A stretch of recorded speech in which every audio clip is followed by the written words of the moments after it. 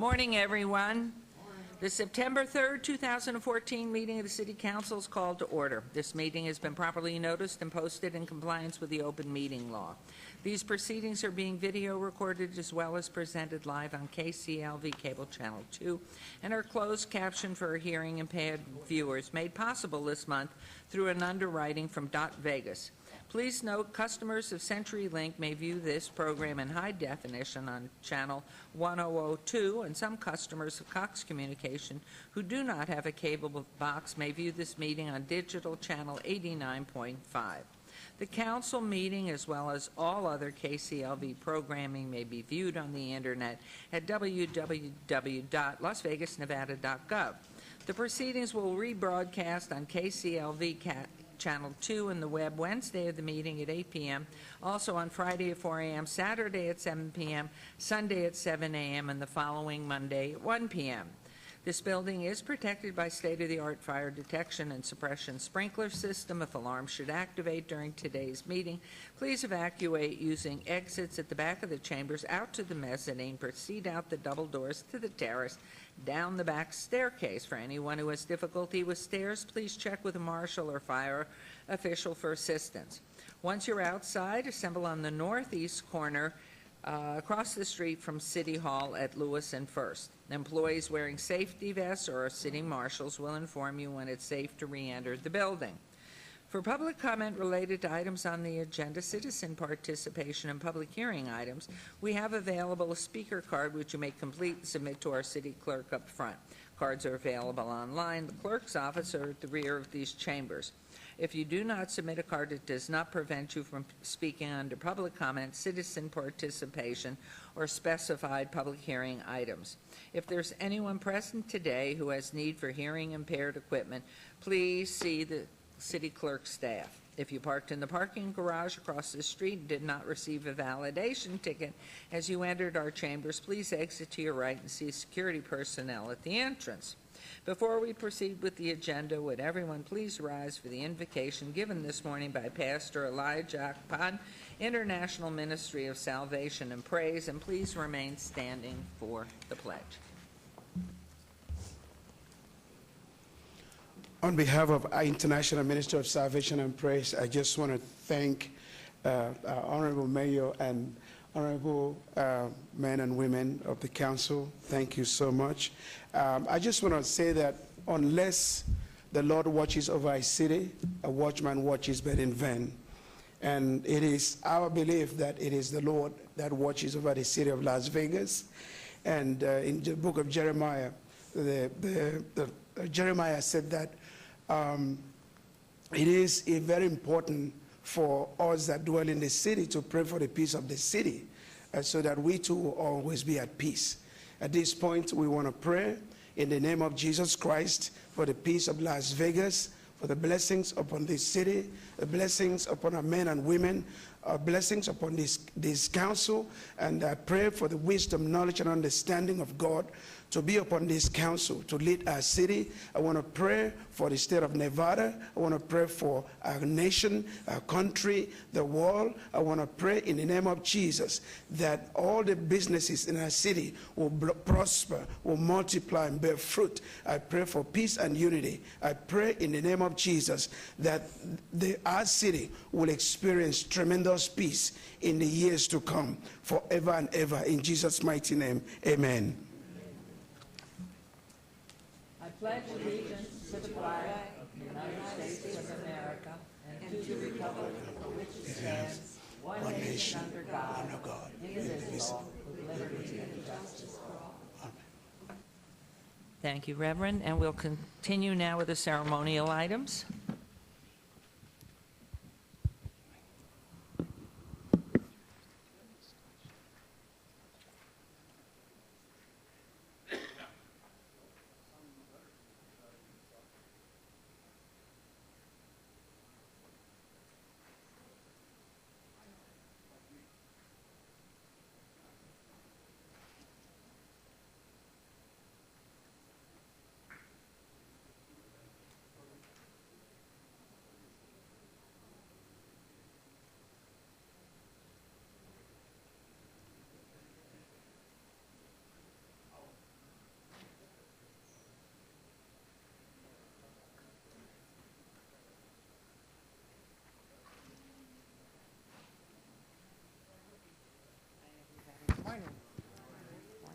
Thank you very much.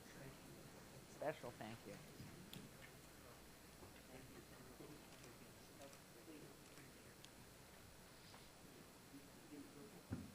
I was going to give him my powder pack. No, that's all right.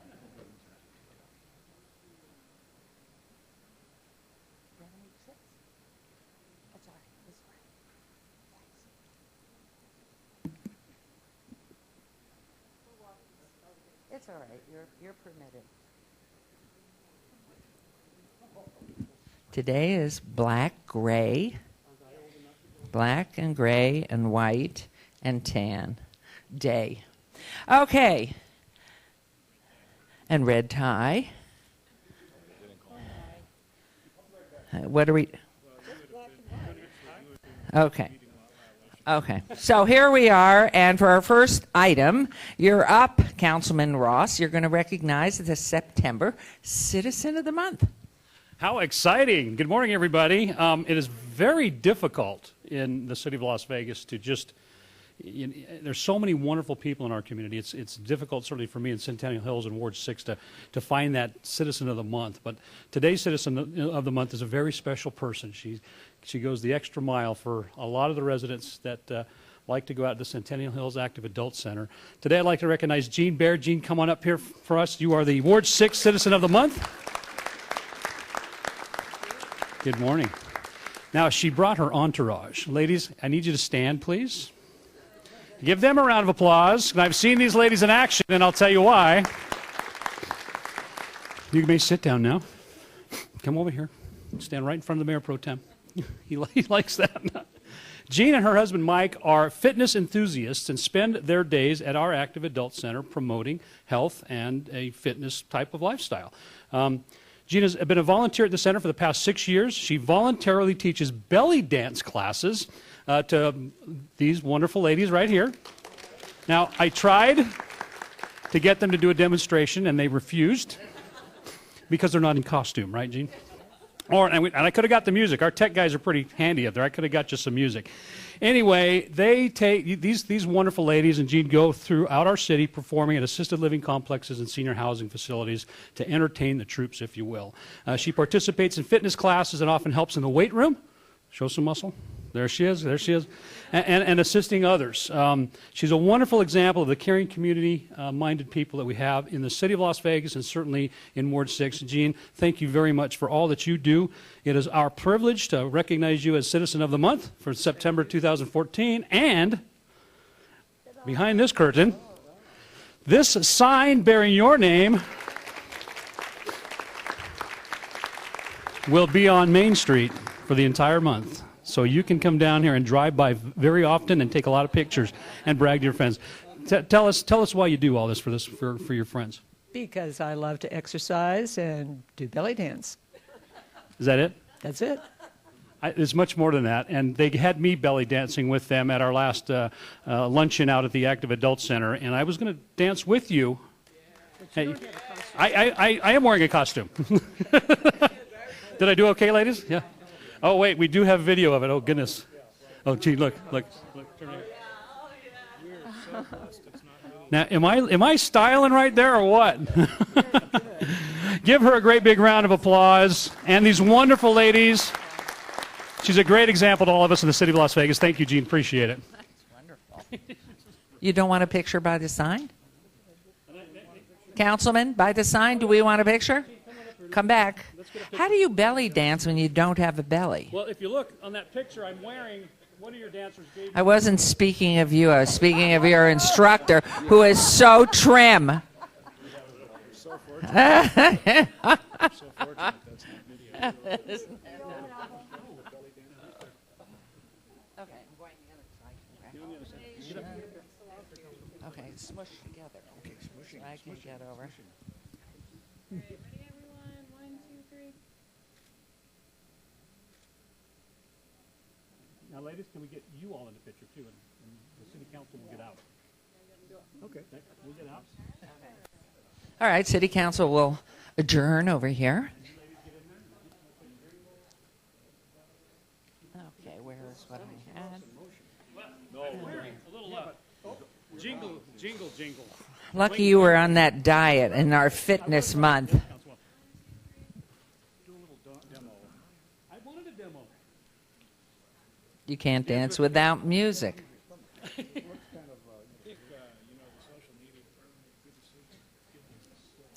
Thank you and congratulations. Very proud. Wonderful. Thanks, Jace. For our next item, I have the pleasure of recognizing the outstanding team of city employees. The Action Team Award recognizes a group of employees who strive to be superheroes in our workplace, meeting our values of action, which, as you know, after all this time, represents achievement, creativity, teamwork, integrity, and ownership. Now, I'd like to invite our Public Works Director, David Bowers, to join us at the podium for this presentation. Yay, Dave. Oh, wow. Boy, do you all look wonderful.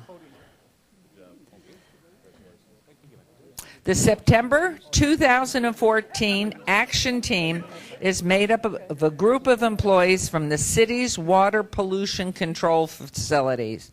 These employees work every day to ensure that sewer water is cleaned to its highest standards before it is placed back into Lake Mead. The public service is key to the health and welfare of our entire Las Vegas Valley, and I drink Lake Mead water. I always drink Lake. When I'm out at a restaurant and they say bottled water, I say no, our local. So keep working, please. Okay, recently Public Works sent 2 teams of employees from Water Pollution Control to St. George, Utah to compete in a challenge that pitted 17 teams against each other to work their way through obstacles commonly faced in treatment plants. Our teams were made up of maintenance workers, mechanics, and technicians, but only one member of each team was an operator. The other teams were made up of operators, but despite that disadvantage, the Las Vegas teams persevered and were voted to have the best sportsmanship by the other teams. So I'd like to call the members of this team out. We have John Yoffie. Could you raise your hand, John? Yes. Lance Lizama? Is that pronounced correctly? I'm close. Jose Machuca? Over there. Wonderful. Marvin Taklas? He's absent. Absent, he's fired. Destry Myers? Destry, he's at, oh my God, your whole team is shrinking right before our eyes. Carlo Catarata.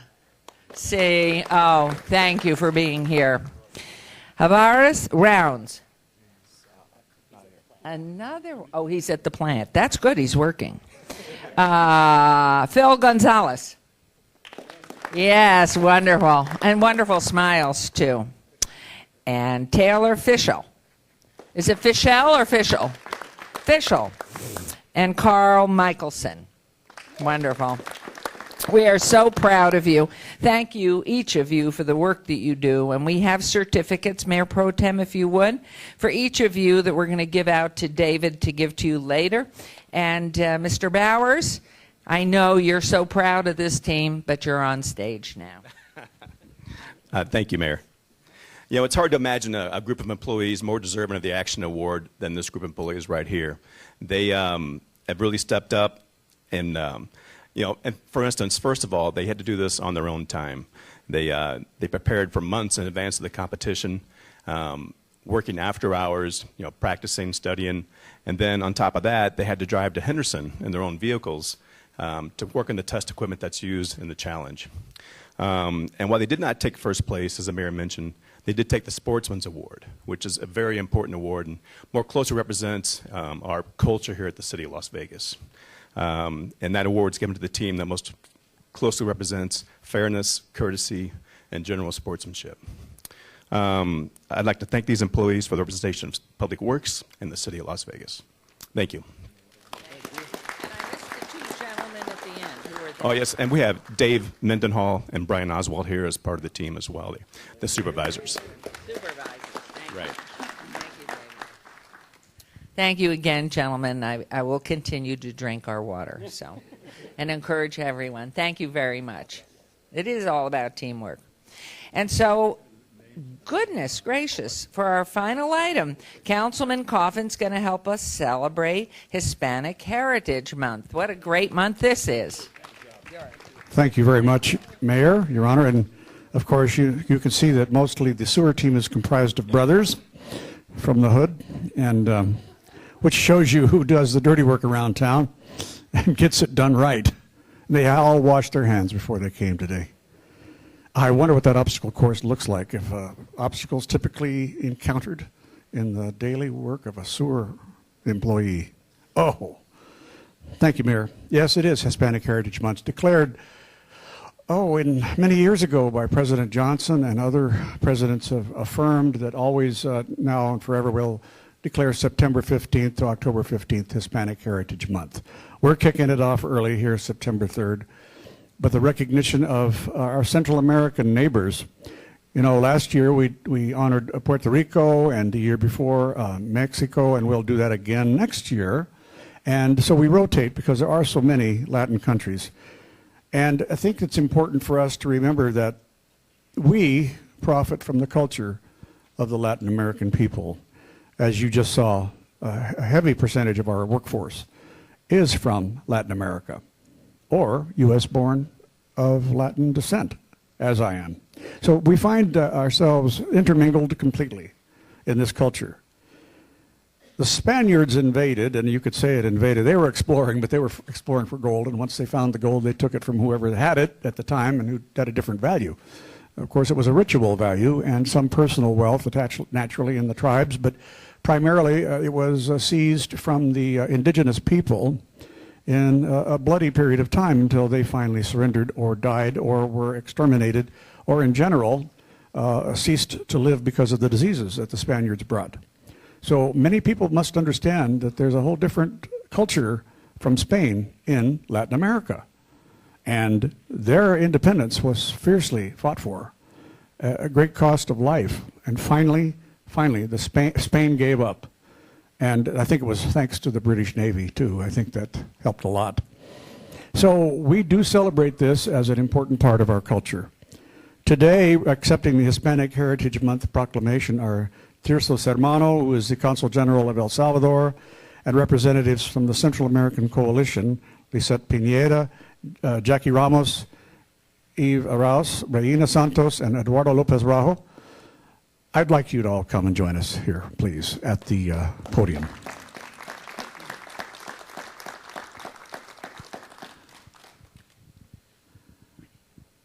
I'm going to say a few words, and then I know one of you will accept this proclamation and, of course, accept our gratitude for being here today.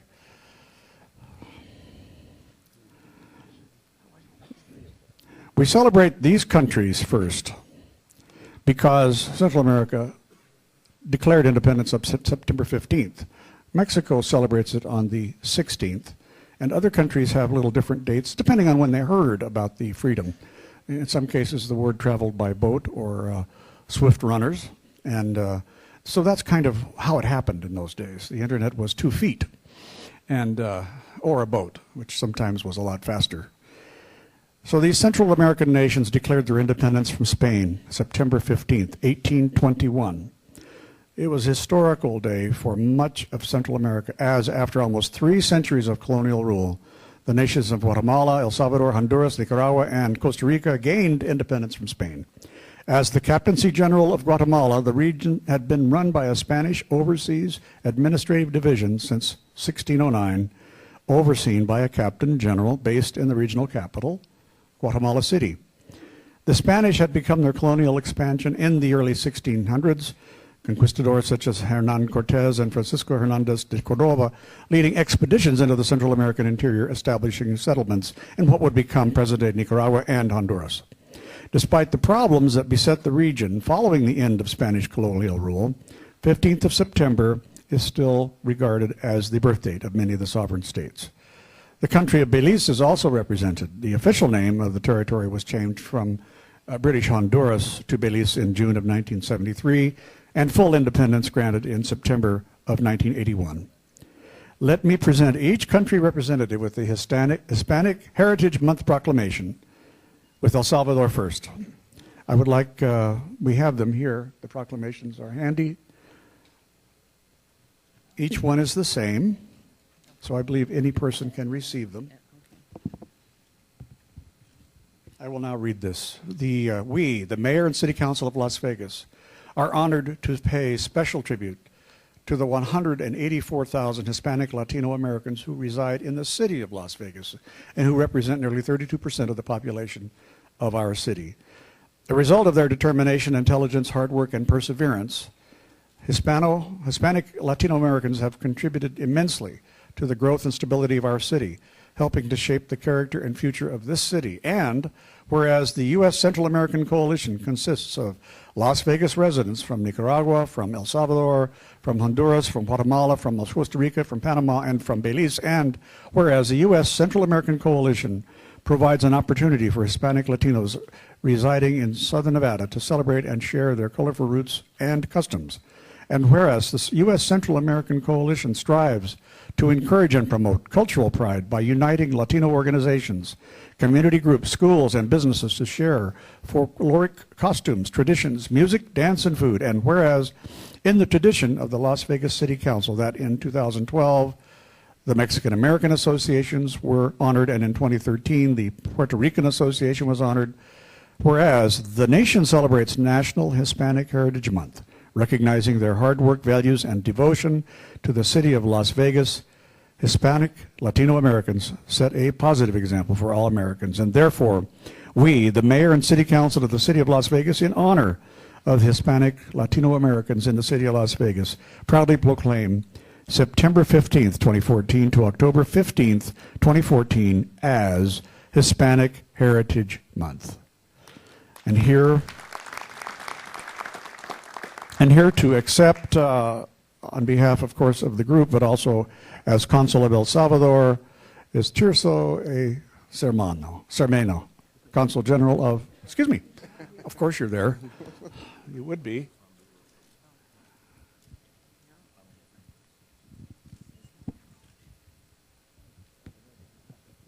Thank you, Consul. Morning, everybody. Morning, Major. Morning, ladies and gentlemen of the Council. I'm so proud, really, I'm so proud to receive this recognizing here in Las Vegas because of you, Mayor, because of you people, because I feel this is a recognizing from my community, for the Salvadorian communities, for the Guatemalan community, Honduras, Nicaragua, Costa Rica communities here in Las Vegas and in Nevada. I think that it's about 100,000 Central American people living here at the state of Nevada.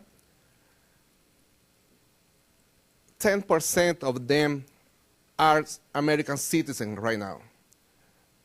The other people are resident, they have a permanent resident and another status migratory, but this is important.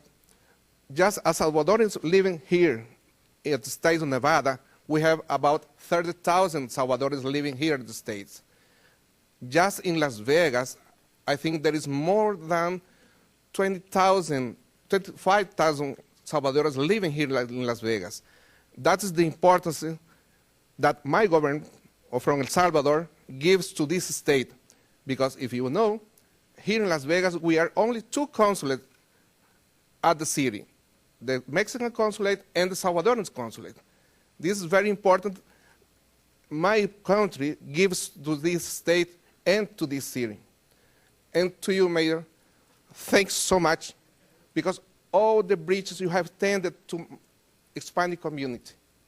Not only Central American community, to all Hispanic community and other minorities here at the city. That is why I'm so proud and so honored to receive this recognition from you. This month, September, we celebrate our independence. This is so nice to celebrate here in Las Vegas. There is more importance for us. So thanks so much for you people. Thanks so much for you all for this recognition. Thank you. So proud. That's beautifully done. Thank you so much. So eloquently spoken. And yes, they are tailor-made for each individual country. So I think we should call up next the Consul of Nicaragua, who is, well, where are you? There you are. Okay. Here you are. So very proud of you. Honduras. Honduras. Thank you very much. Uh-huh. Oh, thank you, Mayor. Consul of Guatemala. Is it? You are? Well, thank you. Costa Rica. Tico. No Ticas here today? No, not today. Okay. This one here.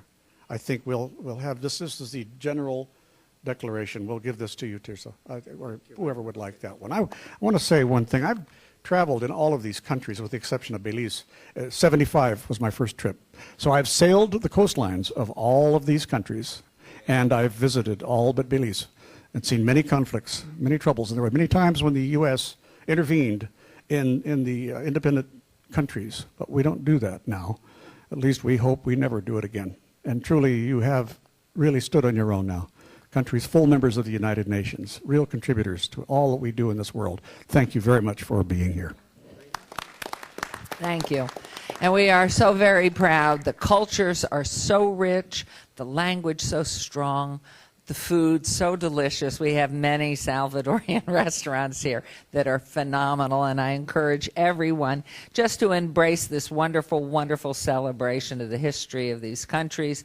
And we are so proud that home is Las Vegas and home is Nevada now to so many from your different countries. We're proud.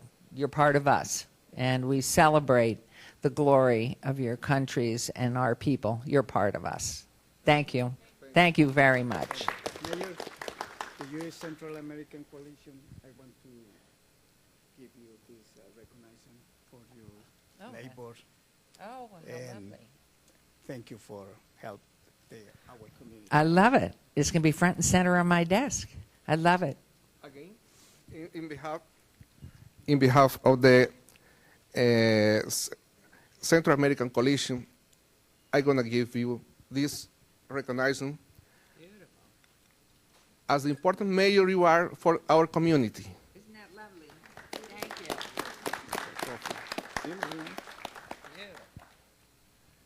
And Mr. Bob Coffin, for you too. This is our recognition for your work. Thank you. Oh, my gosh. Truly honored. Thank you. Thank you. Thank you very much. Thank you. Thank you again. This is lovely. I love these. Love this, love this. It's beautiful. Those countries are so mountainous. Well, okay, a lesson in geography, everyone. You know how big the size of Texas is, and you think about Salvador probably has 3 or 4 million people. If you took the country of El Salvador and you flattened it out, it would be bigger than the state of Texas. There is nothing flat there, and it is amazing. All volcanoes and fields they cultivate right to the top of the volcano. Sometimes it gets a little shaky for the crops, but it is beautiful. They're all that way. Yes.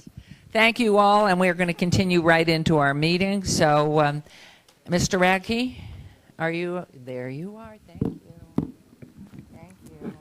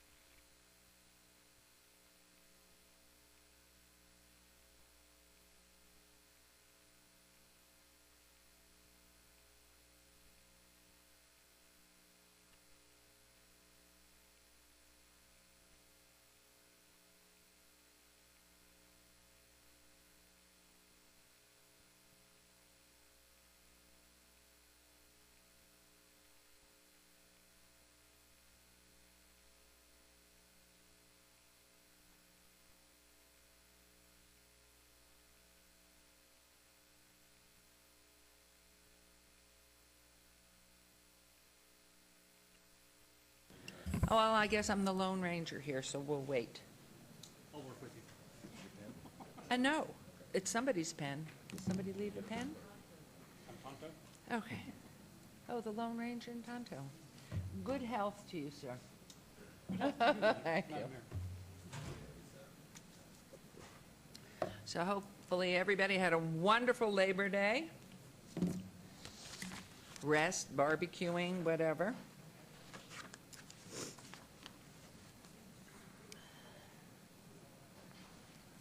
Okay.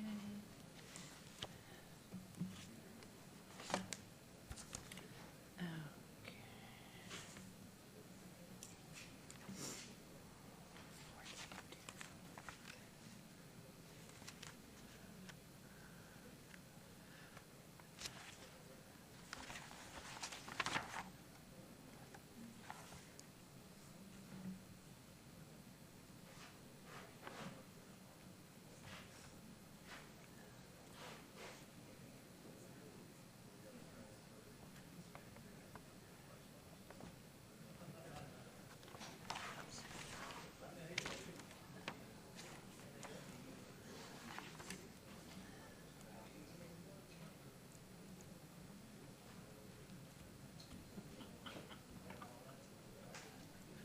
My wife's so funny. What'd she say?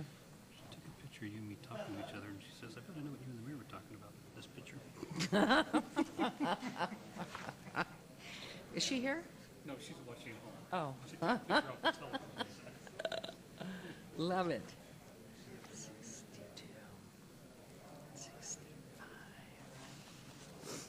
The Bay.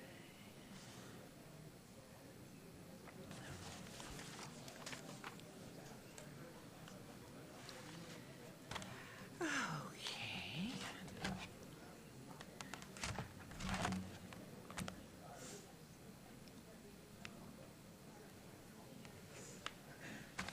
Yeah, it's going to take a power persuasion.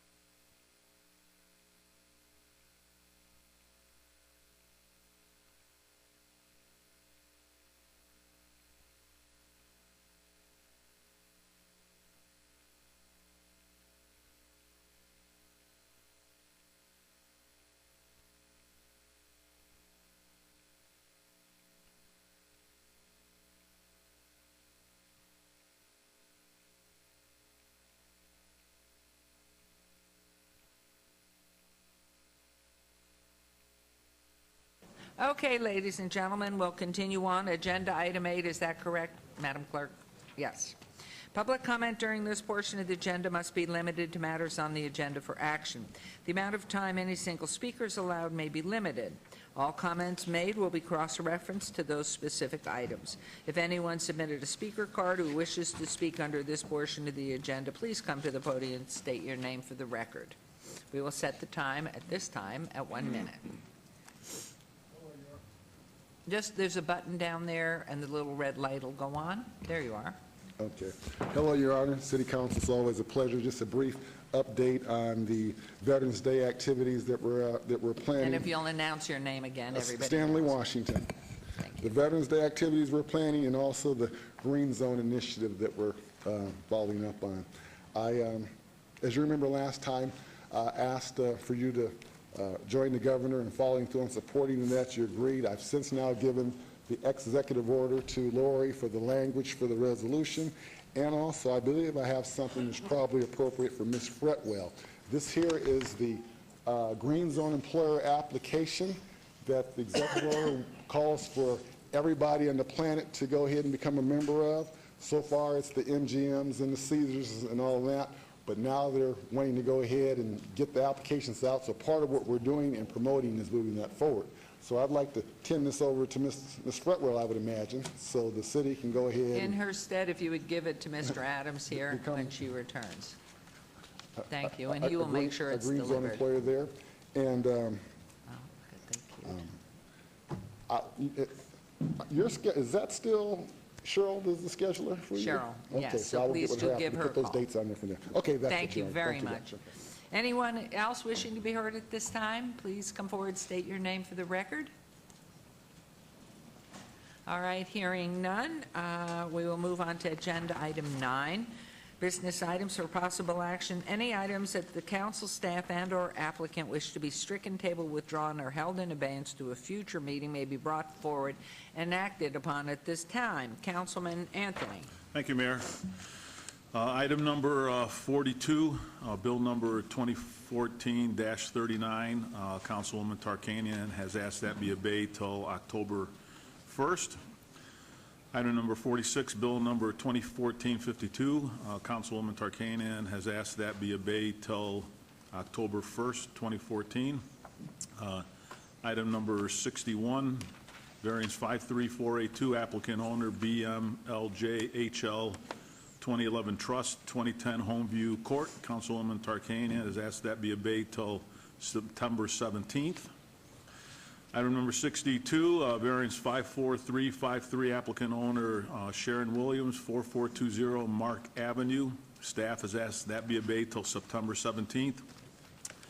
And last, item number 65, ROC 55188, applicant Y Opco LLC, owner FIFOS LLC, 3053 North Jones Boulevard. Councilman Barlow has asked that be obeyed till September 17th, and that is my motion. Thank you. This motion, please vote and please post. And I want to make sure that we do have those cards here on agenda item, I'm still looking to see if they passed, but agenda item 39 from Mr. Muradkin on behalf of the Las Vegas Metro. That item has been obeyed to the 17th. And for agenda item 42 from Mark French.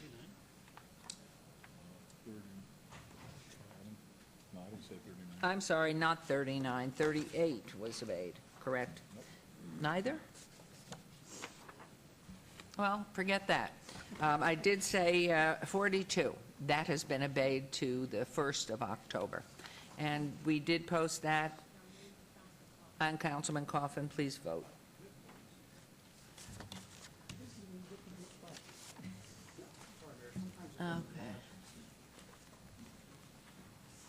Okay, that motion carries. Thank you very much. All right, we will now move on to the consent agenda. And items 10 through 35 on the consent agenda are considered to be routine or recommended for approval by the departments and may be enacted in one motion. Are there any items the council wishes to bring forward? Okay. Yes? I'd like to bring forward item number 26, just so everybody will understand the kindness involved there. Okay. Any other agenda items to be pulled forward? Okay, Councilman Anthony. I'll make a motion to approve the consent agenda items 10 through 35, except for item 26. Thank you. There's a motion. Please vote. And please post. That's because I didn't do it. Thank you. Okay, the motion carries. Agenda item 26, for possible action to approve a cooperative agreement between the City of Las Vegas City and the City of North Las Vegas, allowing the city use of North Las Vegas Fire Department rescue vehicles on a needed basis until city vehicles currently in production are delivered and placed into service, for a flat fee of $10, and with the understanding that the city will pay all operational costs while in use by the city. These are general fund fire and rescue, and are in regard to all wards, and there we have our wonderful Chief McDonald. And I just brought it forward. I'm certainly going to vote for it. I just brought it forward so the audience that we have here and also on television is aware of how close we are regionally working together through the fire department and sharing. And I think that's very important. You have to turn, there we go. Thank you, Beck. It is a great relationship that we enjoy here as fire departments. All of the Valley Fire Departments work very closely together, and when one needs some assistance, everyone comes out to support. So it's an awesome relationship. And basically, we have a time, space of time where before we get the new fire engines that have been ordered, right? That's correct. And because we wouldn't have enough during that time, North Las Vegas is letting us use theirs as is available at the rate of just $10. Yes. And that's a very nice gesture on their part. Thank you. Thank you. Mayor, Your Honor. Thank you. Yes, Councilman. Chief, very briefly describe something for us. It's the new vehicles that I'm interested in, the ones we're waiting for. They're being made now, and we're ready to deliver. I volunteered to drive one back, by the way. Describe them because they're going to have a new look on the streets. Mayor Goodman, Councilmember Councilmember Coffin, our staff has determined that the use that we would have of the rescues is they should be much smaller, more maneuverable, lower maintenance, and so we have scaled down the size of the rescues that we'll be placing out on the street. We've ordered 8 of those units. They're about $60,000 a piece less than what we had been ordering in the past, so it's quite I think an improvement in our service. What are the old ones, Mayor, if I can just ask, what are the old ones going to be surplused out at? I mean, auction, I assume, but kind of what kind of price will they have? What kind of value will they have at auction? It'll be hard to say, and I think once we get the new ones here, that we'll take an inventory and analysis of all of the units that we have, and we'll determine which ones are the best relief units. And at some point, then we'll be able to determine what their value is and make them available on the open market. Thank you. Thank you, Thank you. Councilman. Councilwoman, would you want to make a motion on this, please? Move to approve. Thank you. Thank you, Chief. So motion, please vote, and please post.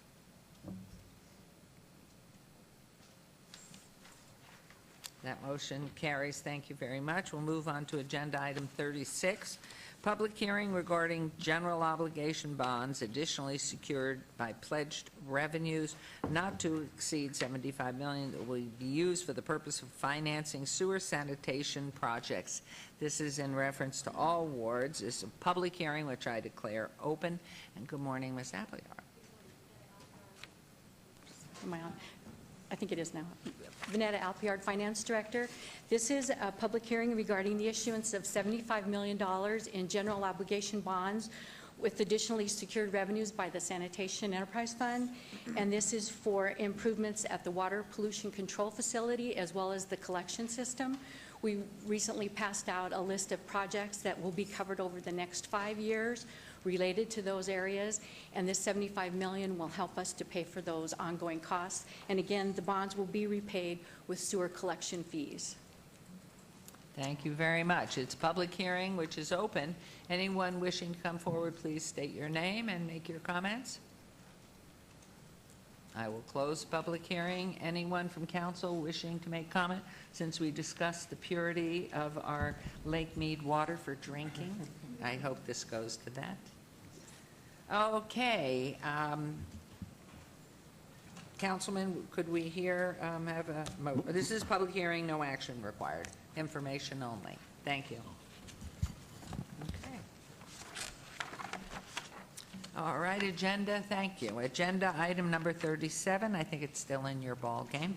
Public hearing regarding general obligation bonds additionally secured by pledged revenues not to exceed $21,200,000 that will be used for the purpose of financing and refinancing off-street parking projects, specifically in Ward 3 with Councilman Coffin. This is a public hearing, again, which I declare open.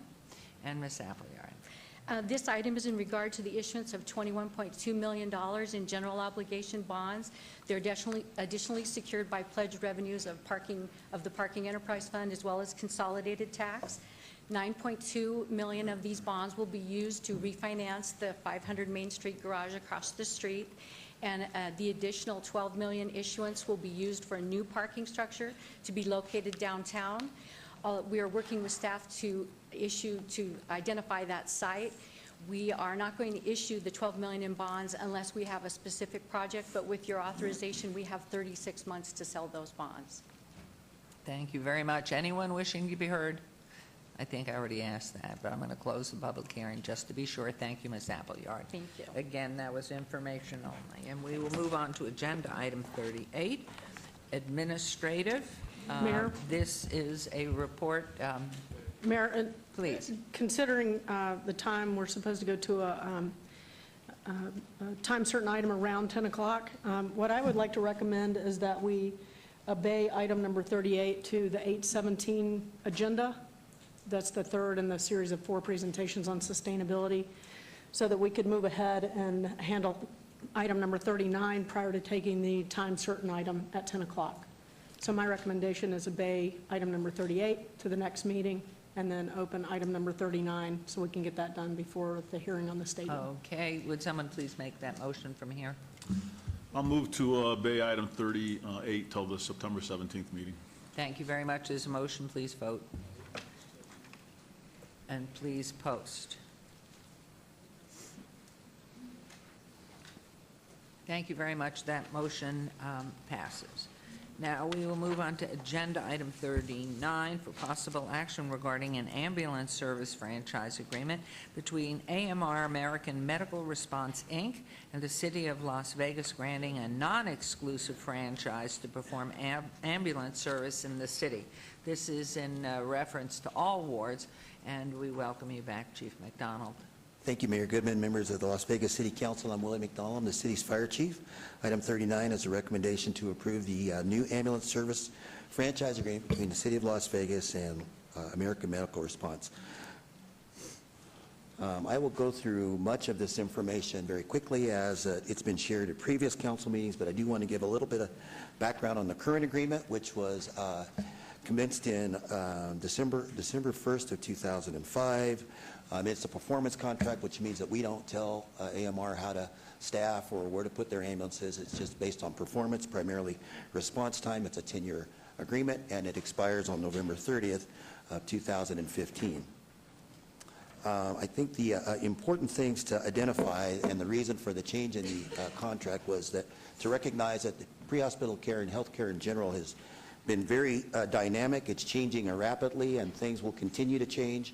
Our system is very large. It's very high call volume, very complex, and so we wanted to get a good start on this project to ensure that we had a contract that we were very comfortable with, that we were providing great services to our community. We thought that there would take some time to be able to do that, and so we started early.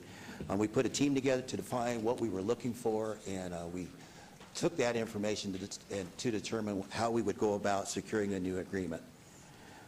There are alternatives the council has and the city has in terms of selecting a new provider. There are 4 of those. Those will not change as a result of this contract. Those are all in our ambulance ordinance, and so those will continue with this new agreement.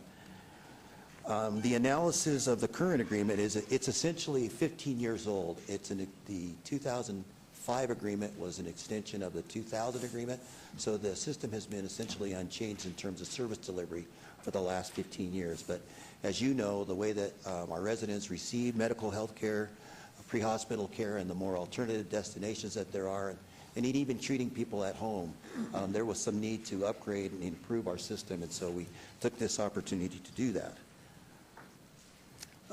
We put a team together, primarily of our own employees, folks that were very knowledgeable about pre-hospital care.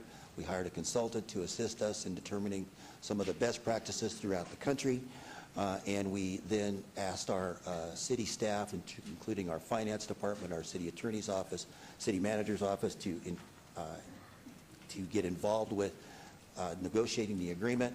We developed a statement of work that we then shared with AMR, and we thought that if there was an opportunity for us to be able to come to an agreement with AMR, that would be the best option for the city. Given that, AMR made it a priority. They brought their president in to meet with us. and as a result of that, we were able to negotiate an agreement. The primary important components of the new agreement are as follows. It's a 5-year agreement. It starts on December 1st of 2015. It is non-exclusive, just like the current agreement is, which means that the council can at any time accept applications from other providers if they choose to do that, or they can negotiate with an ambulance provider if they choose to do that during the life of this agreement. I think the most important thing is that we are moving to a single transport unit system, and that will dramatically improve the efficiency of the system, lower the waste of valuable resources, and so that's an important new component of the system. We are the primary provider of services, and that's identified in the agreement, and all of the roles and responsibilities are very well clarified. I think one of the more important things, or one of the other important things, is the fact that all of the resources will be integrated into our CAD system, so we will know where everyone is in real time, their availability, their status, and whether or not we can send them to an incident. It does make a commitment to mobile integrated health care. There are 2 extensions that are available. It continues to be a performance contract, so again, AMR determines how they will staff. They just simply need to meet the performance requirements that are in the contract. Our recommendation to you is to approve the agreement. As I mentioned, it's got clearly defined rules both for Las Vegas Fire and Rescue as well as AMR. It increases the efficiency of the system, good coordination of the resources that are available, and that's really important given the dynamics of the system. There's greater system capacity, and I think also very important to the fact that as the healthcare system changes, that this contract gives us flexibility to make those changes with the healthcare system. And so I think it's our recommendation as a staff to the council is to approve the new agreement. And again, would you repeat that statement about the non-exclusivity? The current agreement is non-exclusive. The proposed agreement is also non-exclusive, which means that there are other providers, if there is an interest, could submit an application to the council, could be considered by the council and approved if the council so chose. And would that be in addition to this agreement, and they would be serving or in place thereof? It would be in addition to this agreement. Okay. Thank you very much. Questions from council? Councilwoman? If I had a business and I wanted to be part of this, exactly how would I do that? Take it to the council first, or take it to you first? Suppose I had a company and I wanted to have part of this business. How would I go about doing that with the arrangements you have in this? Mayor Goodman, members of the council, Councilmember Tarkanian, currently there are 4 ways prescribed in our ambulance ordinance that allows for franchises to be granted to ambulance providers. Could you speak just a little closer to the phone? I'm sorry. That's okay.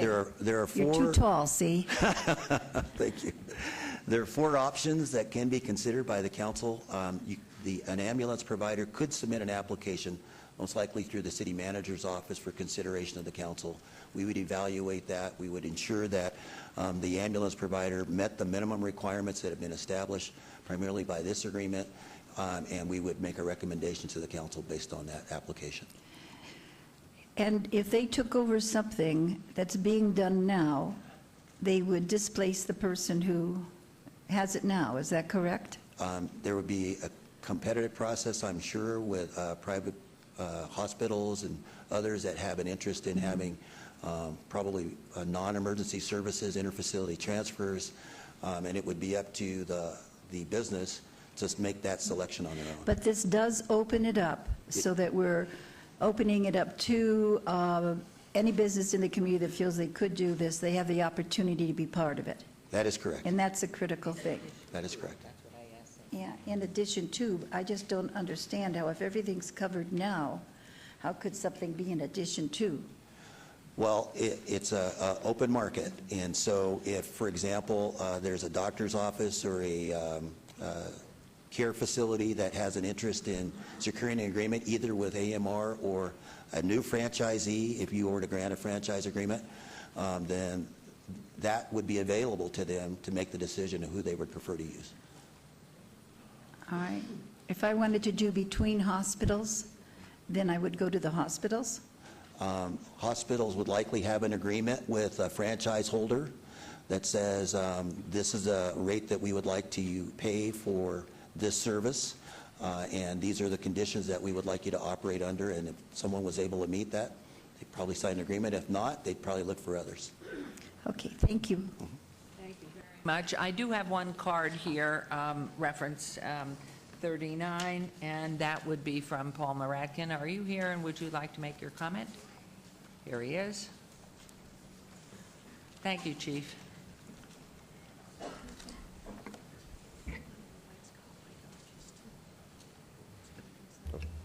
Good morning, Mayor and Council. For the record, Paul Moradkin with Las Vegas Metro Chamber of Commerce.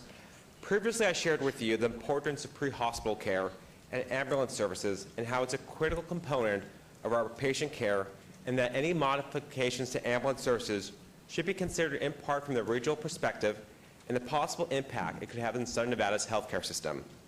The Metro Chamber believes the proposed franchise agreement between the City of Las Vegas and AMR will provide an opportunity for a continuous line of quality health care to Las Vegas employers, employees, or residences during their pre-hospital care.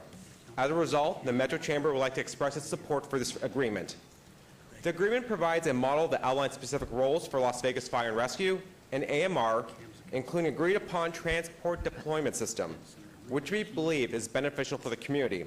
It's important the system is efficient, timely, and responsive. The agreement also reflects the important and long-standing role that the private ambulance provider has offered in our community and the quality commitment to pre-hospital care for our residents, and that the public and private ambulance services must be done in a manner that preserves public health, safety, and patient care. Thank you for allowing us to express our support for this item today, Mayor. Thank you. Thank you very much. Mayor Okay. Goodman, the general manager of the Las Vegas operation for AMR is in the audience. His name's Scott White. I'd like to invite him up if you'd like to say any words. Please, we would love to say hello and welcome him and appreciate this, because we all remember ICMA's report to us and the recommendations it made, and just this is wonderful. And for the record, and good morning, would you state your name for our record, please? Good morning. Scott White. I am the General Manager for American Medical Response here in Southern Nevada. Well, I am very pleased to be here. Thank you, Chief, for calling me down. I just wanted to say that on behalf of the 450 men and women that work for American Medical Response, that live here in your wards, that have mortgages here, that have kids in school here, we're very proud to be a part of this community. We completely support this agreement. We think that this agreement clearly defines roles and expectations for both agencies. And that is something very important. And another exciting positive is the complete integration of our communication systems. So a dispatcher sitting in the fire alarm office will have complete visibility of every ambulance in the city. That is a huge positive. Thank you. We're very pleased. And so therefore, anyone else, I'm going to close this portion of the hearing. And Councilwoman, since you asked the question, please. Move to approve. And good luck and continued good work. Thank you. This motion, please vote and please post. Thank you, Chief. Thank you. That motion carries. Thank you very much. At this point, I'd like to recognize, I understand in our audience is Councilman Cam Walker from Boulder City. Where are you? There you are. Wonderful. Welcome. And Senator Ruben Kuhn, I see you. That was easy. How are you? Welcome. Welcome. We're delighted you're here, too. If there are any other representatives of government, I welcome you all. Could you put your hand up if you're here so I could introduce you?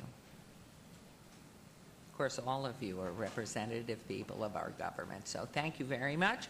And we will now move on to agenda item 40. Is it 10 o'clock? Yes. Mayor, we need to take just a quick recess to get Councilman Barlow on the phone. Okay. What do you mean by quick? Like, just pause. You maybe don't All even right, need to everybody recess. deep Just pause while we breathing. get him on the Okay. line. Thank you. We'll do our breathing exercises.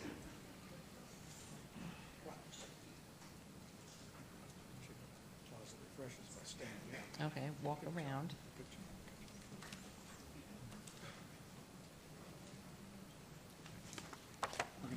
In fact, while we're doing this, I'm going to announce the cards that I have on number 40 in no special order. Jennifer Lasovich, Melissa Letourneau, Russell Rowe, Paul Moradkin, Tim Carlton, Michael Turley, and Mark French is for 42. So that does not mean you still can't come up and speak. Yes, you can. So when we have the public hearing portion of this.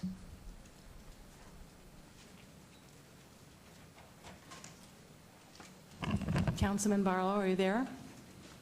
Okay, thank you. Good morning. Or good morning or good afternoon, wherever you are. So we're delighted you've called in. And this item, agenda item 40, discussion for possible action regarding a non-binding term sheet by and between the City of Las Vegas, City Parkway 5, the Cordish Companies, and Findlay Sports and Entertainment, LLC, for the exclusive rights to develop parcels in Symphony Park located north of Bonneville Avenue, east of Grand Central Parkway, south of the Ogden Avenue underpass, and west of the Union Pacific Railroad. This is in your ward, Councilman Barlow. And Mr. Ard, I think you're presenting, and in the interim, I did get from Mr. Todd Kessler a card as well.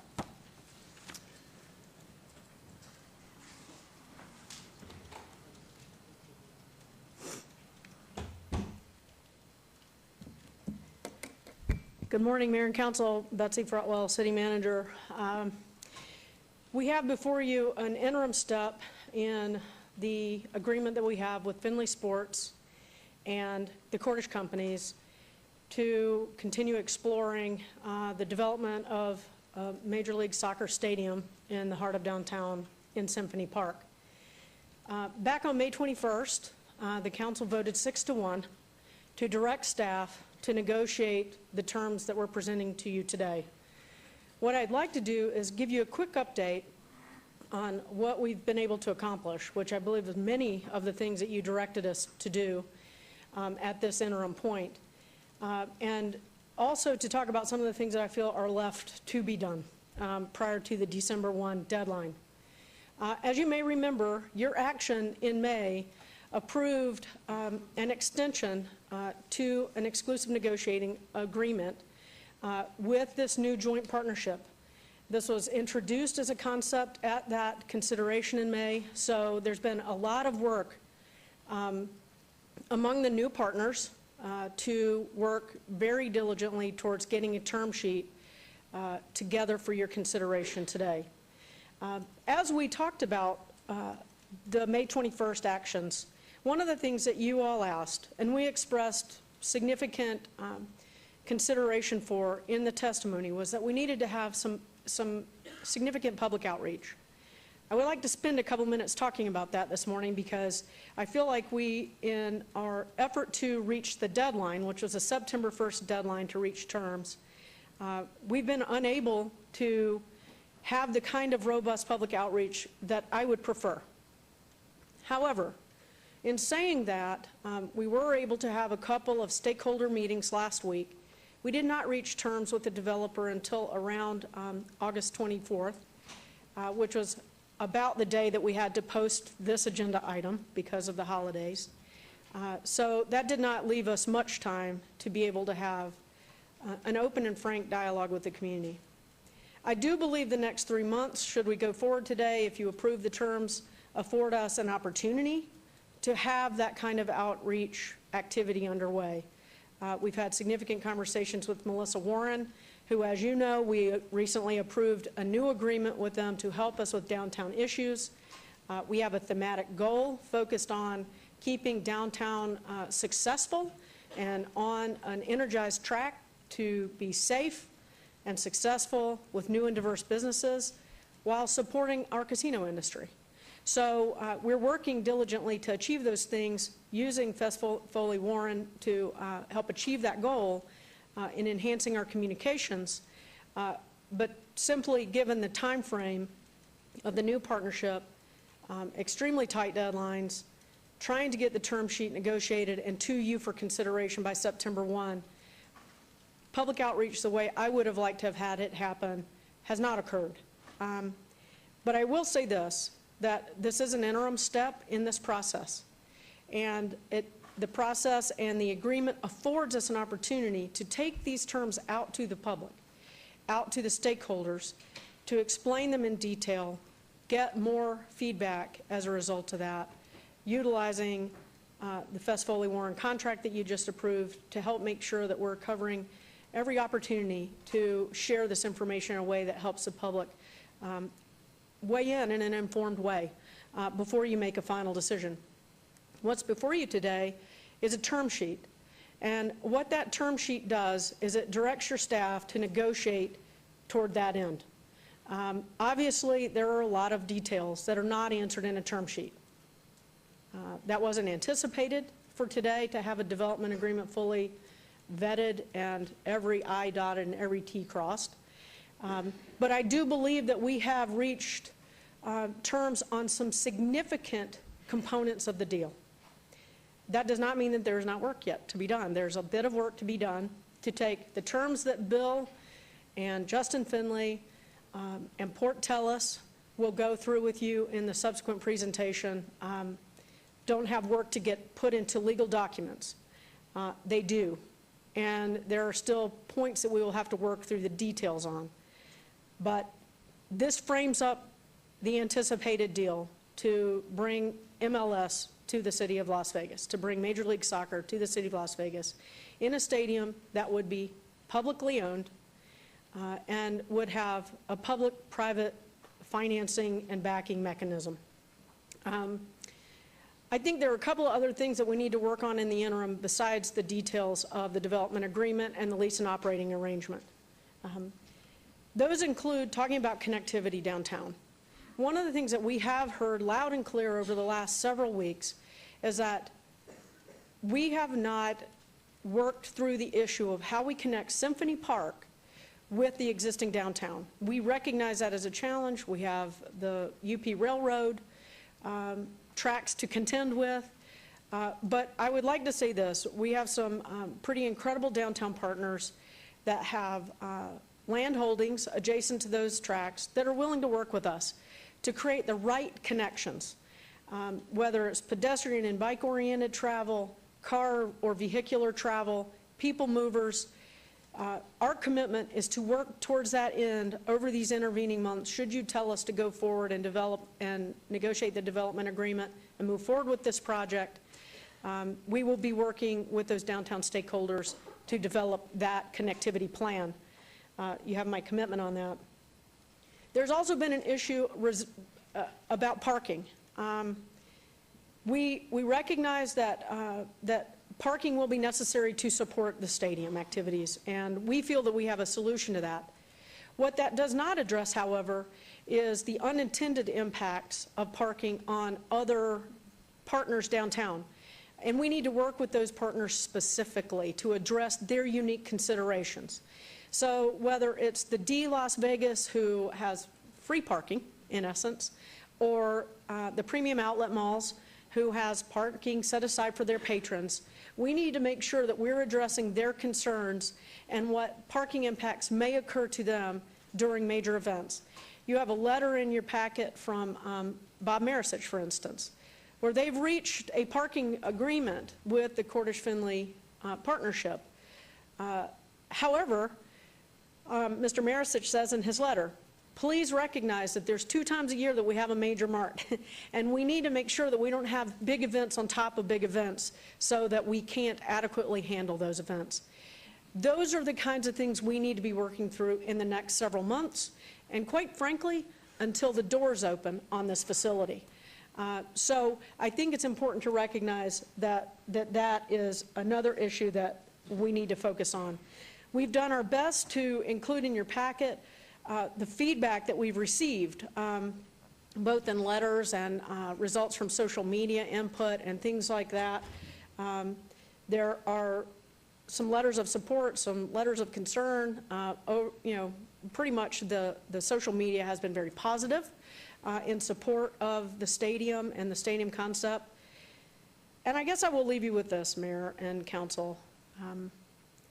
On May 21st, you charged us, as your staff, to work with this new partnership, to come up with terms that would result in a new stadium that could house a Major League Soccer team for our region. This has been a long-term discussion about bringing professional sports to our city. Yes, it does include using room tax revenues and tourism improvement district revenues to build this stadium. It does anticipate the city taking on risk by being the public financing arm of the deal. We feel like we have mitigated a significant amount of that risk.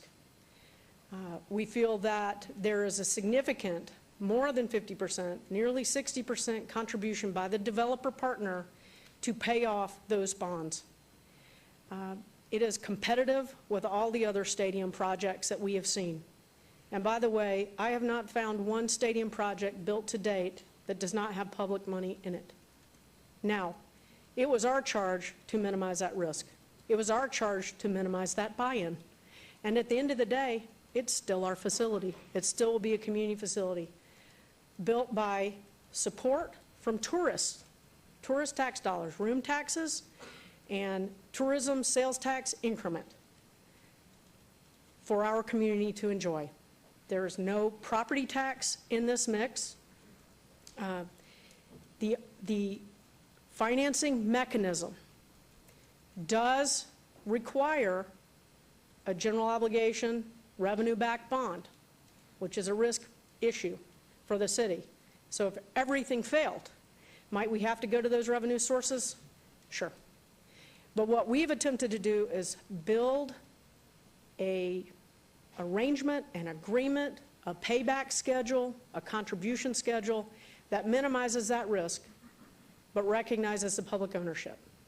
And I'm happy to answer any questions, but I really think, Mayor, at this point, it's best to have our team and the Finley-Cordish Partnership go through all of the hard work that we did. It is very easy to have sound bites impact the conversation when you're hitting these tight deadlines. I think once you have an opportunity to hear the entire presentation, you will see how these pieces fit together. And then we're happy to take your direction going forward. I think it's important for everyone to realize that this may feel rushed, which is kind of hard to say since we've been in this agreement since 2010. And it has morphed for those years from an NBA arena with an entertainment district to now an MLS, Major League Soccer, stadium-specific construction with no entertainment district. A very different project. And in 4 short months, we have put together this term sheet. And that is because of the leadership of Justin Finley and this Finley-Cordish Partnership, in my opinion. They have been dedicated, relentless, understanding, and good partners in this effort. I give great deference to Justin and his leadership in that regard. I feel like we are on the precipice of making a big decision about whether or not the city of Las Vegas wants to have a major league sports venue in our city. And I think this is a critical turning point for our city in that regard. It's something that we've been working on for a very long time. And I know that this is not an easy decision to make, and it's a very significant decision to make on all of your parts. I think we put together a compelling presentation today to help you make that decision. I believe we lived up to the charge that you gave us on May 21st. Yes, you did. 6 of you voted to tell us to go negotiate these terms. We've done it. We met the deadline, and we feel like they're reasonable terms. And we look forward to your commentary after we finish the presentation. We'll try and answer any questions that you might have. I'll turn it over to Bill Arndt. Thank you. We will stay with that and hear the full presentation. Thank you, Ms. Fretwell. Thank you, Betsy. Good morning, Mayor and Council. For the record, Bill Arndt, Director, Economic and Urban Development. I have a presentation to go through today, just to go through how we're going to present. It's a little bit different than the way I normally give a presentation in that this is a exciting opportunity for the city of Las Vegas with respect to Major League Soccer, and it's a big project and it's a big undertaking. So we have a number of speakers that are going to be speaking to you today in a joint presentation. I will be reviewing, speaking about the project and what we're doing with the project, as well as explain the stadium funding model. Following me will be David Abrams with the Strategic Advisory Group, which is a stadium finance expert that the City of Las Vegas has hired to help us, guide us through the process and advise us how we should structure this transaction and how we minimize risk. So to that end, David will be speaking about how we've worked to mitigate the city's risk throughout the transaction. Then following David, Zed Smith, who is the Chief Financial Officer with the Cordish Companies, as well as Port Tellis, a principal with Cordish, will talk about the stadium design and impacts.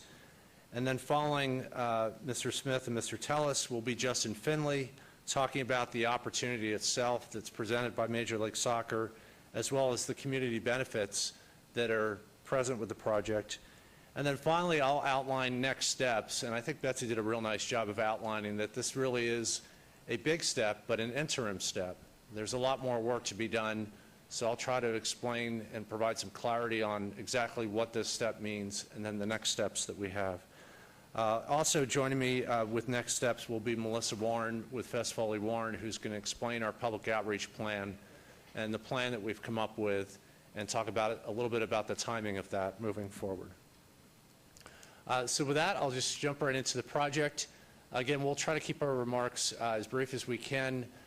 If you'd like to ask questions after each speaker speaks, that's fine. Or if you want to hold your remarks to the end of the presentation, I think it's a fairly concise presentation, and I would echo Betsy's sentiment that I really want Mayor, you and the council, as well as the listening audience, to really understand the entire project, because there are a lot of moving pieces, but I think when you see the complete picture, then you can fairly evaluate how significant the project is and why the city is interested in moving forward with the project. Thank you, Mr. Arndt. We will hold all questions to after the full presentation. Thank you.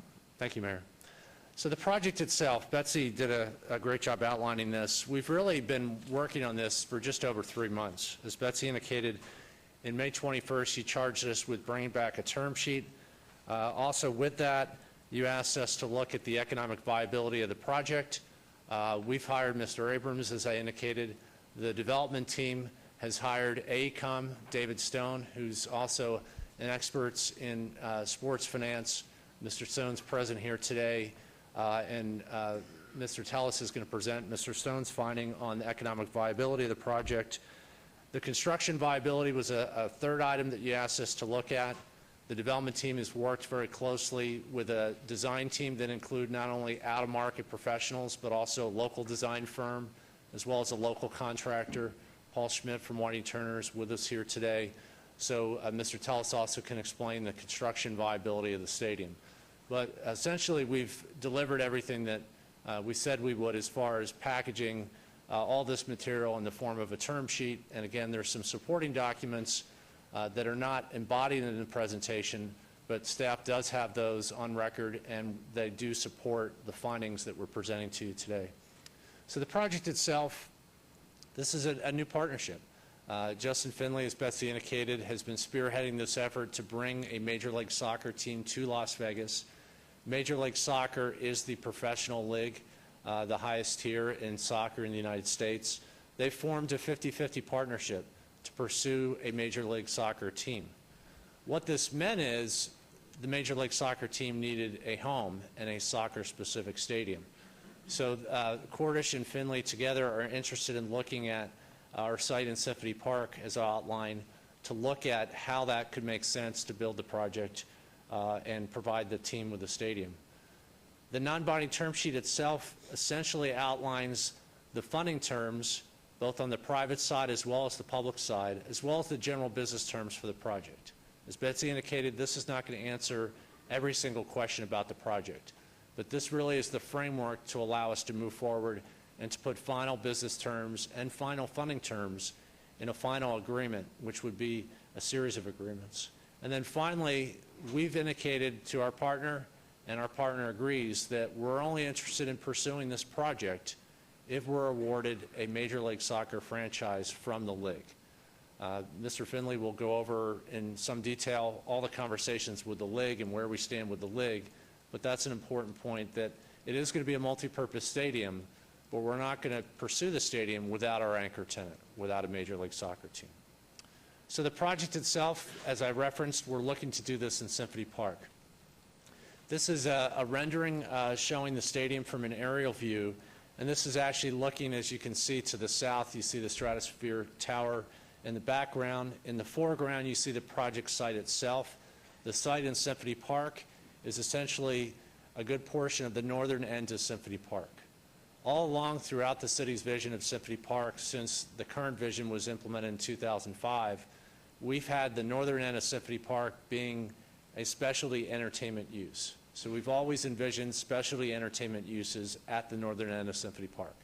We've had some changes over the years as far as what that meant, what kinds of projects we're looking to move forward, but we really think this fits nicely with the vision of Symphony Park. The site itself is Parcel D, Parcel F, and a portion of Parcel E for the stadium itself. So the site that's illuminated here in the rendering is Parcels D, F, and E. So you see the stadium taking up the majority of that site. In the background, not illuminated, to the left of this rendering, which would be to the east, more towards the core downtown, is Parcels 01 and 02. They line the railroad, and it's envisioned that those parcels would be used initially for surface parking. Long-term, they might be used for other things to support the stadium and provide new amenities. But in the interim, the main goal here is to get the stadium built and to have a successful project. So the team is looking at using Parcels 01 and 02 for surface parking. As Betsy also referenced, parking is a big issue with these projects. We've seen it for other venues throughout the community, that these venues draw a lot of parking. We have what I believe is one of the best parking experts in the country in Brandy Stanley. And she tells me that we need between 7,000 and 8,000 parking spaces to accommodate this stadium. And that's really assuming no one arrives at transit or no one is going to the game after hours and they're already in downtown at work, like many of us will be. Between the existing garages around the site and the surface parking on the site, we have sufficient parking today to meet that parking commitment and that parking count. Do we have a full and final parking plan today? No. Do we have a full traffic study and traffic impact study? No. That is an item that we will be working on between now and December, should we move forward. So we're going to identify all the moving parts of how parking would work. Event parking is very important, but we have a lot of existing parking today, and we have partners like Mr. Marisich at World Market Center that Betsy referenced that are interested in supporting the project, and so long as we can line everything up, event parking, parkers should park at event parking locations, and we have that today in downtown. So the funding model, a lot of discussion has been centered around what is the funding model, what is the public sector putting in, what is the private sector putting in. So whenever we do a project for the city, any partnership between the private sector and the public sector, I always look at it two perspectives, that the public funding should be the last money into the project, really that gap filler where the private marketplace just can't move forward without support from the public sector. And second, that we structure the funding in a way that mitigates risk. We realize that this is a big investment that we're looking at, and we want to make sure that we structure it in a way that the city has its risk minimized, and the public sector has its risk minimized. So where do we start off? We start off with private funding.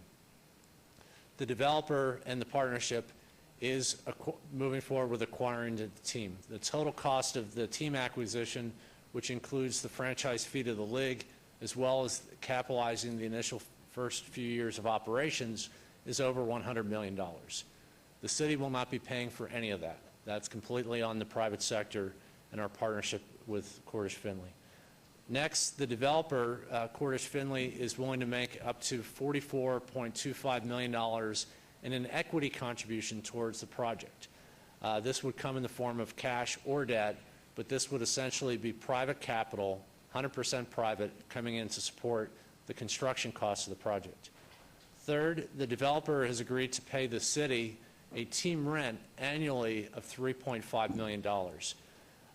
And that would be paid annually over 30 years in total, over the 30 years, the initial 30 years of the team operating at the stadium. That, again, is over $100 million. This is all private capital. In addition, there's going to be private income coming off the stadium itself. So in addition to soccer, we're going to be having non-soccer events at the stadium. So just from the developer and the team, you're looking at roughly $250 million. When you factor in private revenues that would be coming off the stadium, you're looking well over that $250 million investment. That non-soccer revenue, it's important, but we didn't want to make it to be so important that it could tip the project forward or backward. In other words, we wanted to make sure that the stadium could stand on its own with support from the team itself, from the city, and a very small number of events. And so as you'll see, we've structured this in a way to not be heavily dependent on non-soccer events, still realizing that this will be a multi-purpose stadium, and we are looking forward to hosting non-soccer events. But that non-soccer revenue, so all the events that would not be related to soccer, that for income, that will have a first priority basis to help pay for the project. So what does this look like for the public side? We looked at really 3 guiding principles. And this was really feedback that we received from you, which was we didn't want to raise taxes on our residents or our businesses. We didn't want to use general operating dollars to help fund the stadium. And also, we did not want to bear operating costs and operating risk associated with operating the stadium. The city does not have a sports division. We're not in the convention or the facilities business, nor should we. I think that is best handled by the private sector, and we think we have a wonderful partner in Cordish Finley. And so we're really shifting that burden completely onto our private partner. We have decided to make available what I would call special purpose funding. So this is not general operating dollars that come into the city's general fund to pay for police, to pay for fire, or general services of the city. These are special purpose funds. The first fund source we looked at is room tax revenue. We receive a small portion of the room tax revenue throughout Clark County. As you know, most of the hotels are not located in downtown or in the city, but in unincorporated Clark County. So we get a very small share of room tax revenue. There's an interlocal agreement that the Las Vegas Convention and Visitors Authority has with Las Vegas and all of the other local jurisdictions. And they share revenue back to all the local jurisdictions annually to help offset the cost of collecting those revenues. And those revenues that are shared back to the local jurisdictions can be used for recreational purposes. So we'd like to look at using that revenue source annually. That's been trending approximately $6 million. It's a little bit more in the current fiscal year. So we're looking to see that as a potential source. Let me add one real quick thing. Yes. Let me just add one other thing related to this.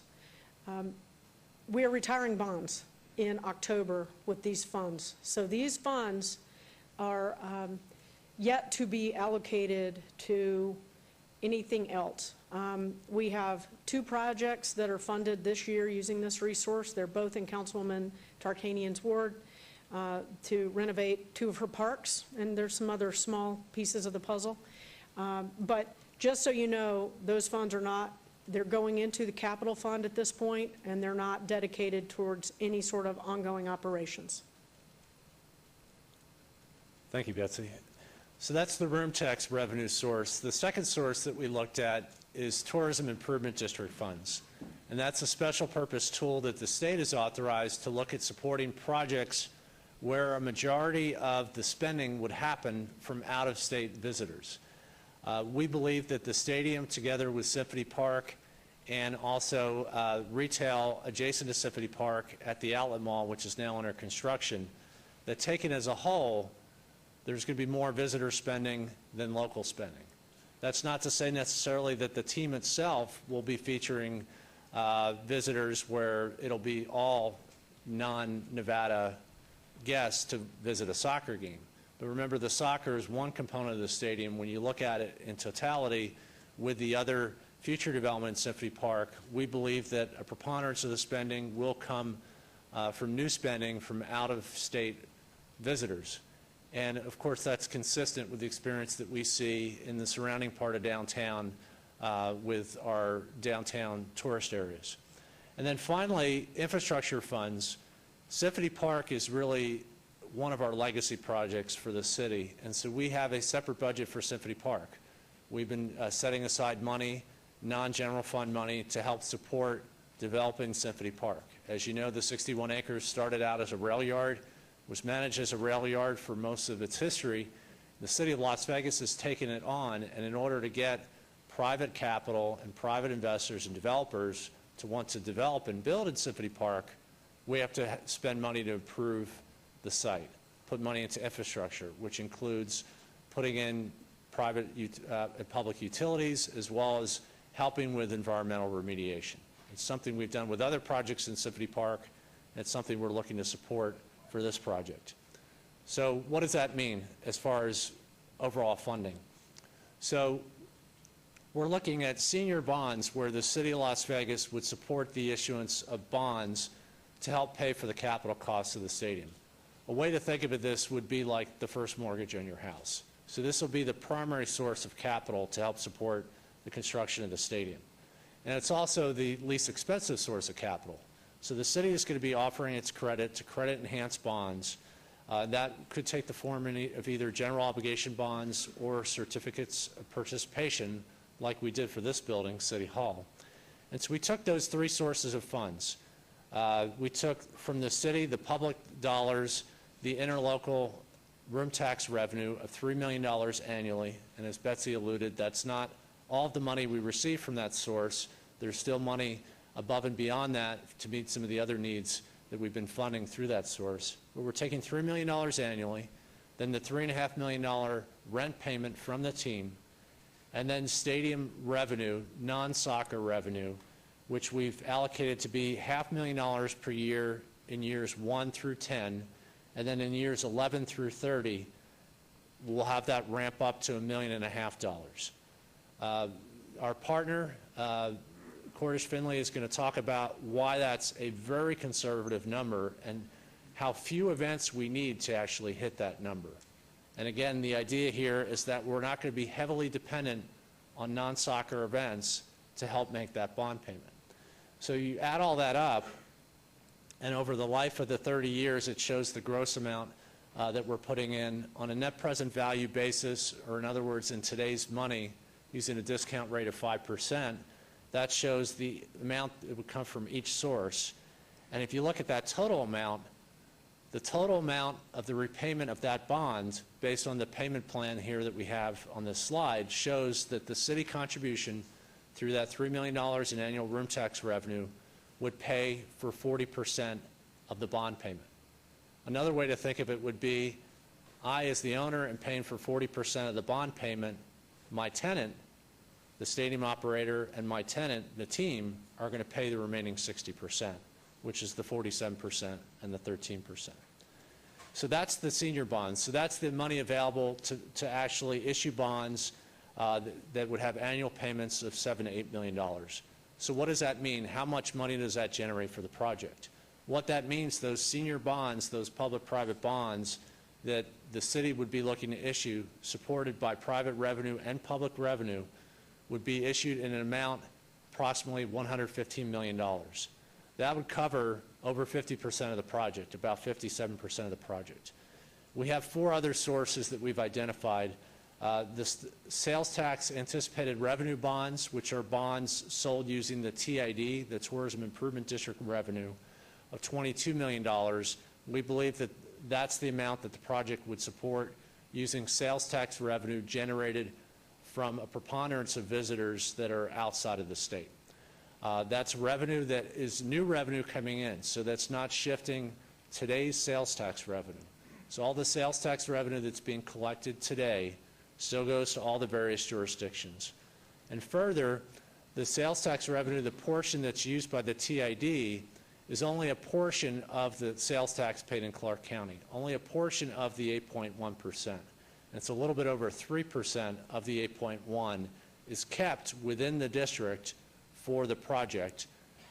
In addition, local school support tax and funds going to education are not part of the TID district.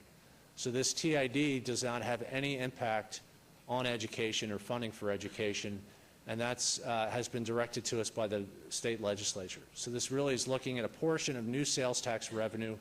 Additional approvals will be needed by you as well as Nevada Commission on Tourism to approve that. So $22 million from STAR. CP5 is an acronym for City Parkway 5, Inc. That's the special purpose nonprofit that the City of Las Vegas has set up to essentially hold the lands at Symphony Park and develop it. And that is the infrastructure funding that I referenced on the prior slide. So we have $14 million in cash in the infrastructure budget, predominantly from the funds that we set aside for Symphony Park. The fourth bucket, NMTC, is an acronym for New Market Tax Credits. These are federal income tax credits sold to private investors who will then make a private contribution in the form of a low-interest loan into the project of $5 million. That's the net cash benefit of that loan. The credit award themselves would be about 5 times that amount, or $25 million. So that is private capital buying a federal income tax credit. For presentation purposes, I've listed this at private, but in full disclosure, it is a federal income tax credit, so it's revenue that U.S. Treasury is not receiving. But that's not local public dollars or local tax dollars that we're spending. The final piece, as I mentioned earlier, the $44.25 million from our partnership, that represents all of the funding for the project. The total project cost is $200 million. That is an all-in number. That includes the cost to design, the cost to finance, and the cost to construct. And our development partner will be guaranteeing this number so that if there are any cost overruns, the city is not liable for those, and our partner will be liable for any cost overruns. So that essentially is the funding model. This is, again, just for the stadium itself. So this does not show the investment that the Cordish-Finley partnership is making in acquiring the team, any private capital out for capitalizing the operations of the team. As I referenced earlier, that's an additional $102 million. But if you look at just the building itself, and this is the vertical construction costs, does not include land, the total cost of the project, $200 million, the funding model and the payment plan that we've come up with would be that the public sector, all of the public sources, including sources from the city as well as the other sources, is 41%, with private capital paying 59%. So why does this make sense? We believe we've mitigated the risk in a number of ways. Team rent is being pledged to repay bonds. This rent payment is significantly over Major League Soccer industry averages and really is the form of a capital contribution as well as rent from the team investing into the stadium. And the significance of that is that in order to use the stadium, they have to make their rent payment. If they don't make their rent payment, they don't get to use the stadium, just like you would have in any lease. So that gives the city a lot of security in that lease or license agreement that we'll have for the stadium. Second, the bonds are going to have a first priority payment to non-soccer revenues. So that $500,000 ramping up to $1.5 million, the stadium itself and that senior bond, it really is senior. It's in a first position. So that it's going to be in a first position for any income coming off the stadium attributed to non-soccer events. Again, Cordish-Finley is going to explain in a little detail why that makes sense and what revenues are available to support that payment. Third, the city is using not its general operating dollars, but our contribution is using room tax revenue through an interlocal agreement with the LVCVA. Again, that $3 million a year is a fraction of the monies collected throughout Clark County, which I understand is over $500 million. So that $3 million a year is a very small portion of room tax collected throughout Clark County. And then finally, we're going to look to size the bonds at appropriate debt coverage ratio, meaning for every dollar of debt payment I have, I'll make sure I have cash in the bank sufficient to make the debt payment. And so we believe that the appropriate model is $1.50 for every dollar of debt. And so we're going to make sure that there's sufficient coverage from all those three sources so that in the event that we didn't hit those numbers, we would have sufficient cash to make the bond payment. With that, I'd like to invite David Abrams up to the dais. David is a principal with the Strategic Advisory Group, and again, the City of Las Vegas has contracted with David to advise us on how to structure the financing for the project, the funding model, and also to mitigate risk for the city. I know David asked me not to embarrass him with a bio slide, but Mayor, you had made a special request to disclose to the public who we've hired and why we've hired this consultant. So there is one slide to embarrass Mr. Abrams about his experience of where he's consulted. And one of the reasons we chose David is that David has traditionally represented the private sector.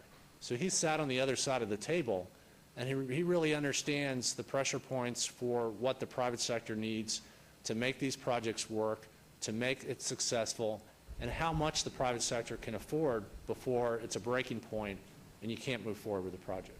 So with that, I'd like to turn it over to David. Thank you. Good morning, and if you announce your name too. Yes, Thank good you. morning. Hi, for the record, my name is David Abrams. I'm a principal with Strategic Advisory Group, and Mayor Goodman, council members, Madam City Manager, thank you for having me. I'm pleased to be here today to speak with you.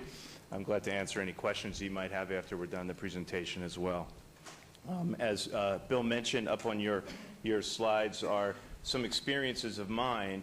I've worked for 29 years advising governments and private sector partners in municipal infrastructure. Part of that was sports facilities and entertainment venues. And so you're seeing a cross-section of some of the work that I've done in the sports and entertainment business. And I've worked primarily, as Bill said, in the private sector, advising teams and team owners and developers in negotiating with government. And I think I've done a pretty good job at doing that and been able to negotiate some fairly robust deals for both sides of the equation in that respect. A fair amount of what you see in front of you is are projects that are not MLS projects, and I'll explain that in a moment. But I've also had the pleasure of serving for the last 12 years as an adjunct professor of finance in the sports MBA program at Florida Atlantic University, which is part of the state university system in Florida, and I reside in South Florida, although a Philly boy by heart and share the same university as well.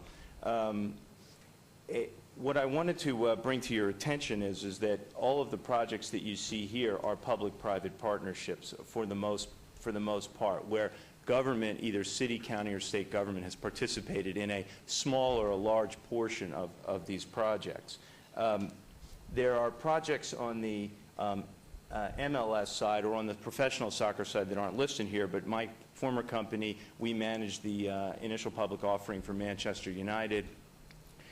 I worked with on the initial financial analysis for the KC Sporting and that project before it moved across to the Kansas side of the world, and so that project was financed away from me, but I worked with the KC Sporting ownership group in helping develop the financial models for that program.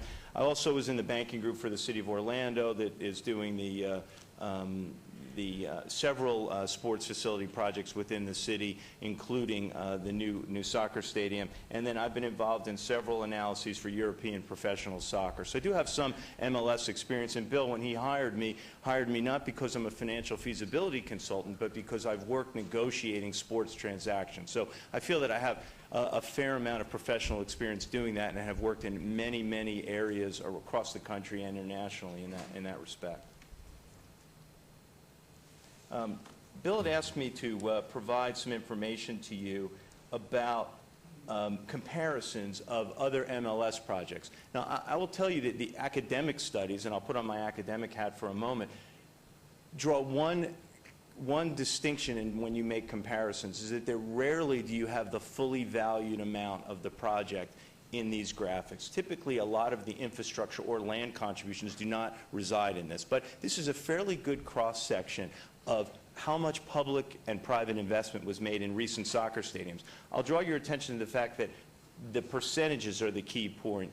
Toronto, in fact, is in Canadian dollars, not in US dollars, but at the time, the exchange rate was relatively close. But I would draw your attention to the percentages.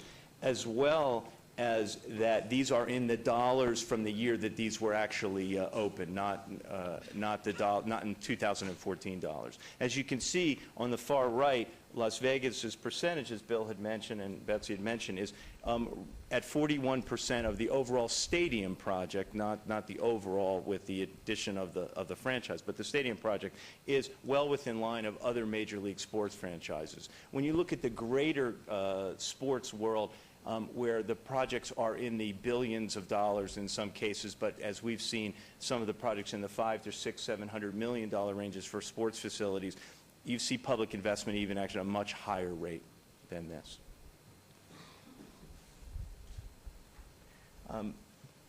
Bill and the city manager had asked me to come aboard to review managing financial risk, making sure the health of the financing and the health of the ongoing project is strong, such that when you make a decision today and potentially in December and potentially in the future, that you are not going back and going, well, we made the wrong decision. You want to make a decision that is healthy for 30 years and beyond, right? All too often, it's all about getting it agreed to and built and not thinking about the future. My job is to protect you for the future, not just the day that you open the building. So one of the things that I'd like to bring your attention to is the financial health of MLS. The expansion in major markets across the country has created relevance for Major League Soccer. Major League Soccer started with roughly 2 to 3 owners that own all of the franchise. Philip Anschutz, who probably most of you know, owned at one point I think 5 or 6 of the franchises. So now we have over, I guess it's 21 franchises coming on board right now, and they're all across the country, as our development partners will mention to you. The trend has been with soccer-specific stadiums becoming a key to really league-wide success. And that is a trend in all sports except for indoor arenas where you have ice and basketball events, but typically the specific stadiums are the key to financial health. And while there has been a proliferation in stadiums across the nation, this has been the way to generate financial health for those facilities. The league financial health has vastly improved, and so we've seen that in 3 different ways. Broadcast rights are increasing both in the United States and internationally.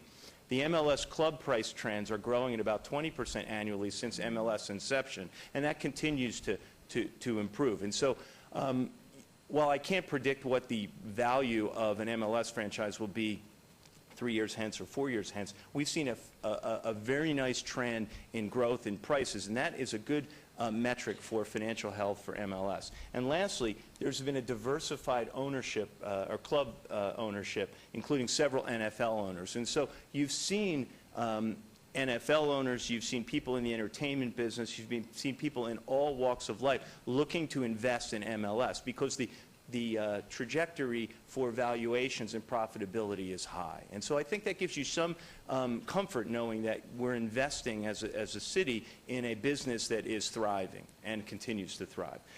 The league governance and structure is sound.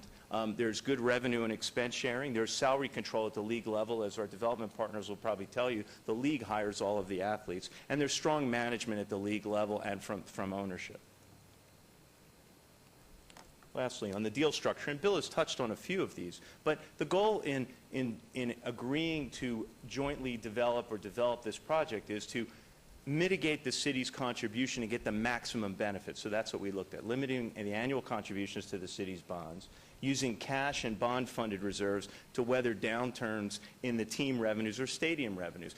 Because while the projections done by AECOM or the projections done by the team, they're only as good as the math that they put together. And no one can predict what will happen over 30 years. There's exogenous events that might impact how the team performs and what might happen within the city limits. So we can only use our best guess as to how well they will do, and we hope that they do well. It's our goal to make sure they're as profitable as they can be, but we want to protect ourselves. So we're going to use reserves to make sure that if there is a downturn in cash flow pro forma, that we've got the ability to fund any shortfalls. We do, as Bill mentioned, lower reliance on stadium revenues in the first 10 years of operations. Operating and maintenance responsibility is a very key issue. lie within the team and the stadium operator, not with the city. The ongoing capital expenditures, which most of you will understand, are important to maintain the building, also are team and stadium operator responsibility. And then team rent and stadium revenues will fund 59% of the city stadium bonds, as Bill had mentioned. So it's critical that the capital contribution, there's roughly 60% of it is really being funded through our development partner. We'll have a strong development license and operating agreements to shift the risk from the city to the team and developer and operator. And that'll be my job, to help and guide the city in negotiating those documents and to come back to you on regular intervals to show you our progress. I believe that is... That's the end of my short presentation. I'll be glad to answer questions when you're done. Thank you for having me. I appreciate that. Thank you, David. Next, I'd like to invite Mr. Smith and Mr. Tellis with the Cordish companies who are going to go over a little bit more detail about the project, including the stadium design and impacts.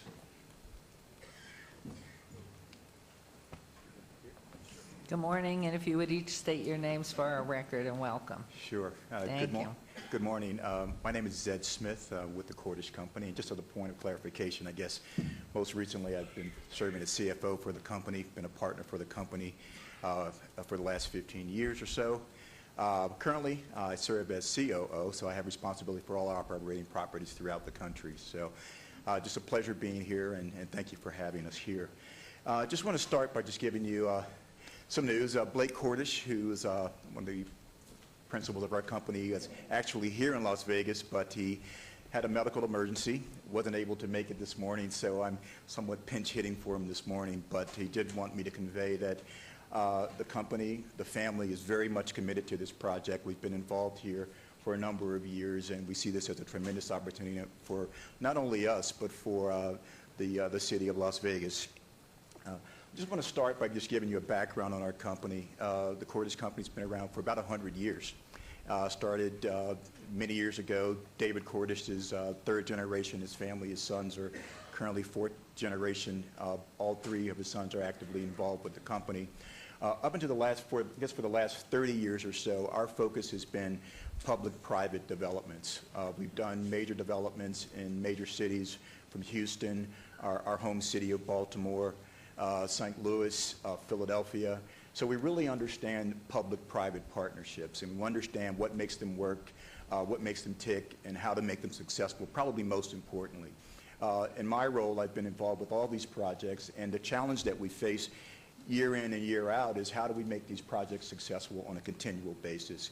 And I think that's where our expertise really lies. And once we get projects developed, we have the balance and the skill to be able to ensure that they're successful over the long term. Fast forward a little bit, I would say over the last 10 years, we've been doing a great deal of work in the sports arena. We most recently developed a project in Philadelphia where we've partnered with the Philadelphia Flyers and the 76ers. We just recently opened in St. Louis, where we partnered with the St. Louis Cardinals. Very proud of both developments, and I think that really makes us very unique as developers in our experience in working with sports-related franchises. Also, on the business side, we've had great experience with other business components such as Fox Sports, NBC Sports, and NBC Sports alike. So we're very nimble. We've been able to traverse very different areas of development, primarily, again, public-private partnerships, and more recently, sports-branded. What excites us about Las Vegas is just the opportunity and the timing that we have here. We believe that with the development that's occurred at Symphony Park is a tremendous opportunity. And we look at it as one of perfect timing. One thing that we've learned over the 30 years in doing major developments in downtowns throughout the country is that timing is everything. And part of that is the ability to recognize the fact that you have to keep adding to those developments. Baltimore's a great example. Started its renaissance 30 years ago. What the city was very conscious about doing is consciously adding to that experience. Every 3 to 5 years, a new experience occurred that really invigorated and, more importantly, supported the developments that were already in place. So what we see in Las Vegas with the development of Symphony Park is that exact opportunity. A lot has been done. The city has invested very heavily. The public sector has invested very heavily. But what we see right now is the opportunity to expand on that. One thing that Blake wanted me to make very clear is this development for us is not about gaming. It's not about nightlife entertainment. It's not about retail entertainment. It's about bringing a sports brand to a great city. And what we've seen over the years is what great sports brands can do for a city. And this is an opportunity, and I ask the question, if not now, then when? If the city is very committed to having a sports brand in downtown Las Vegas, when is the right opportunity? With the evolution of Major League Soccer, we think now is the right opportunity. The city is poised. They've got a great location.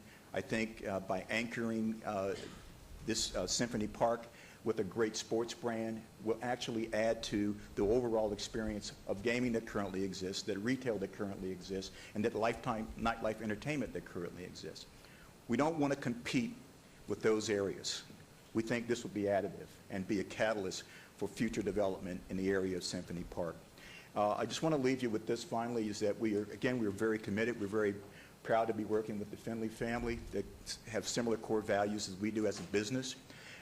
We share the same vision, and we're going to be here for the long haul. And I think that's one of the things that our company brings is the experience and the ability to stay with the project over the long term to make it successful.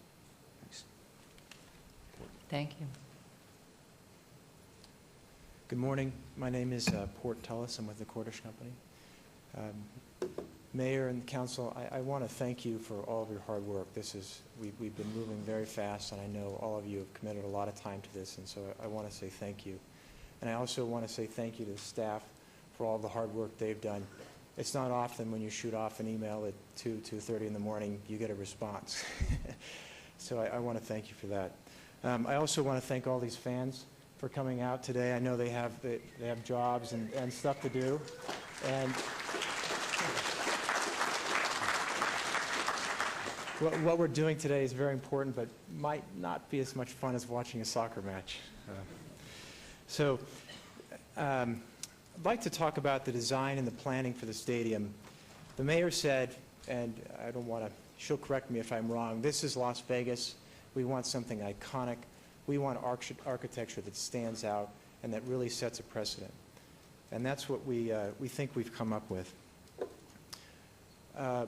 The other aspect of the stadium that is critical is the context of the stadium. Where is the stadium located? If you look across the country, and I know I've said this to you many times, but if you look across the country, every major stadium is going in downtown. Sacramento, Baltimore, Philadelphia, all across the country. It's because it is the one location, the only location where you can get that catalytic impact associated with having a large group of people come down to enjoy an event. The location here is particularly important because right now there's a railroad track that's separating two very, very important areas in the city. You have the downtown Fremont experience, and then you have Symphony Park. What we have right now is the opportunity to bring these two areas together and create that synergy. Real estate development when you boil it down, it's very simple. Everybody's been to the mall, so you see an anchor on one side and you see an anchor on the other side. It looks like a barbell. That's what we call it, as a barbell. The stadium in Symphony Park will be the southern barbell for the Fremont experience, with Fremont East being the more northern boundary. The other thing that is unique is there's nothing that I've seen that comes close to professional sports in terms of being a catalyst and generating revenues and also creating a sense of community. You know, Baltimore with the winning of the Super Bowl, Sacramento, what it's gone through with saving the Kings. It is the one thing that brings people together, and that's why all of these folks are here today, is because they want to have that experience and they want that community that is so very important. We've tried to integrate that sense of community and spirit and culture of soccer into this design. One of the things that we've inherited from our European brothers and sisters is this concept of the march to the match. Today we had a march to the meeting, and Justin's going to elaborate on that. So with the design, you create a grand entrance at the street level that's welcoming, so that when people come and they've been cheering and they've been, having a good time before the match, they come in, they're opened, it's welcome, and it's part of the experience, and it's also part of the connectivity that links Symphony Park to the downtown. The other aspect is you don't want to create, in terms of the design, you don't want to create something that's going to be a wall, that's going to wall off the stadium and it's going to wall off the surrounding environment. So the integration of the stadium and the design and having it be open is critical and will play a very, very important role with the future development in Symphony Park. What we have, back to the original point in terms of the request we were given, is to come back with a state-of-the-art stadium. Our stadium is designed to MLS standards in terms of size and scope. It's 24,000 seats, which we think will be the appropriate size as the sport continues to grow. We've got 34 suites. We have, things in Las Vegas that are unique, like heat. It's a good thing, and also it's something that you have to mitigate.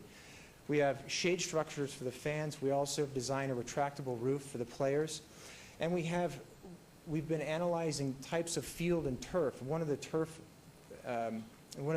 we've been analyzing in terms of that we would purchase, it's sort of like a sponge, and you wet it down, and what it does is the water evaporates and it provides a cooling effect for the players.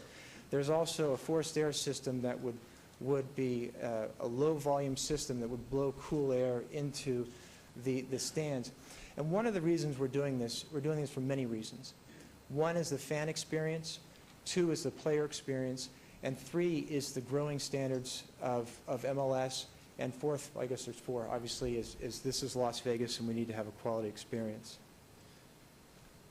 I'm going to talk now about what it means to people that live and work in Las Vegas and whose livelihoods are dependent upon the economy of this valley.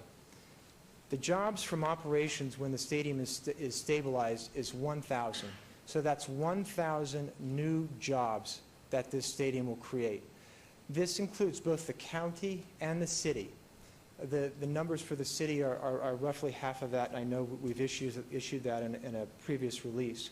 In terms of new room nights, 250,000 new room nights. State and local taxes, new taxes, 9.2 million annually. And construction jobs. Over 1,000 construction jobs will be created by this stadium. And, there's been a lot of information in the papers that has just simply been inaccurate in terms of the funding. I've read many articles that say the funding is 74%, 75% public, and then it's, 25 or whatever private. That simply is not the case. One way to discern that is to follow the cash. And where does the cash go? If you look at year zero, the city, out of their infrastructure budget that Bill talked about, would be investing $14 million. The private side, and this is the total investment for the project, it's not just the stadium, because the team is an integral part of this process. There will be no stadium if there is no team. The cost to purchase a team is $102 million, and then there's also an additional roughly $45 million in private investment that would go into the stadium. These are equity investments. These are not financed investments. This is cold, hard cash that we're talking about. When you then follow the cash running through the years, these are the vertical lines here for the city moving down. Bill talked about the $3 million in tourist tax and payments that would be derived from tourist taxes coming in. We have the annual team rent, and then there is the additional revenues from the stadium that would be contributed to pay for the debt. So again, if we fast forward and look down at the bottom line where it says NPV, that stands for net present value. So if you were looking at today, what is that, are those payment streams over a period of time worth? Well, the city's total investment in terms of revenues, cash revenues, is $60 million. The private side is for the team, and the rent is $155, and then the stadium investment is another $60. When you boil that down, again, $60 million for the city, and then $215 million for the private sector. So it's really the inverse of what the newspapers have been reporting. It's the inverse of it. And if you want to, star bonds are not included in this model. If you want to include star bonds, that would then lower the average of private investment to 70, and it would increase the public investment to about 30.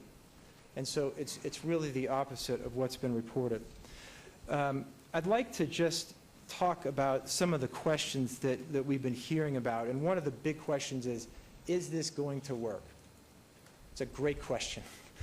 The answer is, what we've seen in this community is people are responding with their feet and they're responding with their pocketbooks. Justin Finley's going to talk about the number of suites that he has commitments for, and he's also going to talk about the number of tickets that people have committed for in terms of purchasing tickets for annual tickets for the stadium. And you can obviously see the fan support that is here today. Just real quickly, so he's got commitments for 20 seats, 5,000 tickets. And then on top of that, I've mentioned our $150 million investment that we're making. So that's a very, very big commitment that we are making to the community, and something that we intend to see through. It's not something that we would walk away from. Entertainment. I'm going to say it again. There's no live district. There's a lot of speculation about a live district. We are not building a live district. We do not see us building anything that will compete with what exists right now. We're building a stadium. It's not something that we have in the Las Vegas Valley.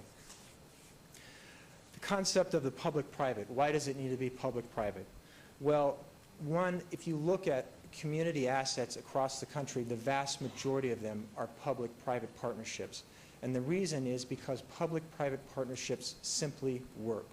You can take the examples that we have here in Las Vegas. The Smith Center is a great example. The Fremont Street experience is another great example of a public-private, say that 15 times, a public-private partnership that works. And finally, I just want to end, we are in a complete all-out sprint running race right now with other cities.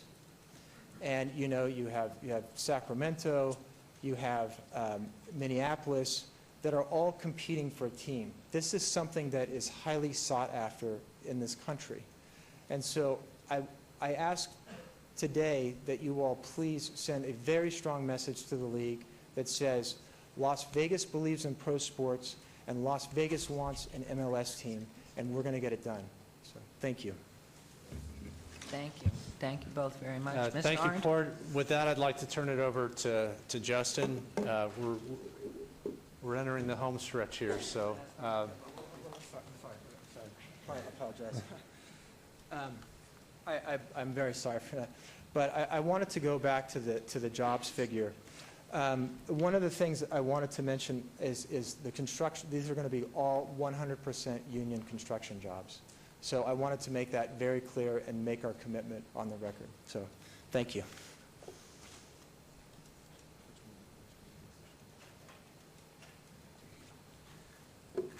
Hello, everyone. Good morning. Justin Finley, Finley Sports and Entertainment. I don't know. You guys need a little taller mic. I've asked for that, I remember but this it doesn't problem last seem time. to happen. We need shorter people. Maybe I need a chair. Okay. First, I want to thank Mayor Goodman and members of the council. We do appreciate you sitting through this long presentation, and I know it's gone a little longer than we expected. And so I do want to hit on what I feel is the most important part, is really the passion and the heart and the reason that so many people came to support this. I know some people are leaving because people do work. People do have school. Before school started, there was, a bigger RSVP list. But we have done what we can to show you the support that the city has for this, and I'll get into that a little later. But first, I want to just talk quickly about, where am I at? Let me get my wits about me here. The MLS opportunity. We talk about Major League Soccer. We talk about Las Vegas. We talk about professional sports. I've lived here all my life.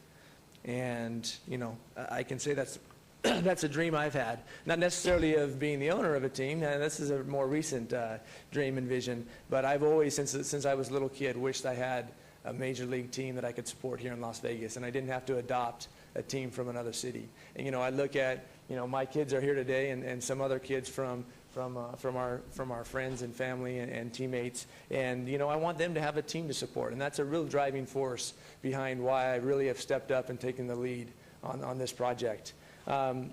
Major League Soccer, I know we've gone through this in our last meeting, and hopefully people have heard this, but really we're looking at 19,000 is the average fans per game at Major League Soccer games across the country, and that's higher than an average NBA game or an average NHL game. So it's a real sport. It's a serious sport. It's here. It's not something that's just growing. It's here. 19,000 per game is substantial. As far as the league, there are commitments to 22 teams right now. Atlanta, it was the latest to commit. They're going to go online in 2017, and the league has outwardly said they want to go to 24 teams. And they have been contacting us this morning. They really are, they're really curious. They want to know how this meeting goes. So maybe Dean can touch on that later because I haven't been answering my phone. But, as far as that, it's public knowledge. They want 2 more cities, and they like Las Vegas. The Findlay-Cordish partnership is seeking to acquire one of these last teams. Like we said, we are in a race, and there are more than just the 2 cities that Port mentioned. There's Miami, there's San Antonio, there's Austin. There's some really great cities out there that want this team. And we really can't slow down. I know we have maybe missed a couple of our obligations, which are very important, and I don't want to diminish them because they are important, and we want to get out there and talk to people face to face, and really for you guys to hear along with us what your constituents are saying, because we hear them online, we see them, we see the ticket requests, they ask how they can support, and we tell them, and they do what we ask. And so we want you guys to see that same thing, standing shoulder to shoulder with us. So, we really are, disappointed that we weren't able to meet that objective, but we want to make sure that that's something that's a priority going forward if we get a yes vote today. MLS, one of the things that is required is a soccer-specific stadium for future franchises. As the franchises have really become more desired, the league has been able to really dictate terms more than they have in the past. I think a few of these things I've touched on. One of the things that I really, on this slide, if you look at the left side, it's the #1 sport in the world. Soccer is the #1 undisputed sport in the world. This is not some upstart, hope it's going to be a popular sport. This is not something that we're really taking a big risk. This is the #1 sport in the world. This is an international city, and it's a perfect match for soccer. And the 62 million U.S. fans, really that was before the World Cup that we took that. No, that was part of our business plan. And so that fan base has really increased with this recent World Cup. And there has been an increase in popularity on TV. When I was a kid growing up, you couldn't find a soccer game on TV. I love to play. Some of the guys I played with are in this room right now, and they're influential in the youth soccer world in Las Vegas. But you couldn't find a game on TV to watch unless it was the Olympics or the World Cup. Now, soccer is on almost every day, every time of the year, too. So this has a map. It shows the cities that have teams, the cities that want teams. I think we've really touched on this. As far as will this be successful, I know this is the most important question of the whole deal, is will this be successful? Because if it is, if we do a good job, if the community supports this, everyone's going to look back on this day and say, man, that was one of the best decisions I ever made. So I want to tell you why I'm so confident that this is going to be successful. And a big part of that is our location. The Symphony Park, the infrastructure, what you guys have built here with this vision. And now that I spend more time down here, I'm here, I might as well have a job. I'm here so much.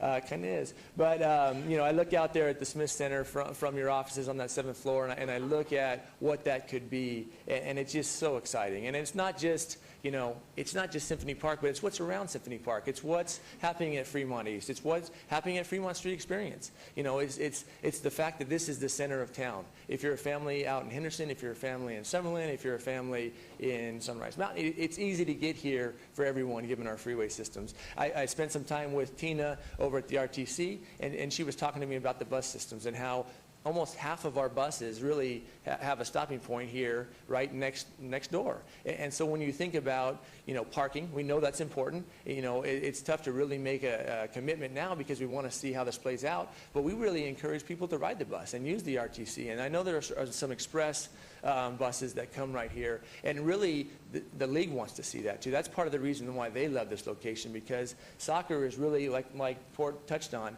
marching to the match, getting there early, having fun, going to the match together, maybe going afterwards, and not worrying about driving home, riding the bus home. So that's something that, in Las Vegas we don't utilize as heavily as other cities, but I see that coming. I see that as something that will be a part of this project. Affordability, why does it work for Las Vegas?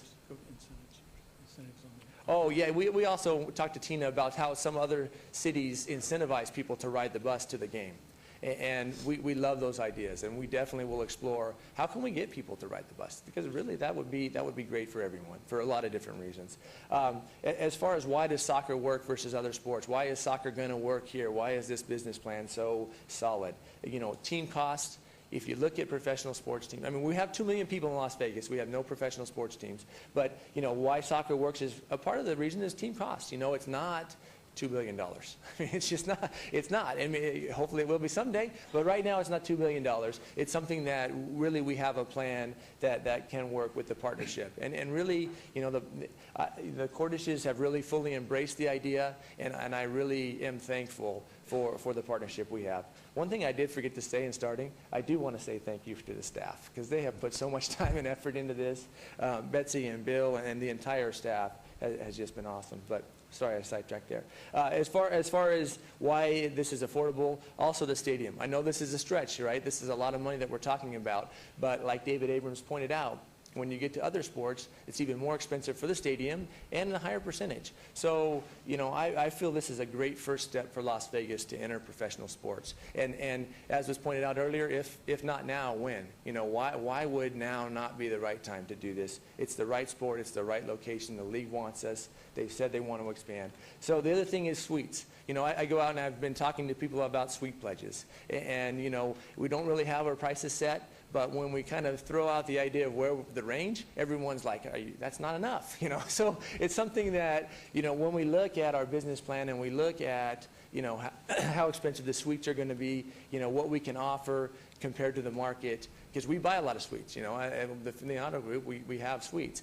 And so what we can offer versus what's out there in Las Vegas as far as the competition, we are very, very confident. We'll because we already have 20 out of the 25 that we need to really get committed to. So, and that's with a very, very small amount of effort to try to go out and get those done. The other thing is tickets. When you talk about ticket sales, ticket pricing for the league is very reasonable. The average price of a ticket is under $30. And I know there was some talk that our tickets would have to be more expensive to pay our rent. It's just not true. We do control the stadium, and there are other sources of revenue where we feel we will more than make up for the additional rent that will allow us to keep the ticket prices low and really in the range of where the league is.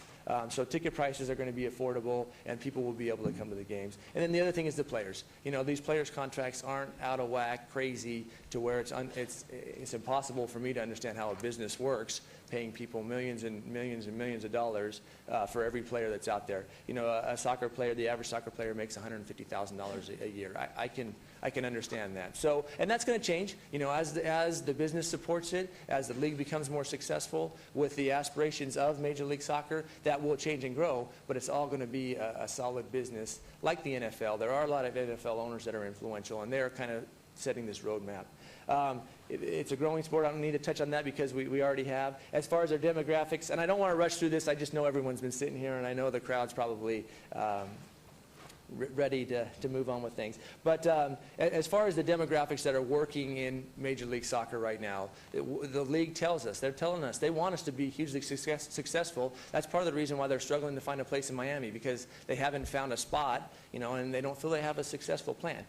they've talked to us about our plan. They believe in our plan. But some of the things we're hearing, though, millennials, that millennial energy, that excitement that the millennial that brings to the crowd, to the game, that's here in downtown right now at Fremont East. And so that's one of our main goals and missions, is to really make sure we engage them and listen to them and get feedback from them when forming the culture of this team. Families, we talk about, soccer families, but any family that's looking for some entertainment beyond going to a movie or going to a show on the Strip, which I don't think many families do in Las Vegas. But, this is a form of family entertainment that we need in Las Vegas. So we believe we will get a good percentage of families. The Latino population is big, and it's just growing in Las Vegas, and it's huge soccer fans. So we also know it's just like it's important to engage those millennials. It's important to put a soccer team together that they're going to be proud of, and they're going to watch them play and admire the play on the field. So that's important to us, because we want to gain that respect, because we already know they're fans, and when we can convert them. And then there's also visitors. We're Las Vegas. That's a big part of our plan. We expect 15 to 20. We were 10 to 15, but after talking to Orlando guys, 15 to 20% of our crowd is going to be visitors, and a lot of them are going to stay downtown, and they're not going to leave downtown. They're going to walk to the match and then walk back and have fun and want to come back next year and can't wait. So we're excited about that visitor element of our team. And the other thing is, I just put Las Vegas down there, and I just I know I've said it a few times, but it's just so important to me. It's a driving force for me, because I know how bad we need a team.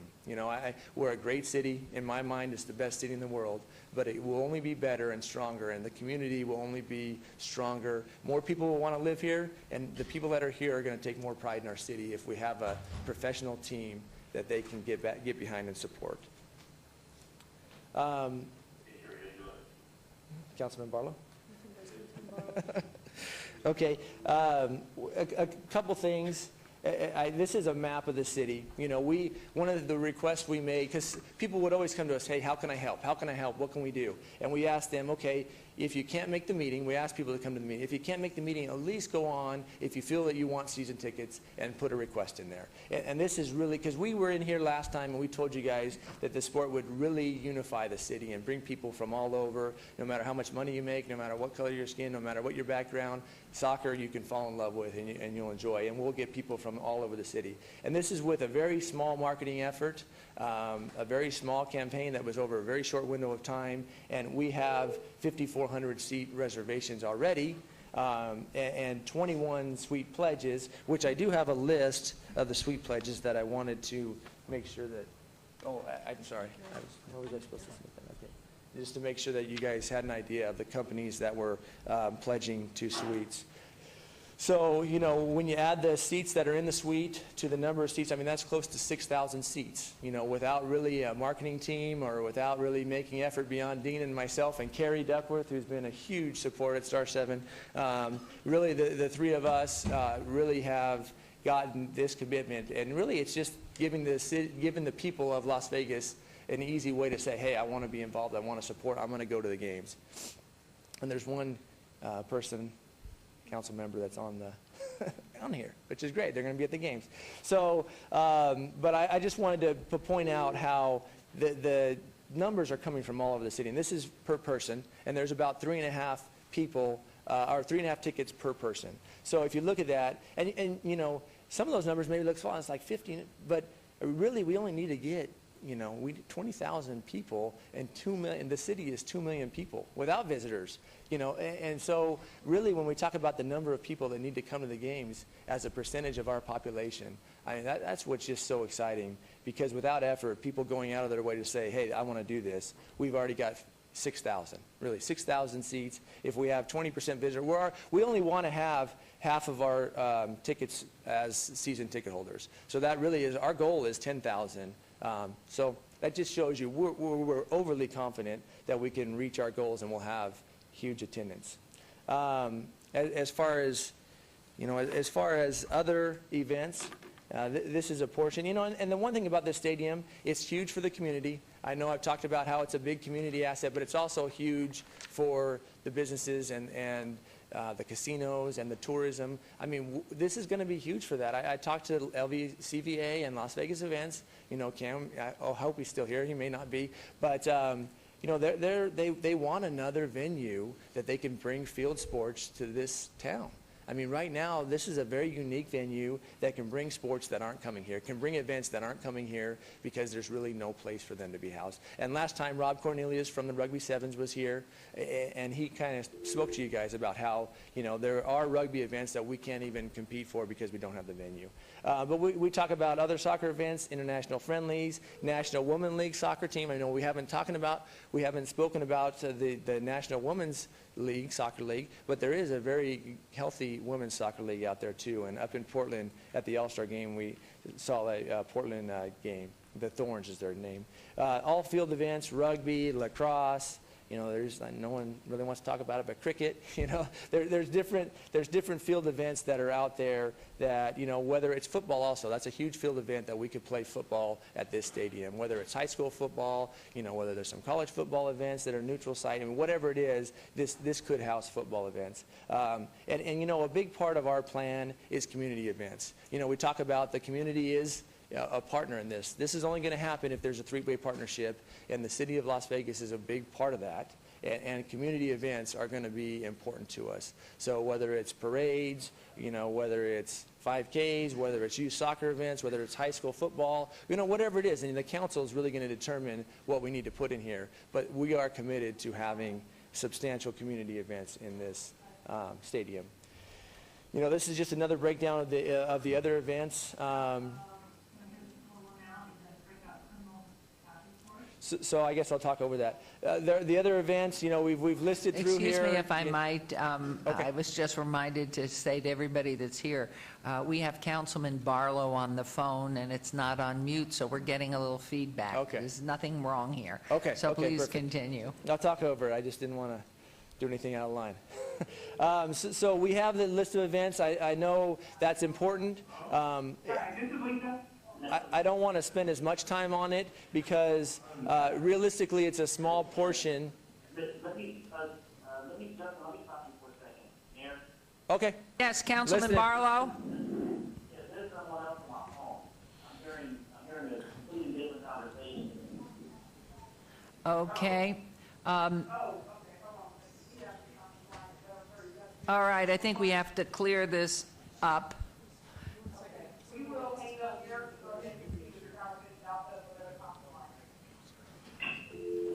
I'm looking at the... Okay. Councilman, are you still there? Yes, I was interrupted. I was listening to two different meetings. We thought you were having a party or something and not paying On a attention. yacht, I could see it in my mind. We're having a party. So anyway, you're clear now? Yeah, I heard some just saying it was just another party came into the conversation. I didn't understand what was going on. Okay, I think we're clear now, and speak out, though, if something's wrong. We'll go back to Mr. Finley. Please continue. So as far as other stadium events, I know they're an important thing. It's important that we keep this stadium active. You know, here's a list of what could be in there, and this is AECOM's report. You know, and like David Abrams touched on, we won't know for sure until we actually have the event. But we know it's a stadium right next to downtown Las Vegas, not very far from the Strip, with things like Las Vegas Events and LVCVA, and, you know, just we know we can draw visitors. So I am overly confident that we're going to have a lot of events, and we will be able to surpass that $500,000 that we need to have from other events to pay down the debt. And I'm going to take a break, and I'm going to give it over to Dean for a second to kind of finish up. And would you please announce yourself, too? My name is Dean Howes. I'm with Finley Sports and Entertainment. Justin and I have been working on this project since January this year, and we started partnering with Cordish in February. We formalized that in this council on May 21st. So maybe I can start right there, because my main page, is it just a plus? No, it's there. It's already on there. Okay. my main page is really talking about things that we have talked about.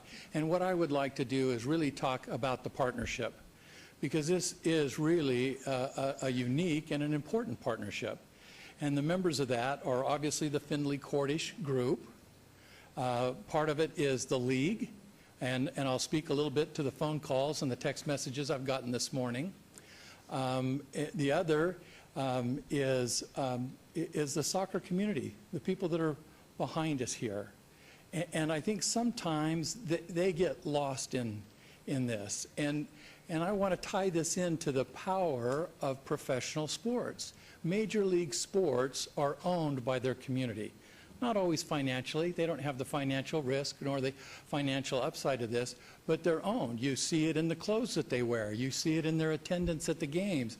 You see it in the pride that they have for their team. And I think we need to kind of recognize that, because it's an important component to the community, and it's an important component to any professional team. Now, if I can step to the side for a second. Councilman, did I miss something? Okay. If I can step to the side for a second, after these slides were printed, and one of the big questions that have come from the council and has been raised today is, what's the commitment of the MLS? Well, their commitment is enough that they have called me 4 times today from the commissioner's office, Mark Abbott, and several others, and said, how's it going? They want to know. They want to know the outcome of this meeting this day. That's how important it is, this non-binding vote.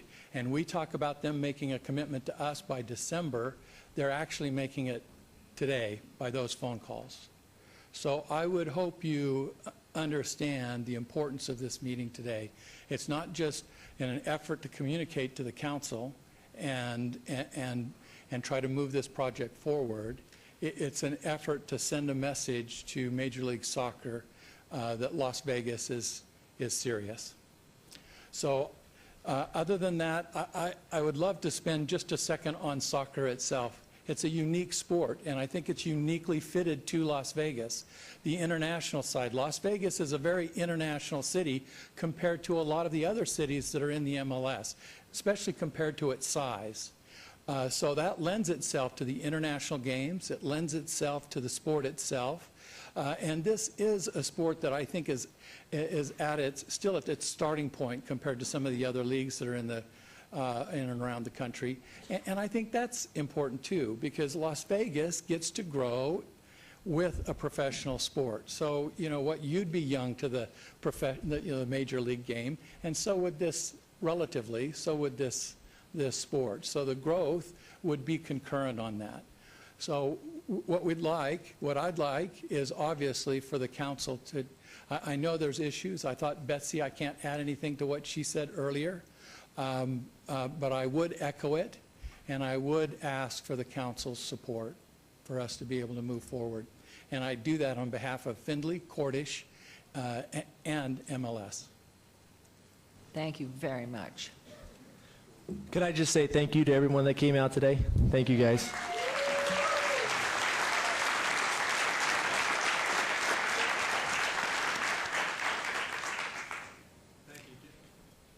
Thank you, Justin. Thank you, Dean. I know we're into extra time here, so we'll wrap it up really quickly. I'll invite Melissa Warren to come up to the dais. She's going to cover the public outreach plan and what's going to happen next should you vote today. Where we're at today, again, this is the term sheet step. This is an important interim step.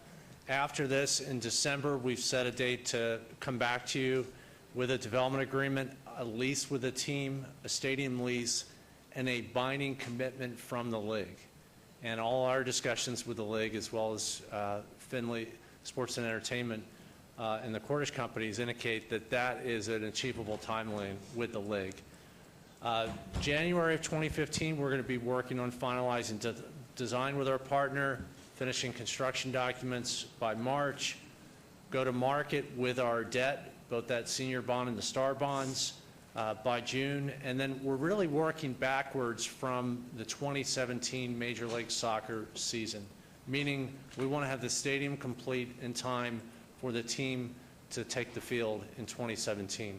With that, I'll turn it over to Melissa, who's going to explain public outreach. Mayor? Ah, perfect, because that's exactly what I was going to ask. When's that going to happen on this scenario?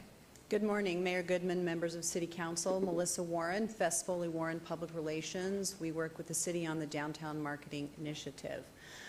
Obviously, public input is very, very important to this process. So over the next several weeks, we will invest considerable time and human resources to reach far and wide into every corner of the city. We're planning to conduct town hall meetings in every single ward.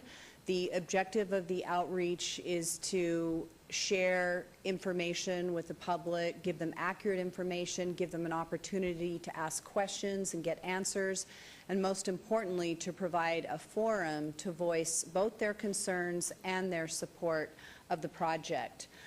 We will work closely with all the business associations, the Downtown Las Vegas Alliance, all the chambers of commerce that you see listed here, and of note is the Las Vegas Metro also includes North Las Vegas now. And we will also work with the gaming and development communities through organizations like Urban Land Institute and NAIOP.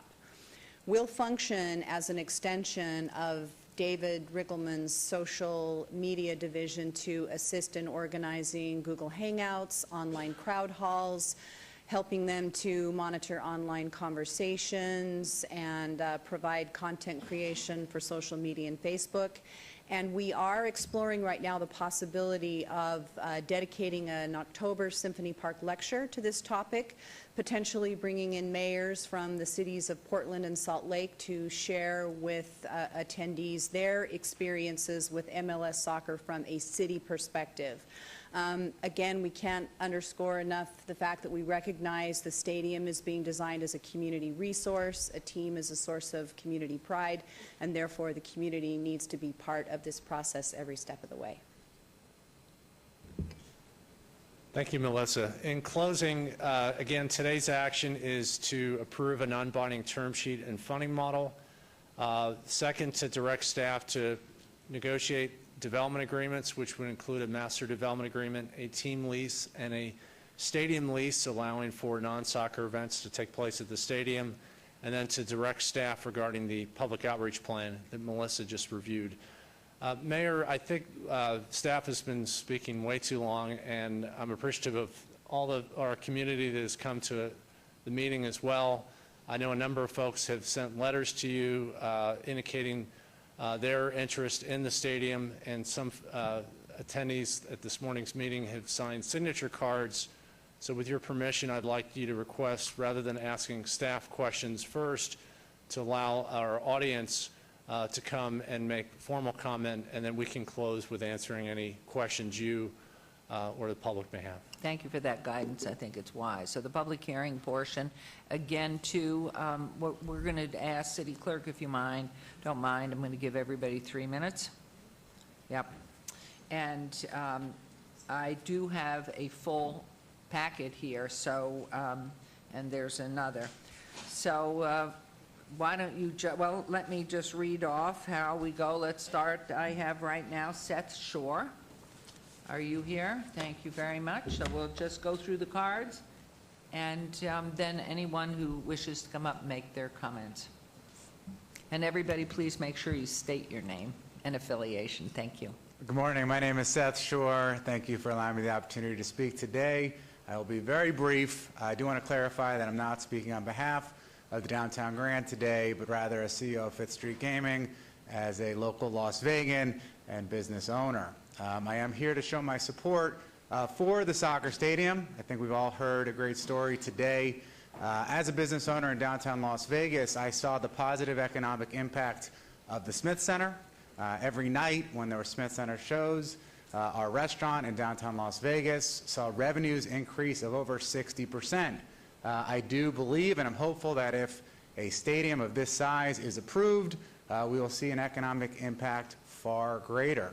That is, of course, if business people take advantage of these potential guests, program their businesses, and leverage this opportunity. I do have experience catering to the soccer fan. In North Las Vegas, I have a bar which often plays soccer matches, generally Liga Mexico and the FIFA games. Would be very excited to transition the programming to American soccer. But I've seen the excitement, having lived abroad in Asia. I've seen the fervor that soccer has internationally, and I'm very excited about the potential international community continuing to embrace Las Vegas, come here for games, give us hotel room nights. I just see this as a very positive thing for our city.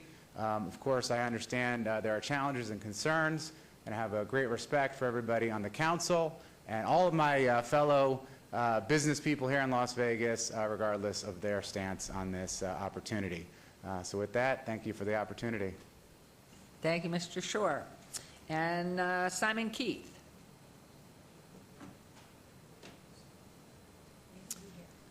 He may have had to leave. I must say thank you all for your patience, for your support, for coming out. This is a very, very important morning. Jennifer Lazovich.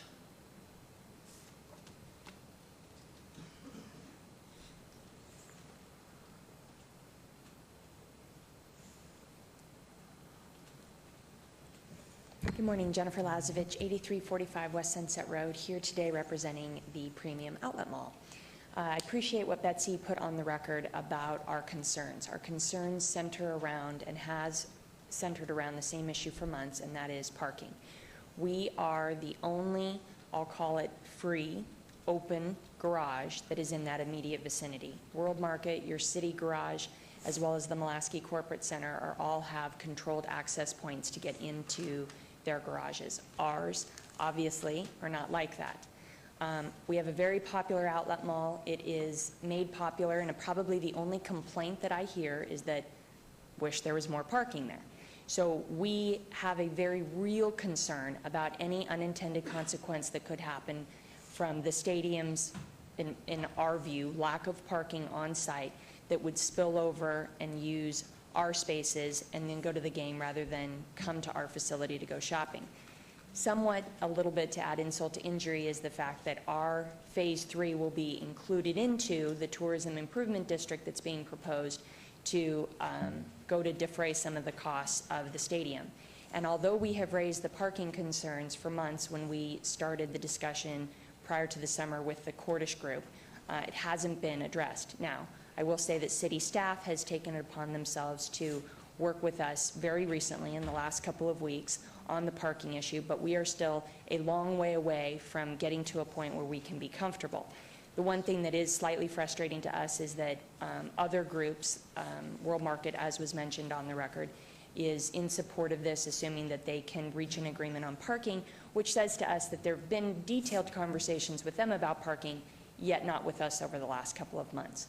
So unfortunately, at this point, until our parking concerns are resolved, we stand in opposition. Okay, thank you. I do want to mention that the World Market was one conversation I had to ask where they were. There has not been conversation because we hadn't arrived at the term agreement until, as Betsy had mentioned just recently. My hope would be that if this does move forward, you will be part of the conversation because we see a great future down here and moving people in and out of the premium outlets, and we brag all about the time, the greatest outdoor mall in the country, and we're wishing you well to get those 36 new stores operative so we can enjoy them. Thank you But very much. hopefully you will become part of that greater conversation should this move forward. Thank you. Thank you. Okay, Mr. Rowe, Russell Rowe.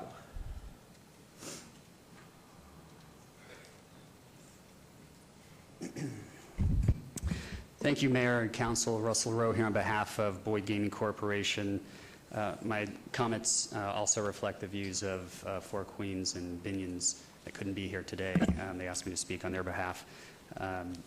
Together, we represent about 4,500 employees, roughly 12,000 lives insured in these downtown properties. And I'll try to keep my comments brief, Mayor, because I've spoken to all of you. I think you know where we stand with respect to the idea of public financing for private stadium development. It is problematic to us. Ultimately, we would dedicate city resources to other uses that we think would be more appropriate. But in the end, those are decisions you need to make, and we need to allow you to make those decisions. That said, we think this hearing isn't about stadiums or soccer or development. Boyd Gaming is very pro-development, as you know, actually pro-soccer, and isn't anti-stadium. And they actually sit on the Stadium Authority Board for the university, working very slowly, as you know, on their proposals and how to fund it, which have been very open and transparent.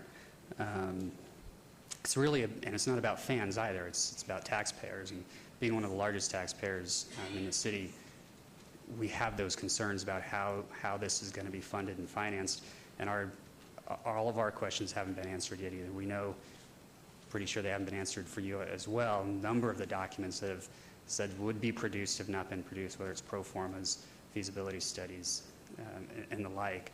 We'd love to see them so we could comment on them. So with respect to public financing, we can't stand here in support of that. The other issue, as you know, and Betsy mentioned, that an entertainment district would not be a part of this project, and that's gratifying to hear. That is a very significant concern to the gaming companies I represent downtown. We already have one entertainment district. It's been in existence over 50 years, all privately invested and financed. Has been supporting the city a very long time. We have another one, which Downtown Project is doing an incredible job developing. So we don't believe a third is required. And if it was privately financed, that'd be one thing, but if it's publicly subsidized, that's an entirely different question. And we think that isn't something that absolutely cannot happen and should not happen,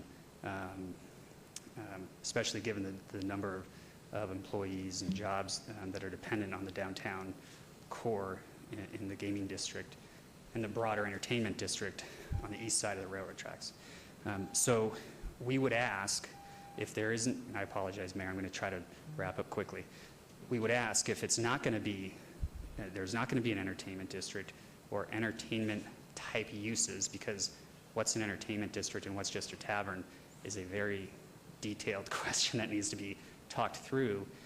We would ask that the E&A and the term sheet be amended to remove any reference to any such uses, and that the Symphony Park Master Plan be likewise amended to prohibit any those types of uses.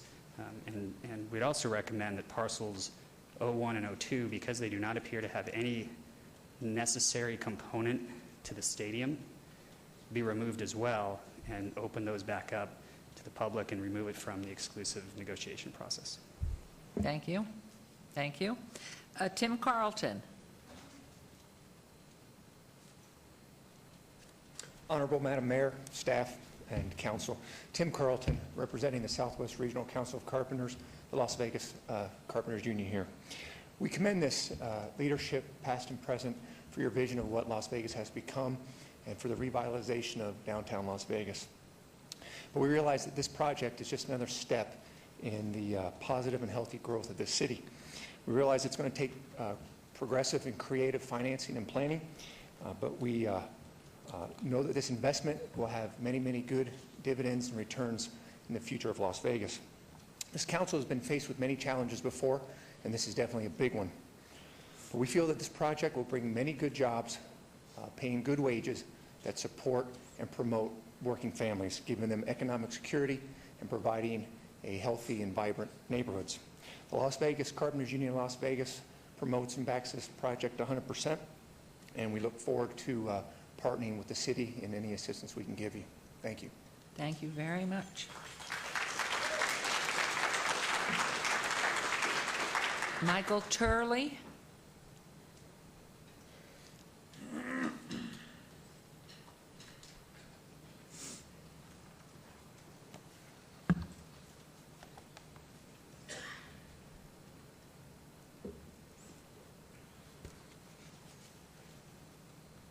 Is there a way I can get up? Is there a way I can get the? Mr. Riggleman, could you help him? I think he wants to put something on the screen, please. Right here. Huh?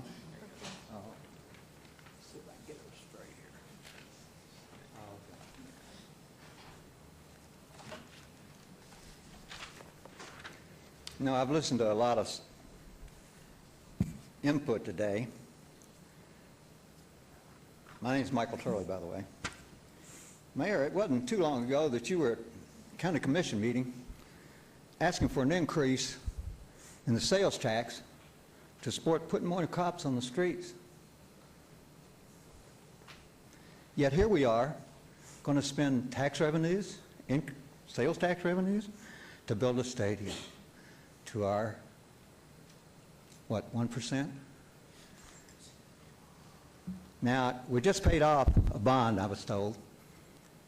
So let's get giddy and go out and get another one. Bonds are debt, folks. The city and county holdings, buildings, land, none of it's applicable to that debt. So what's the collateral for that debt?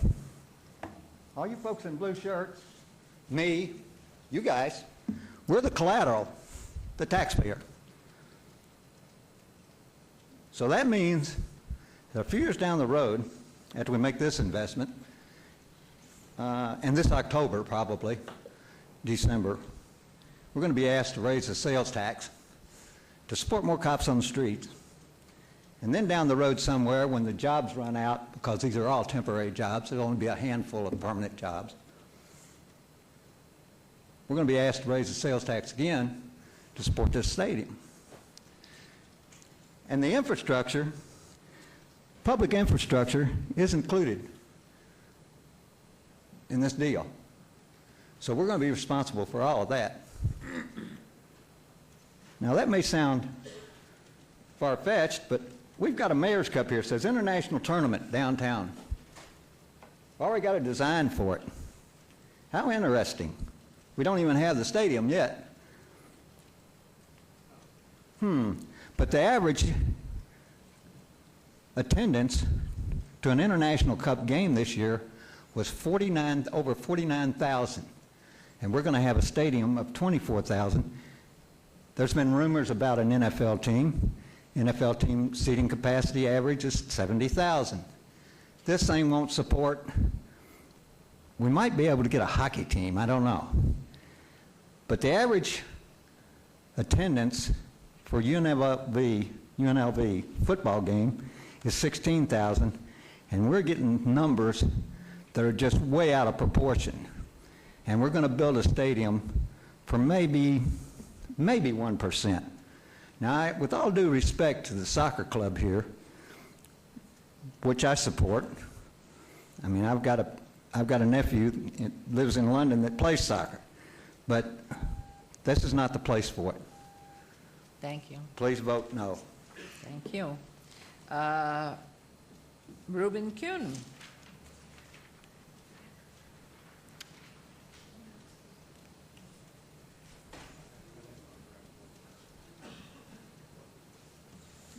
Senator, good morning. Good morning, Mayor, and good morning, Council. It's always an honor to be in your presence. Thank you so much for having me here. Reuben Kuhn, for the record, State Senator for District Number 10. And I am here on behalf of my constituents who overwhelmingly support this project. You know, I've been advocating for a stadium for many years now. I myself am a soccer player. And Mayor, regardless of what rumors you might have heard, I don't support this because I'm not looking to play in the soccer team. I was okay back in my day, but not anymore. Look, I think most of the reasons that I support the project and my constituents support the project have been very eloquently articulated by the presenters and by some of the people who are here, who, by the way, thank you so much to every single person who took the time to be here today. I can tell you this, Mayor, that if this meeting would have been held at 6 p.m., we probably would have had 500, 1,000 people here. A lot of my constituents, hardworking people, they're working as we speak. And I know they couldn't be here, but bottom line is this. Number one, I support the project because my constituents support it. I am a representative of my constituents. I got elected by my constituents. Those are my bosses. I got to do whatever they want me to do, so long as it's legal and it's something that it's ethical. Number two, this is obviously economic development. We've seen firsthand what's happening in other cities when we bring a professional sports team. I had the pleasure of going with Justin and some of the group up to Portland to watch the soccer game. Councilman Ross was there as well. It brings a sense of passion to the community. It brings a sense of community to the state. It allows them to feel that they own the city, that they own this soccer team. So this is way beyond soccer. Number 3, it increases tourism. Again, it's been very eloquently articulated that when you have international soccer games, even though they're friendly, it will attract thousands and thousands of people from out of state who are not only going to come to Nevada to watch the game, but they're also going to come here to stay in the hotels, to spend money, go to the buffet, go to our restaurants, and stimulate the economy. And lastly, this is not just about soccer.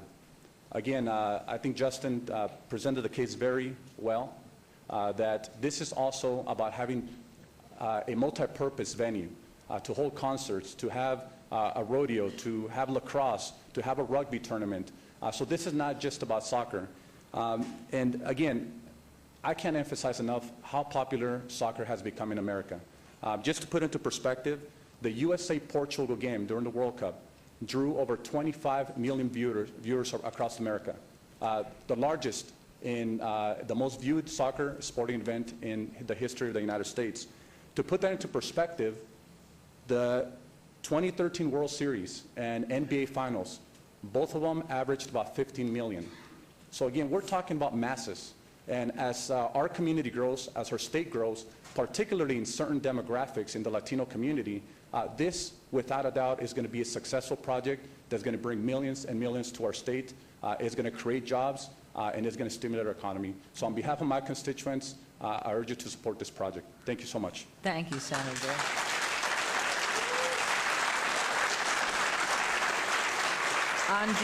Andres Ramirez, please.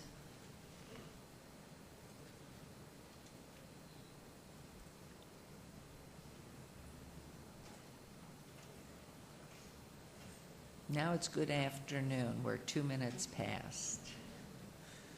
Good morning. Good afternoon. Good afternoon, Mayor, members of the council. Thank you for giving me the opportunity to speak. Andres Ramirez for the record with the Ramirez Group.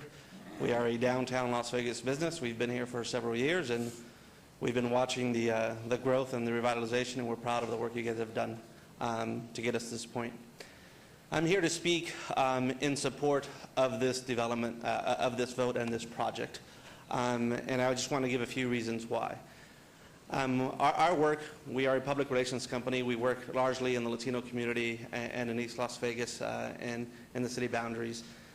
A lot of the businesses we've spoken to, a lot of the community organizations that we've spoken to, and as you can see here in the crowd, they're very excited about this opportunity.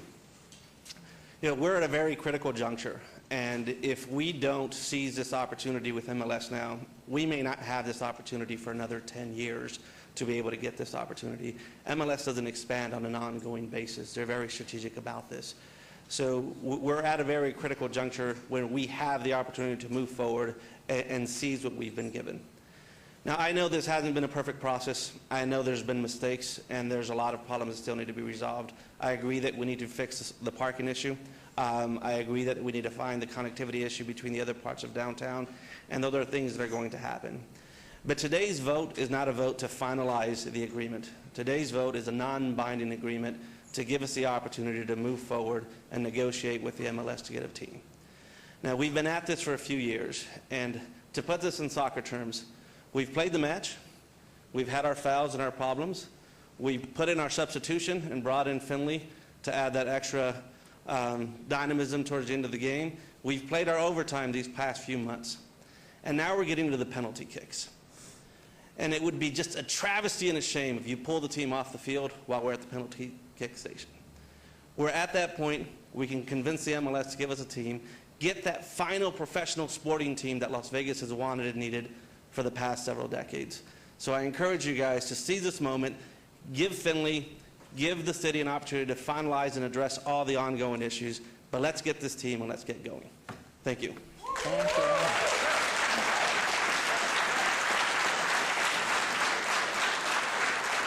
Cindy Lake.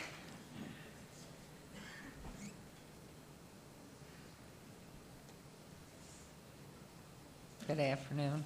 Good afternoon, council members and mayor. Thank you for allowing me to speak. Cindy Lake. I'm running for Clark County Commission, District G. And I would like to say this is a great idea, a stadium, a soccer stadium. I'm all for it. But please don't use taxpayer dollars to pay for it. It's such a great idea. You should be able to raise the money from private investors. Everybody here wearing blue, if you're going to be given free tickets, clap away. But I don't think that's the case. We're all going to pay for somebody else's gain, and that's not, I stand in opposition to that. Thank you. Thank you. Paul Moradkin.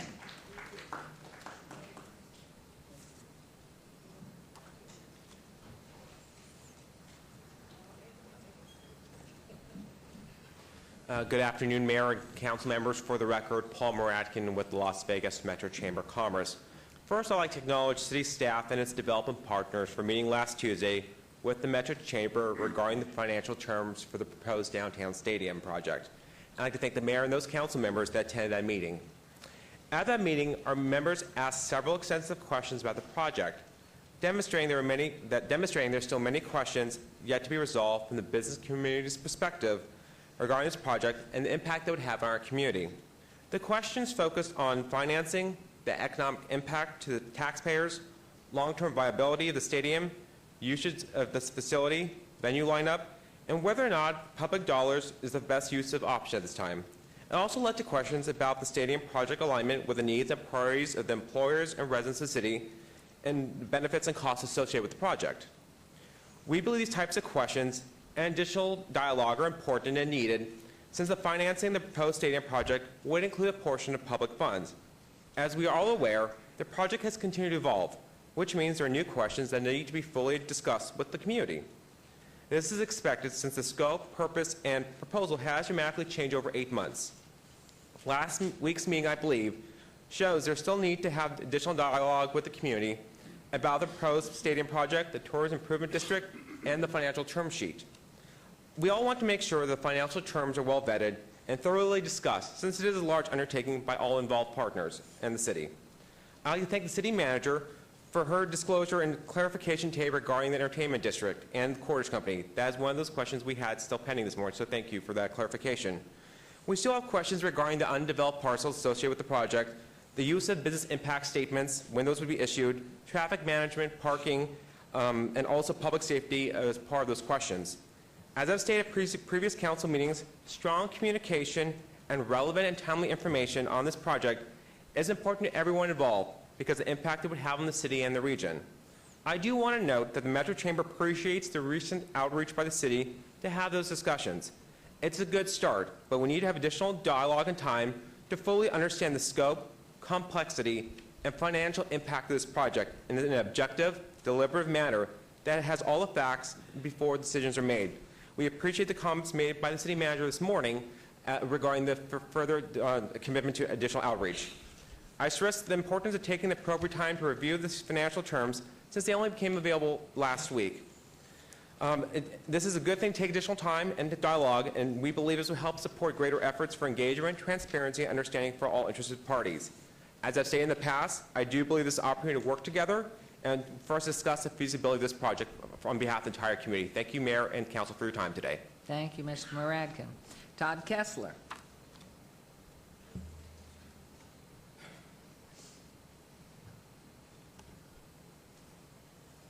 Good afternoon, Mayor, Council members. Todd Kessler, 261 Las Vegas Boulevard North. Today I'm here as the newly appointed president of the Downtown Las Vegas Alliance. And I want to say that the Alliance is, of course, in support of a stadium downtown. As you could imagine, the economic impact to the business members downtown and the community would be great. We are in support today going forward, as this is a non-binding letter of intent, as has been previously indicated. And because of that, it's an interim step. We think we need to take it to the next step. It was a great analogy that the other gentleman put forward.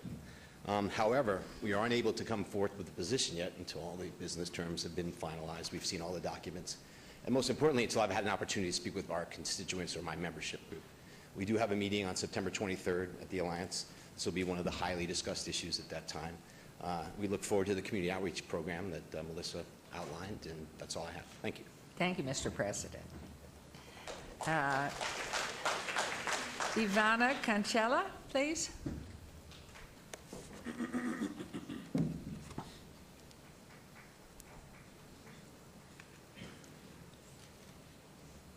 Afternoon. Afternoon. Thank you, Mayor and council people, for having me speak to you today. I want to start by saying... Do you want to start with your name? I'm sorry. Sure. Thank you.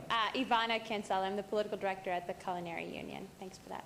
I want to start by saying that we arrived at the decision to oppose this project after a lot of deliberation, and I think I want to commend city staff and everyone who's worked very tirelessly to come to this project. However, there are some serious concerns that have not been addressed, and that's how we arrived at our decision. I think that we are yet to see any information that shows that this will be a successful project, specifically here in Las Vegas. It's great to hear about how these stadiums do in other cities, but to use public funds and really put the city at risk without any Las Vegas-specific data is troubling. And we have a history of opposing projects like these where there is a use of public financing for private development. Secondly, and I'm glad it's been addressed today, but the entertainment district was extremely concerning. And should there not be anything in writing that specifically denies an entertainment district, it's very troubling assuming that that won't come to fruition in the future. And while we are not opposed to soccer, there are lots of our members who would be very excited about the idea of a pro team in Vegas. Using public money and bending over backwards for a private developer to bring in this project is concerning for us. So thank you. Thank you. And again, that was on behalf of the Culinary. On behalf of the Culinary. Yeah, Local 226. Okay. Thank you very much. Lisa Mayo DeRiso, please.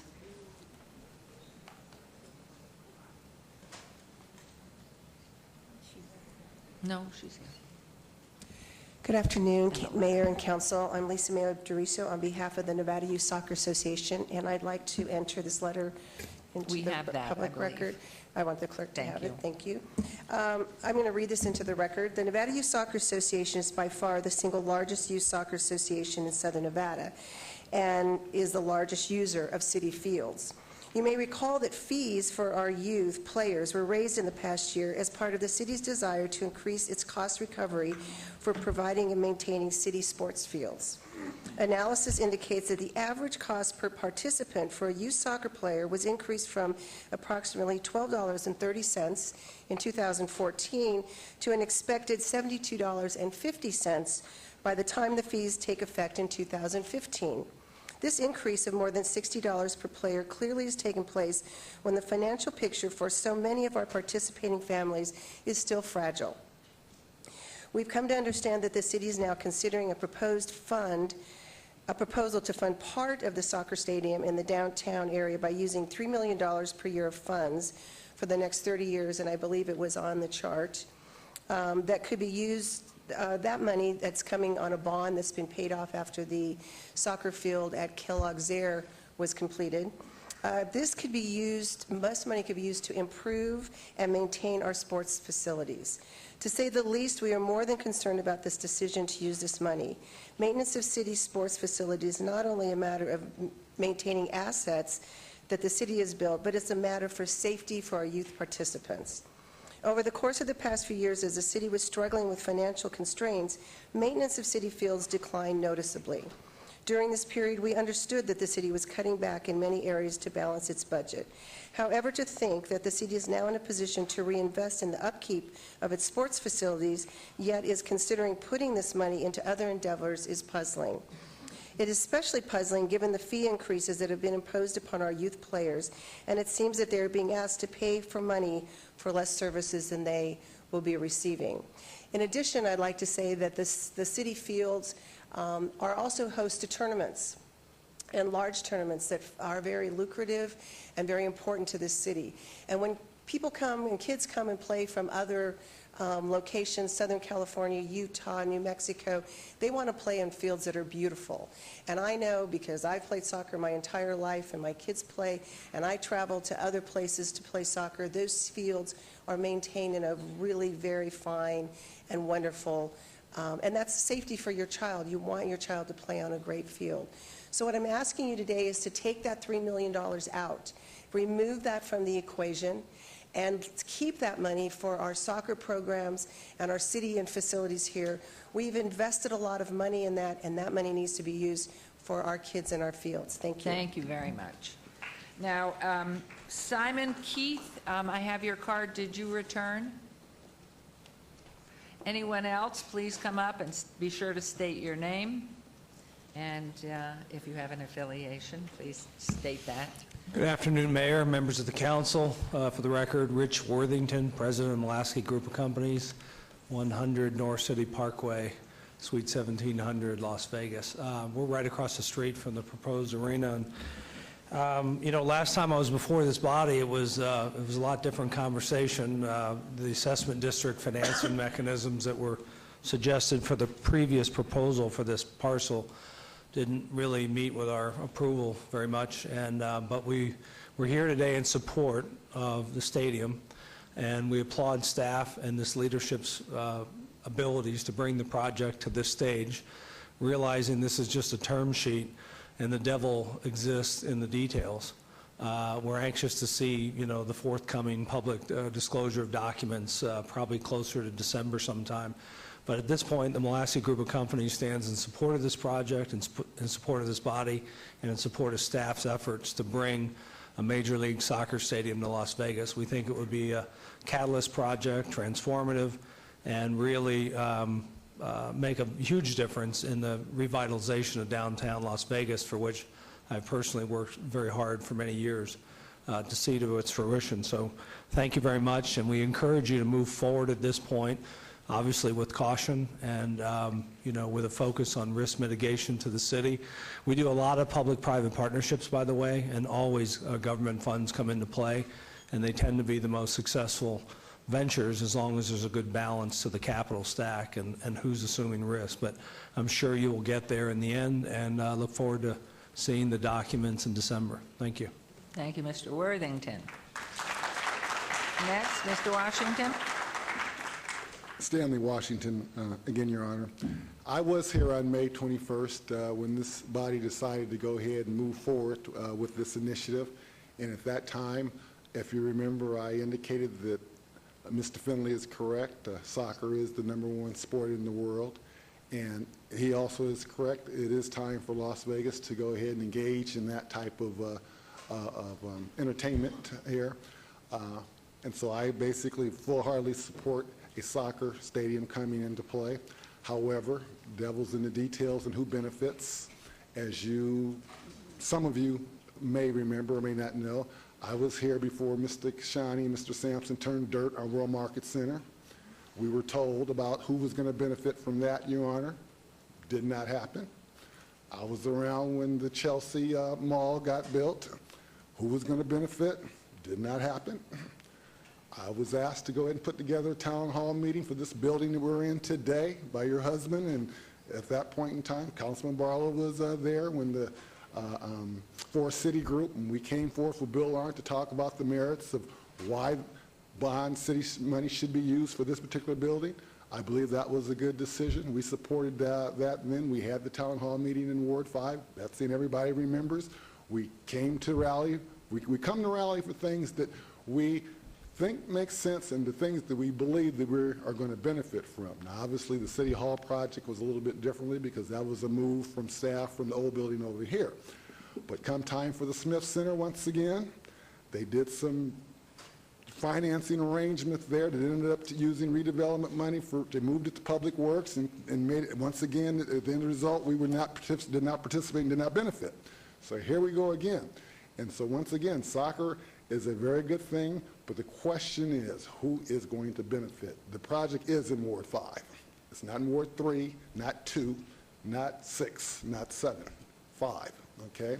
And as we know, and I hope Mr. Barlow is listening, I'm sure he is, when the town hall meeting comes on over to Doolittle, which I've been promised to, the main thrust is going to be, who's going to be allowed to benefit from the stadium? Who's going to be allowed to book? We know there's going to be international activity needing to take place. There's only 18 games that are going to be taking place locally. what type of activity is going to be taking place in those, for those other days, who's going to be allowed to book. As we engage with the international community there, will we be able to go ahead and bring forth situations that allow for that to go ahead and occur? So those are the type things that, once again, will come into play. The idea that the city may or may not put money into the deal, obviously, that wouldn't be the first time. It may not be the last. Our thing is going to go ahead and be who benefits. And also, as I'm going to go ahead and discuss with Councilman Bears, there is all the other alternatives I'd like to talk about that does not have the city having to put up any money. Doesn't have to be owning it. But Thank you. Finley would still be able to go and own it. The community still Thank would be you. able to benefit from that. So at that particular point in time, we will have those discussions. I look forward to Councilman Bears. Thank you. We'll go right, left, so you're on. Be sure to state your name, please. Melissa Letourneau. I just had some documents there I did want to give you. My name is Melissa, as I said. I work with Southern Nevada Watchdogs. I try to keep an eye on everything that you guys are up to.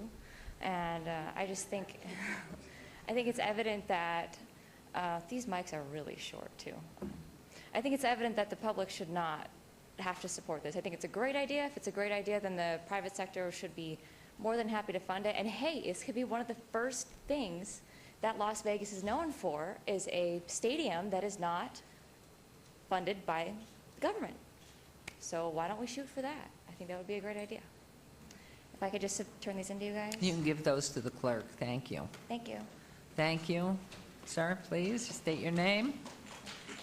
Yes, my name's Michael Rindler, and I've been working with Stan on some efforts here in Las Vegas. I've talked at a few different hearings, and we're working on a model for the city relating to the premise of sustainability equals diversity, and what that means in terms of building public works projects and how students primarily should be involved in that initiative. I come from Los Angeles. I've been working on a project in Los Angeles 10 years for Los Angeles Community College District. I've been faculty in the Los Angeles Community College District for over 30 years. And when I see all these large public works projects going on in cities across America, I want to know where the students are and how they're participating in that initiative as case study. We saw a few slides go up that talked about risk management. Risk management means knowing what will happen, and using simulation technology is a very good way to know what's going to happen and how things really are going to work. It's not just that property line you need to be worried about, but it's your entire city, because it's going to be affected by a project at this scale. So we've been talking about this idea of building a city in Las Vegas, a digital city, a smart city, and we think that it's important that the students are involved in that construction, that virtual construction, and we would like to help participate in that through our diversity plan. Sustainability equals diversity. Thank you. Thank you very much. Good afternoon. Good afternoon, Your Honor. John Lelu, 3773 Howard Hughes Parkway, the Greenberg Torg Law Firm, here on behalf of the World Market Center. We've come a long way. We have come a long way. As I stand here today, I remember back in May, I remember conversations that occurred all the way back to 2011 regarding the stadium, regarding keeping the community, the business partners, the neighbors in the loop. And I would really like to congratulate staff and applaud staff on keeping the business community in the loop. That has happened. We have had a very honest and open dialogue since May and throughout this process. And that dialogue has culminated, and I'm happy to say that the World Market Center stands here today. And I'd like to quote Mr. Maricic, the CEO of the World Market Center, because he put it very bluntly when he said, strong support. The World Market Center stands here in strong support of the stadium project and the term sheet that is before you today. Ms. Lazovich, Ms. Fretwell, Mr. Arendt, in the spirit of transparency, have brought out that there are a number of details that need to be ironed out. That could not be more accurate. We have a lot of things that we need to discuss, parking being one of them. But as we stand here today, we're in strong support of the term sheet. We are very, very anxious to work out those details. and we applaud the council on its efforts. Thank you. Thank you, Mr. Lelu. Thank you. Madam Mayor, Mr. Marish had sent a letter to the city clerk yesterday. I don't know if it was received. Yes, I have copies of it. we did get copies, but if you have a change on that one, please give it to our city clerk. I think it's the same. There's no change. Thank you very much. Sir, please. Good afternoon, Mayor Goodman and esteemed council members. My name is Ted Hartwell. I'm obviously speaking in support of this project here this morning. Pardon my council inappropriate attire today. I'm a 23-year resident of Las Vegas. During that entire time, I've been on the research faculty of the Desert Research Institute. I'm also a professional cellist with the Las Vegas Philharmonic, and so have the benefit both as a patron and as one of the performing with one of the groups as an artist in residence. Also a very proud recent member of the graduating 2011 graduating class of the Leadership Las Vegas program. Through that program and also in my personal and professional life, I'm 100% dedicated to the economic, cultural, and educational benefit of this community and its continued betterment.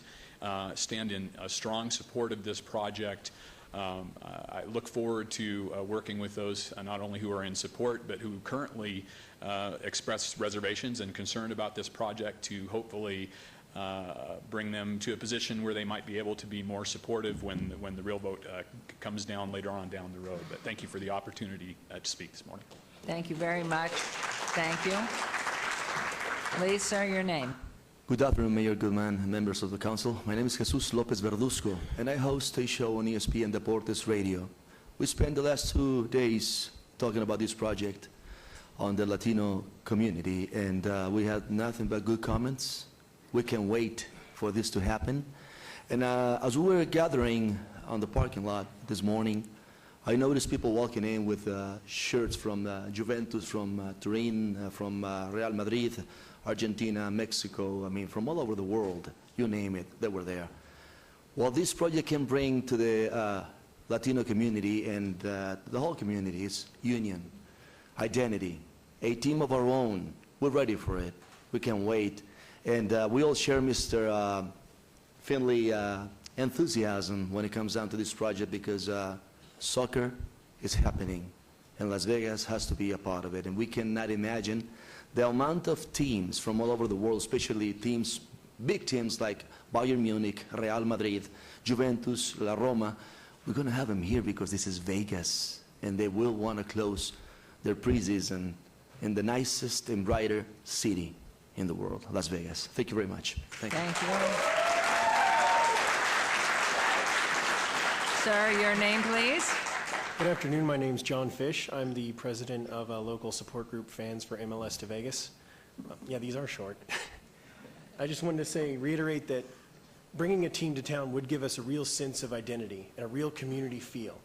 Right now, people support UNLV to a point, but for some reason that really hasn't taken off. I think this would give people the opportunity to rally behind Vegas beyond just the tourist industry, gives the locals something to root for. Also, one thing that wasn't really discussed yet was the youth leagues and how they could benefit from an MLS team coming to town, because MLS teams always really like to grow youth from local talent. They like to bring that local talent up and develop it into potential future MLS talent. It's a lot easier than going out overseas and trying to buy players to come here. So that's one other benefit that we haven't really discussed that is out there. Thank you. Thank you very much. Ma'am? My name's Amy Fonts. Thank you for hearing us today. When my husband and I relocated from San Francisco 12 years ago to Las Vegas, I was apprehensive. My experience with Vegas was driving from Southern California on the weekend and going home. When friends and family have asked me how do I like living here over the last 12 years, I've always said I've been very pleasantly surprised at how much I do enjoy living here. I think a lot of that goes now recently to the Lead Children's Museum. I now have a family. I have a place to take my kids to a fun, safe learning environment. The Smith Center brings a lot of culture. And the next step, I think, would be in having a sports stadium down here. I'm a San Francisco Giants season ticket holder, but I don't get to go to the games as much. And I would be a season ticket holder for the MLS sport. I've played soccer my whole life. I've been a fan my whole life. And I now have children who love the sport and are very passionate. Although my son rooted for Germany, I rooted for the U.S. And I'm always looking for places to take my children. I think this city is a great city, but I do think we are lacking on the family level to other cities for things to do with kids. And I think this would be a fantastic venue for soccer and any other events that could come to a stadium such as this. So I commend the efforts that have been done. I don't know all those details. I'm just a fan, and I thought I would at least show my support. I hope you vote to keep this going forward. Thank you. Thank you very much. Sir. Hi, City Council members. My name is Gary Kershone. Does this go up higher? Guess not. You go down to it, it doesn't come up. It's stuck there, huh? Yeah. Okay. Yes, you know, I'm against this and all stadiums such as this. You know, when we went to school, we all learned about the free enterprise system. And the free enterprise system said that if you see a need, you put up your money, you take a risk, and if you succeed, you get to keep the profits. And on the other hand, some people don't succeed. They don't do it properly. They don't, for whatever reason, and they fail. That's what we all learned in school. You put up the money. You keep the profits if you succeed, and if you fail, you fail. You know, it's really what this is essentially corporate welfare. If they think it's a good idea to the stadium, a good business venture, then they should put up their money and not ask one penny from the city. We've had lots of examples. We've had lots of examples throughout the country where these stadiums have been failures. For example, Miami, the Miami baseball stadium is one, but there's been lots of examples where these have failed. So it's privatize the profit, socialize the cost. Las Vegas is basically two cities, in my opinion. There's Las Vegas, the Strip, from Sahara to Russell, which is the entertainment capital of the world, and there's the rest of the city where the people live. So I grew up in a small town in California, about 40,000 people. You know, and I never saw any homeless, ever. In the last 20 years, I lived in Atlanta, Georgia for 2.5 years, Orlando for 7, and then Chicago for 7, and then I came here 4 years ago. And I was absolutely shocked when I came here at the number of homeless people. I mean, it's an absolute disgrace that we have so many people homeless. I mean, right blocks from here, all around downtown. And we can't even take care of our own people. It was just announced the other day that the UMC, they're cutting, I don't know how many millions they're cutting, laying off whole departments, firing, hundreds of people? And we can't take care of our own people. I mean, this is an absolute disgrace. I mean, again, if they want to do this, let them put up their own money. Apparently, we can't afford it. You know, it's just an absolute disgrace that our leaders can't take care of all these people that are on the streets. And many people are on the verge of being on the streets because they make so little. You know, $10 an hour or whatever. It's not a living wage. And so I basically say to any of these councilmen, any of you that vote yes on this, I urge a petition for your recall. Thank you. Thank you. Next, thank you. Hello, my name is Philip Garcia, and I am the president of the American Outlaws Las Vegas chapter, which is a U.S. national team supporters group, as well as I am the general manager for the Las Vegas Mobsters Football Club, which is the highest level soccer that we have currently in Nevada. We play over at UNLV, and you know, we come to these meetings and we talk so much about, you know, is it going to be that big of a success? Are we going to get 18,000 people there? And I would say look at facts. When we held Real Madrid versus Santos Laguna, we sold out Sam Boyd Stadium at World Cup ticket prices. It's about $80 per ticket, and we sold 38,000 of them. But we doubt that we can sell $30 tickets at 18,000. Look at the preseason friendlies we have in town. I mean, this is a preseason MLS game, and we have 10,000 people going there. Yet we're very worried that these 18,000 people are afraid to show up. all my friends that have come here to support this have taken time off of school, off of work. We're not sitting here thinking, you know, feeding the homeless isn't a good idea. We're not saying, you know, there aren't other needs. What we're saying is this makes sense for tax revenue in that district. It makes sense in revitalizing downtown. And why not give it to the place and to our passion? We love this sport. This is our sport. We've been marginalized for so long, and we're starting to make that turn where people respect that. Now with this, there's a lot of things that I've looked up on Councilman Beer's, I believe it was Bob's blog, and everyone makes valid points, to be honest. We don't know all the term sheet coming out. We just have a little bit of information. But I would advise that we sit down and take a look and get all the facts before we just say, no, this shouldn't be an option. Why don't we say, yes, let's see how it works. Let's see if MLS comes here, and then reevaluate then and say, you know what, this is good for our city or this isn't good for our city. But why are we cutting ourselves so short into the game? It does not make sense to me. As you know, I am a proponent of this, and all of my friends here that have come and take time off work are. So I urge all the city councilmen and Mayor Goodman to support this. Thank you very much. Thank you. Thank you, Mayor and Council. My name is Darren Hens. I represent the Southern Nevada Building and Construction Trades Council, and I appreciate you giving us an opportunity as the public to come up here and speak today. I'm speaking on real short notice, and I've been doing a lot of thinking over the last few days about whether this type of a project would benefit the members that I represent or not. And I can tell you over the thoughts that I've had and from what I've heard this morning, there was such a great presentation. When the economy struck us here in Southern Nevada, the construction industry was hurt worse than anyone. I just don't think that there's any argument about that. And to be honest with you, we're still hurting. But I think timing-wise, this type of a project is really good timing. And I'll tell you why, because in the construction industry, we're just now starting to see where next year at this time, we're going to be in a lot different circumstances than we are right now. We're starting to see projects that are not just talk. They're projects that are actually going to happen. We really believe that they will. They're projects that are going to put qualified construction craftsmen and women back to work. And I believe that this project is one of those type of projects that if it were given the chance, that it could, in short term, put local craftsmen and women back to work. It'll help the overcrowding at the hospital down there. It'll help all that kind of stuff where our members are working and able to pay their own bills as opposed to having to have someone else help them out financially and getting their families taken care of with their medical and so forth.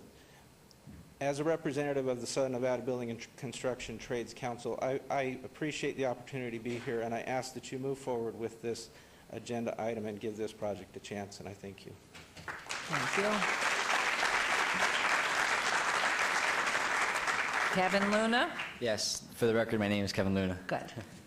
All right, well, I'm obviously a supporter of MLS to Las Vegas, and I really thank their support and this opportunity for having this chance to be up here, because soccer is a passion for me, and not only me, but I mean the community here, and I mean lots of people would be here, as we stated before, and they've said lots of things that I couldn't say better myself, and this is a great opportunity. I mean, as a young person, I'm 20, so I mean I can't go to the casinos and gamble, I can't do that gaming, but I devote my life to soccer, school, and work, and that's what keeps me going, because that's my passion. And this is a great opportunity. It's growing. It's obvious. When I was younger, I played with players, with people that this kept them off the streets. This kept them away from drugs. And that doesn't just go for soccer. That goes for any sport. And which is a great thing to be, to have in mind. And it helps the youth. It helps us with and I'm glad that it doesn't go against, it doesn't hurt our tax for education and whatnot, because we also need that. And this is a great opportunity. And if we don't see this opportunity, someone else will beat us to it, and I don't think Las Vegas, the first step to the MLS team is not to be beat by something like that. And I'd really love the yes for Las Vegas to MLS. I mean, it's Las Vegas. We need something else besides casinos. We need something else to be, you know. I don't want to be represented by the Kardashians or casinos or all that stuff. I want to have something else too. I want to have an MLS team. Thank you. Thank you. Mayor Pro Tem Cam Walker's here. Thank you, Mayor and members of council. It's been a long morning for you, and I applaud what you've done here and the vision that you've had so far. My name is Cam Walker. I'm a city councilman, the Mayor Pro Tem in Boulder City, and I sit on the Las Vegas Convention Visitors Authority, as was shared by the mayor, and it's my privilege to sit on Las Vegas events as well. I don't represent them here today. I represent myself, but in the same capacity, you represent your districts and the boards that you sit on.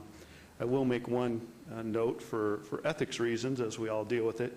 I do sit on the Debt Management Commission, so this may come before me at some time. I don't know the details, so I'm not making an opinion as to that point in time that we hope to be able to address in the future. What I did want to make is just a couple points, and that is you have a vision here. Some of you have been in support and against, and there's been discussion around that. This is a non-binding agreement, but it sends a very clear message to an entity and an organization that's going to be watching what you do here today, and how many of you do support it and how many of you don't, and how that rates as it relates to the other cities that are looking at an MLS franchise. I'm a fourth generation here in Southern Nevada, so I'm related to the Finleys somehow. Justin and I have never sat down and figured it out, but our dads have told us. But I wanted to share that as well. And Justin and Dean have kept me very informed in the process because of the boards that I sit on. But I wanted to share a little bit of history that Councilman Coffin would probably know better than I, but it kind of ties into the decision that you're going to make here today. If we all think of the Thomas and Mack Center and its impact in this community, you should all be voting yes today. Because that, thank you, that has been a catalyst to the future of entertainment and events in Southern Nevada.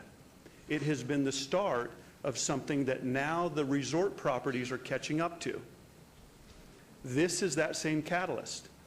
That was built on slot route taxes.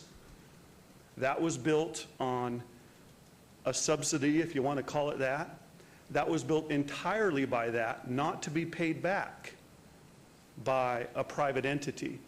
And I think that's lost when we talk about all these stadium deals, and it was brought up, and now one of the stadiums is back for 3 years. So I wanted to make sure that was brought up, is that that's how the Thomas and Mack was funded, that's how Sam Boyd was funded, that's how Reno Event Center was funded. And I think this is really that catalyst to the next step for Southern Nevada.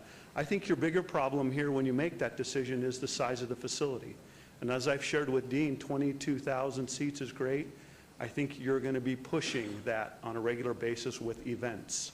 And I'll finish with one other point. We approved one event about a year ago on Las Vegas Events that we're now seeing, and it was a risk for the events board that I have the privilege to sit on. It was a risk to do it. It was something the resort properties agreed to and wanted to, and we're now seeing a great support and the economy change, and it's going to be something that's going to add revenues to the Las Vegas events and the ability to support events in Southern Nevada.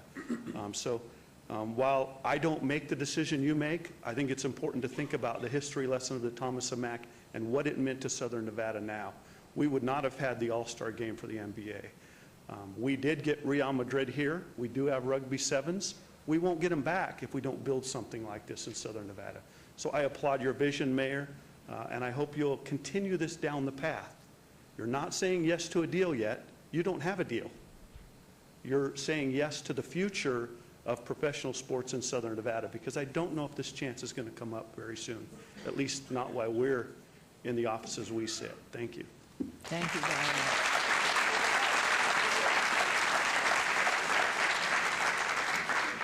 Is there anyone else that would like to come forward at this time? Hearing and seeing none, I'm going to close the public hearing portion of this event, and we will go ahead. Now, we have choices to make here. We can recess for 15 minutes so everybody can stretch if you're not stuck to your chairs already. And, pardon? Councilman, I forgot, are you there? He left us. Oh, my gosh. Yeah. All right, so since you're not here, my thought was, and I think this is something that's in your ward, first I'd like to turn to you. Of course, we have questions, we have comments from council. What are your thoughts, Councilman?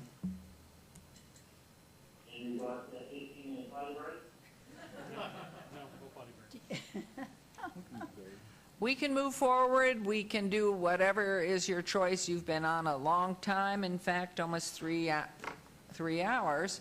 And so Betsy Fretwell is back at the microphone along with Bill. We can take questions from comments from council, or we can take a break for 15 minutes. And I think with all respect to my colleagues on the council, I'm not there to see their expressions, but if there could be a quick break there, I think that would at least allow myself and council members to digest the information that we just received from the staff presentation, as well as those that have come before the microphone and shared their thoughts and ideas with us, and give us an opportunity to allow them to think in a little bit and then come back and knock 15 minutes?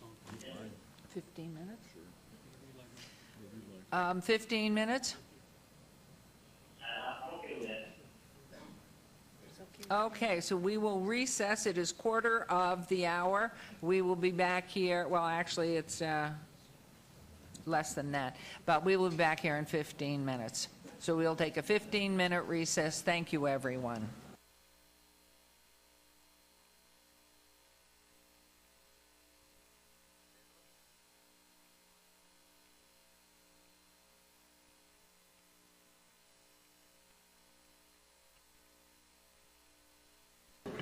Councilman Barlow, can you stay on the line for us?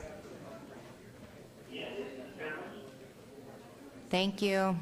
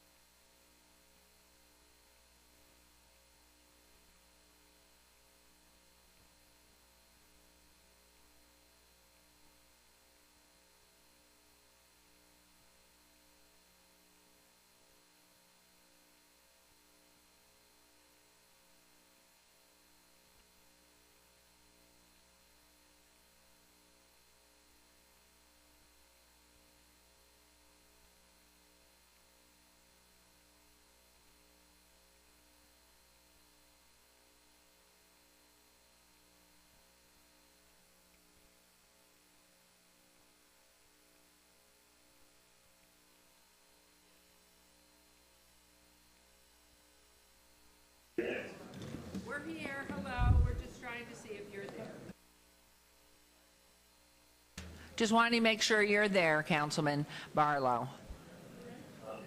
Okay, did you get some lunch? We had some lunch. So everybody, let's reconvene, and everybody will work your way back into chambers, please, and to your seats. No. I'll just switch around. And my sense, Councilman Barlow, is that at this point, with your agreement, because again, this is your ward, that we would go ahead at this point, I've closed public hearing, and that we would take questions from council or comments from council, and asking as they go ahead and do this, that if it is specific to one portion, that they ask that person then to come back up to the microphone so that the question and answer can be heard by you. Is that all right? Okay. So we're just all taking our seats right now, and Bill Arndt, Betsy Fretwell are right up at the microphone, and everybody else that has spoken so eloquently today seems to have remained in chambers here. And so, Mayor, excuse me, we just lost Councilman Barlow. If you want to give me a second, I'll try to get him back on the line. my gosh, I was talking to thin I air. don't know. I know. It's just like Oscar.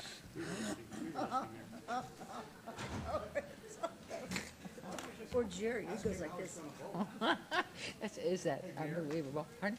Let's ask him to state if he wants to state how he would like to vote in case political is voted one way or the other.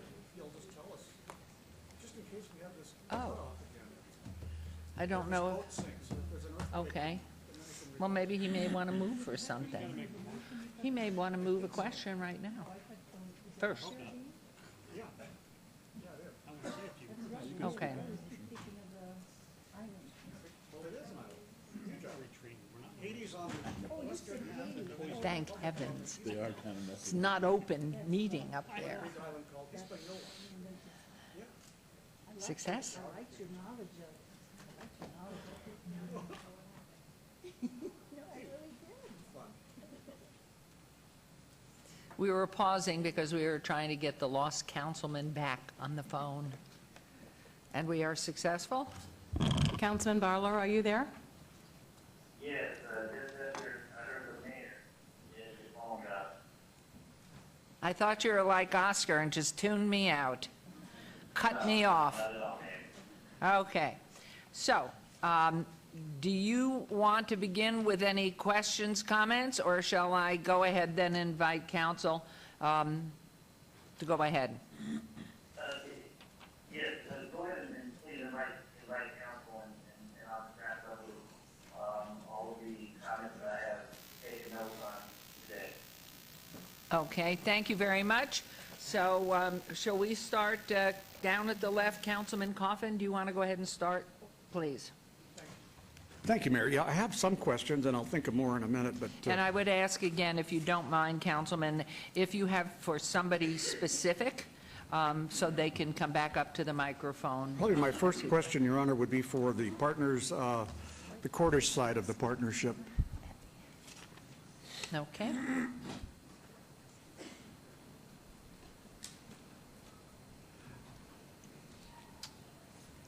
Hello, Port Telus. Hi, yeah, Port Telus for the Cordish Company. Thank you, Port. Thank you, Port, Councilman. how long how long have your company had this exclusive negotiating agreement? Again, I wasn't on the council when it was executed. I think it was back in late 2010, early 2011, I think, if recollection's correct. Okay, and I came in June of 2011, so before that time. Did the ENA have a specific provision on what kind of sports team you would be requested to try to find or to help, build as a partnership? At the time, there was at the time, we were talking about NBA and NHL, and an NHL or an NBA team. Were you prohibited from discussing or bringing to the council's attention any other kind of sport, like soccer? I haven't reviewed the document recently, but I don't think so. Okay, I'm just curious why you didn't think about soccer and bringing it to us over the past 2 or 3 years. I realize the former mayor wanted NBA, but I know that, well, he's been gone 3 years, so it is a question, because it only came up after the Findleys were interested, so I didn't know if you'd thought about it or brought it to any council members. There's been an evolution to soccer that recently, in the last year and a half or so, 2 years, where the sport has just simply exploded, and a lot of people have caught on to it. That's why I think there's so many fans. Did you, when you took this engagement 4 years ago, were you directed to look at a partnership that was solely a public-private partnership as being proposed today, or were you also given a portfolio to look at the possibility of a privately financed arena or stadium? Yeah, we've looked at private financing options, and the public-private partnership model is a much more successful model for these types of venues. Well, I know you know that there are privately financed stadiums here and there. And in the MLS Galaxy, there are, in fact, where the Galaxy play is a privately financed stadium, as there are others, Columbus, Ohio, and I guess San Jose. And I was just curious, in your calculations that you've done, because I haven't seen your calculations over the last 6 or 7 months, what's the difference in going private only? You got to make up the money somewhere. Where would you make it up if you were to be private only? Well, there are a few examples where arenas or stadiums are privately funded. That's true. The vast majority of them are a combination of public-private partnership, or in some instances there are also a number of examples where the stadiums are 100% publicly financed. So there are examples on that side as well. In terms of the economics, sometimes just generally when there are larger TV markets, like for example New York or Los Angeles, look at the value that the Clippers just traded for, $2 billion. The most recent sale of a team, I guess in the last couple of years, was $500 million. So teams will trade, at substantially higher numbers in larger television markets because of the revenues associated with that. Did you ever do a pro forma on what it would cost perhaps to have some higher ticket prices with less public participation? Justin can speak to that as well. I don't think at this point that it's smart for us or the city or anyone we'd partner with to assume that we can achieve a higher ticket price than the league average. I think it's much safer and smarter and more conservative to assume that we're going to be around the league average in terms of ticket sale prices. Okay, well, it would be more conservative for the investors, I understand, but we're being asked to invest in this too. I'm just curious if any pro forma had ever been done on, if we do this on our own, what would we have to charge? Would we have to charge, instead of whatever the league average is, there might be a $30 or $35 average, but would we have to charge $40, $45, $50 to be able to finance this thing over a long period of time on our own nickel? It's a substantially higher number, and it goes against the demographics of what we've analyzed in terms of the fan base. Excuse me, I think too, if we might, it's more important to get the answers out. And David, if you would, again, every time you speak, announce who you are. Absolutely. So we have the record. Thank you. David Please Abrams. respond. Yeah. Thank you, Mayor and council members. David Abrams, Strategic Advisory Group.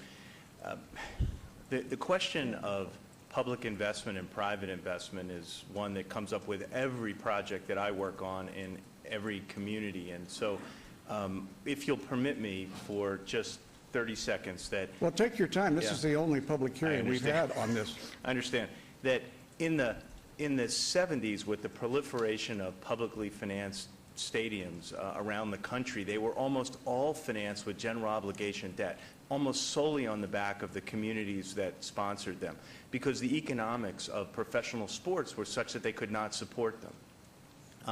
Oftentimes those buildings were multiple purpose buildings, such as Veterans Stadium in Philadelphia, which was baseball and football. In the 80s, with the advent of premium seating, suites, and club seats, we saw the cost of buildings rise to a bit of a more dramatic level, not to the level that we're talking about today, but a more dramatic level, and that the cost of doing this could not be shouldered solely by public partnerships. And you saw the teams putting money into the buildings. There was this move towards privatization of buildings in the 90s, San Francisco being a great example of that, and in New York as well, although that's much of a hybrid solution, primarily because the economics in those major metropolitan areas, in those large top 5 media markets, top 5 population markets were such that, and the number of corporations, that the media revenues, the naming rights revenues, the number of corporations that sponsored those buildings allowed certain teams that were top tier in their league, also in large markets, to be able to finance them privately, but they were a very, very small piece of the puzzle. As we saw in the 2000s, with a much larger growth in professional sports revenues, and also the media side and national recognition from teams in local markets, meaning there's the social media brought so many more people to the table in terms of supporting teams in other communities. There was an ability to pay more for teams, build bigger buildings that were no longer just sports venues, but more like your airport, like a shopping mall with a sports menu involved. So the size in the base building grew, and the cost grew. And so the base model of building and financing was no longer to be able to be shouldered by just the developer or the team, or by the community. It had to be both participating. And so while Did that mean, I'm sorry to interrupt you, but I have to do that. Yeah. Thank you, Mayor. Why? I mean, if in fact it just wouldn't work with private investment? Yeah, its fact is that the city could do it on its own, the team could do it on its own, but the fact of the matter is that financially speaking, the cost has become prohibitively large to do things as a single venture. And while Major League Soccer still doesn't have the same cost of entry or barriers to entry that, say, the NFL does, or maybe the NBA, based on some of the recent sales, it's still somewhat expensive. And so the ability to participate in the local community as a community asset is still as important as it was in the 70s. It's just that the cities can't afford to do it 100%, but neither can the team of the developer. So we've seen this partnership. And as Justin and Port have said, you'll find many communities, or several, where it'll be done 100% private or 100% public, but that's more the outlier. It's more more likely to be a joint venture. If we were to just, with this pencil out, if we were to just let you have the land and you built the stadium, the land is a substantial contribution, something we already own, something we don't have to go into additional debt for, although we are paying some servicing cost on the debt we have. Couldn't you do this under those kinds of circumstances? I'm looking now at Port because he's pushing this more, or anybody. Look, MLS teams, if you look at the average revenues for MLS teams, they are anywhere from losing $2 million a year to generally making $2 million a year. That's the range. And they go sort of in and out. And so you make, when you're making this investment, you're putting forward, you're buying this with equity, and so you're buying the team with the understanding that the team is not going to make much money, and you hope if in 1 year, you hope it doesn't lose much money. And so you're really getting in with the idea that you're not going to have a substantial profit at all. And so if you were to try and then on top of that say, oh, well, you've got to privately finance all of the stadium and everything associated with it, it becomes, the financial model just topples in on itself. And on top of it, Councilman Kaufman, if you look across the nation in terms of the rent that most teams pay, we're the highest. There's no question that we're going to be the highest rent payer. It's a very high number. A lot of the numbers I've seen for other teams in terms of rent are in the $300,000 a year range or the $600,000 a year range. And we're proposing, as part of our model, to pay $3.5 million annually. Probably the last one I have here for now, Mayor, at least just for now, would be, well, I just mentioned that in Carson, which is kind of between Long Beach and Los Angeles, you have the Galaxy and Chivas playing in a privately financed stadium, and you have up north or in the Bay Area, San Jose Earthquakes playing in a privately financed stadium. Did you look at their model? Did you find out more about them? Yeah. Do you work for us? I forgot, Mr. I do, Abrams? yes, You yes. work for us Through or the the mayor, partnership? the councilman. Yeah, I'm an advisor that was hired by your city staff. Yes, sir. Okay. Yes, sir. I'm not familiar with those transactions that you speak of specifically. However, California is a very, very different place in terms of its ability to finance professional sports. For instance, Los Angeles was awarded a NFL franchise in 2000, in the year 2000, against Houston, which had a publicly financed stadium project, with the idea that Los Angeles would bring an NFL team should they be able to get their stadium project together. As you know, or may know, a year later, they were unable to, in Los Angeles, to get any public financing to bring a stadium project to the forefront. And Houston got the project. And Houston, both the rodeo and the team invested in that building, as did the Harris County Houston Sports Authority in the city of Houston and Harris County. So California is under a very, very different model in terms of their ability and their economics to be able to put money into it. So I just wanted to know if you'd looked at the I models. don't know those projects. Because a fourth one is happening now in California, in the Sacramento region, and they're talking about, there's two cities, one is a suburb of Sacramento and the other is Sacramento City, right? But let's make sure we understand. Elk Grove, a suburb, and I don't know if it's upper scale or what the burb is, but they have tried to figure out how to find the money, and they're pulling it in from all different places, like we are here. And Sacramento City wants it downtown, and they're going to do it without public financing. The mayor of Sacramento has said there won't be any public financing. Of course, there might be land or something else contributed. No, the land they're going to put it on is already privately owned. So it would be a third stadium for a fourth team. Maybe I'm missing something, but it's right next door.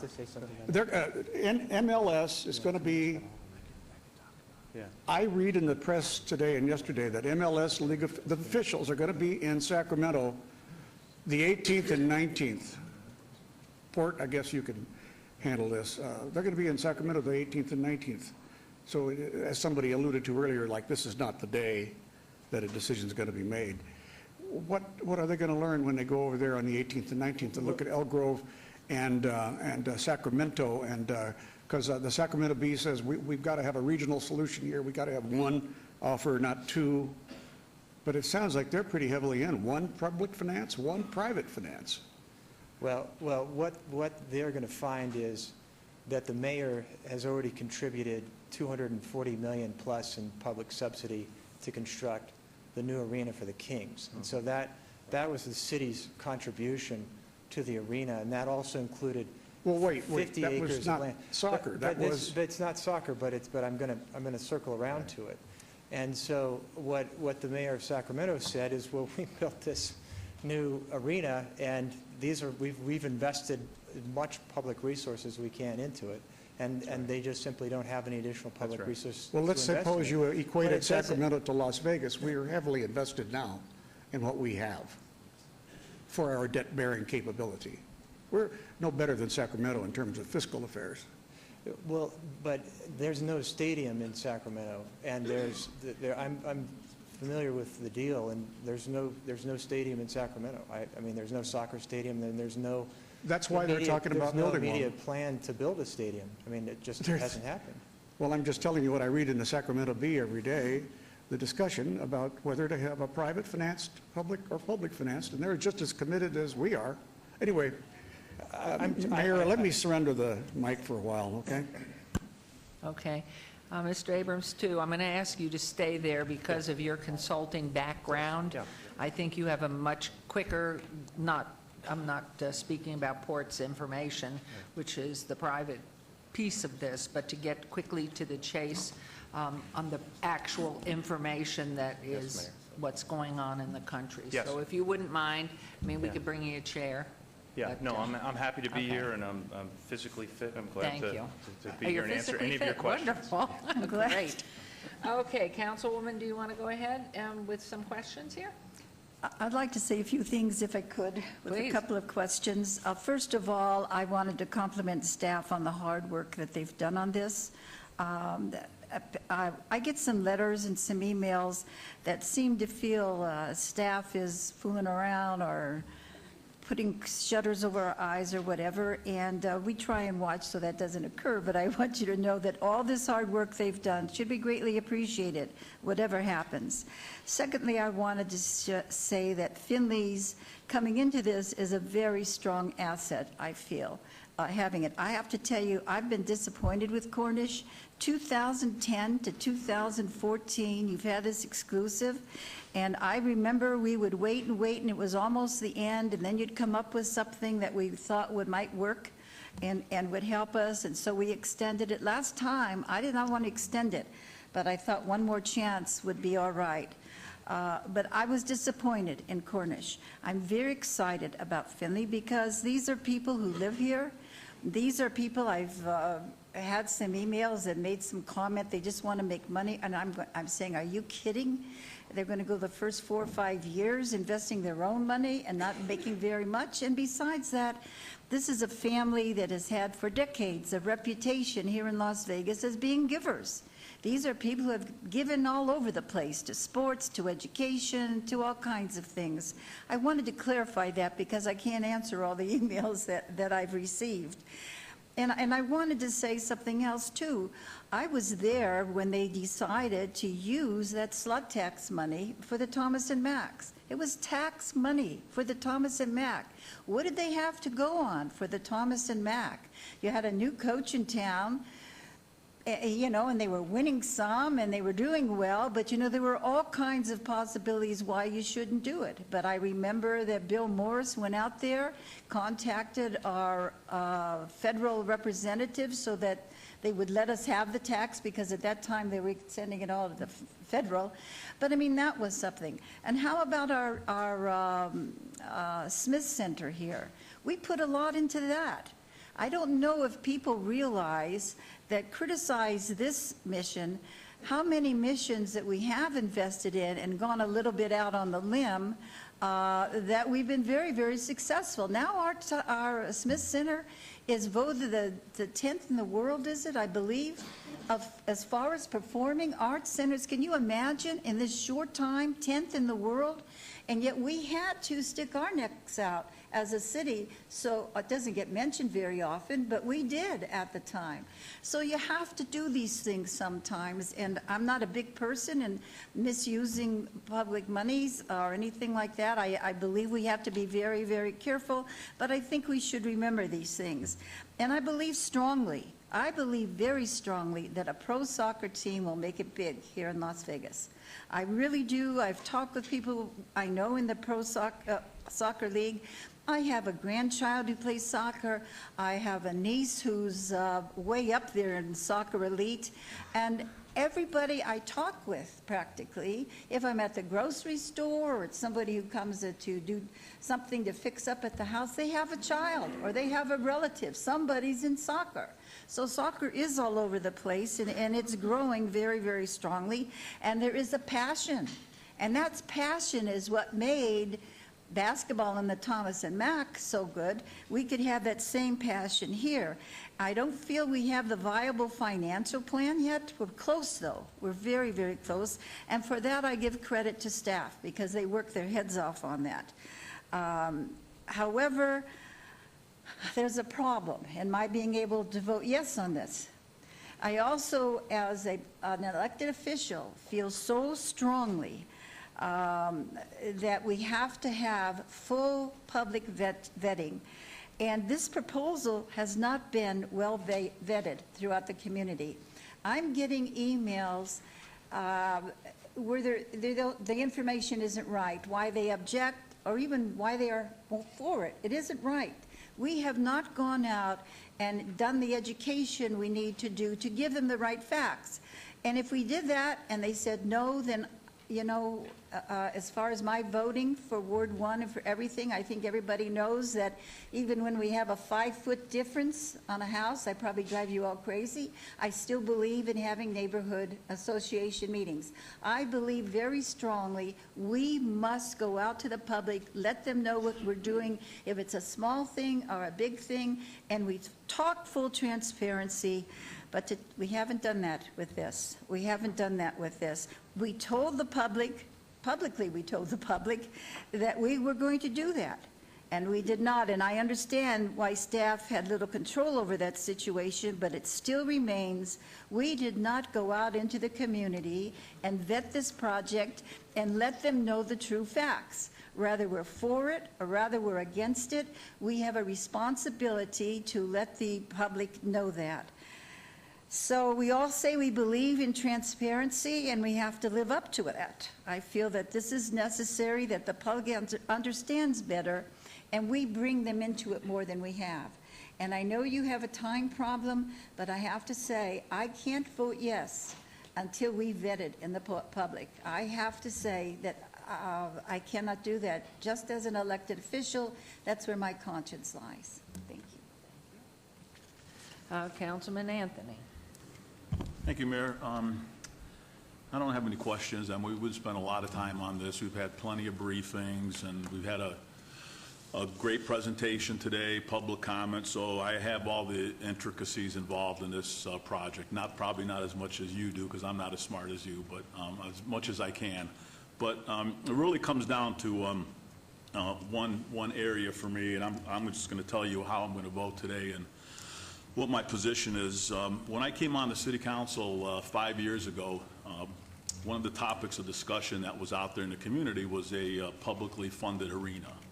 It was just talk. It was NBA and NHL and where is it going to be located. And I pretty much quickly took the position that I would not support a publicly funded arena. And a lot of that was based on talking to the folks in my ward, talking to stakeholders of the city of Las Vegas. I couldn't find anybody that wanted to publicly fund an arena. I mean, I couldn't find anyone. They all told me they didn't want their tax dollars being spent in any way, shape, or form on an arena. They didn't want to take the risk of owning an arena. They didn't want to take the risk of funding an arena. Sure, it could be successful, but the downside is that they could be on the hook for an arena, and they didn't want that to happen. So I went on the record and publicly stated I agreed with my constituents and I would not support a publicly funded arena, and I went around town, and if anybody asked me, I told them. If it came up at a city council meeting, I said I wouldn't publicly fund an arena. Cordish came along, and I voted to go ahead and allow them to come in and see what they would come up with, but I told Cordish I wouldn't support a publicly funded arena. So they're kind of doing their thing. Nothing's really happening, and because I'm not really having to vote on anything. So then the Finley family comes in and says they want to partner up with Cordish to take a look at an arena. And it's a great family here in town. And I said, okay, I'll give you a shot. I voted to allow them to partner up with Cordish and see what they came up with. And what they came up with was a publicly funded arena. I mean, that's what we have here today. And I know this is not a, I know this is not a, this is a non-binding agreement, but nothing's going to change between today and the final document. It's going to be a publicly funded arena. And, you know, Betsy and Bill and your staff, I mean, when we said go ahead and work with Cordish and Finley to come up with a final product, I mean, you guys worked your butts off. You did a yeoman's job. You negotiated whatever you could negotiate, which is a publicly funded arena. And this basically hit the street a week ago, and I received lots of emails, lots of phone calls. People wanted to meet with me, and the overwhelming response is we don't want to publicly fund an arena.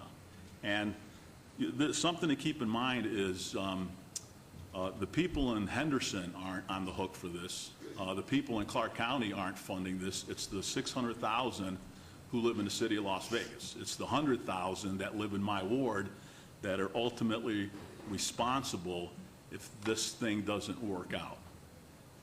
So that's who I represent, and those are the folks that are telling me 95%, 98%, we want you to vote no on this. We'd love to have an arena, we'd love to have soccer, NHL, but let a private company come in and build it, and we'll support it.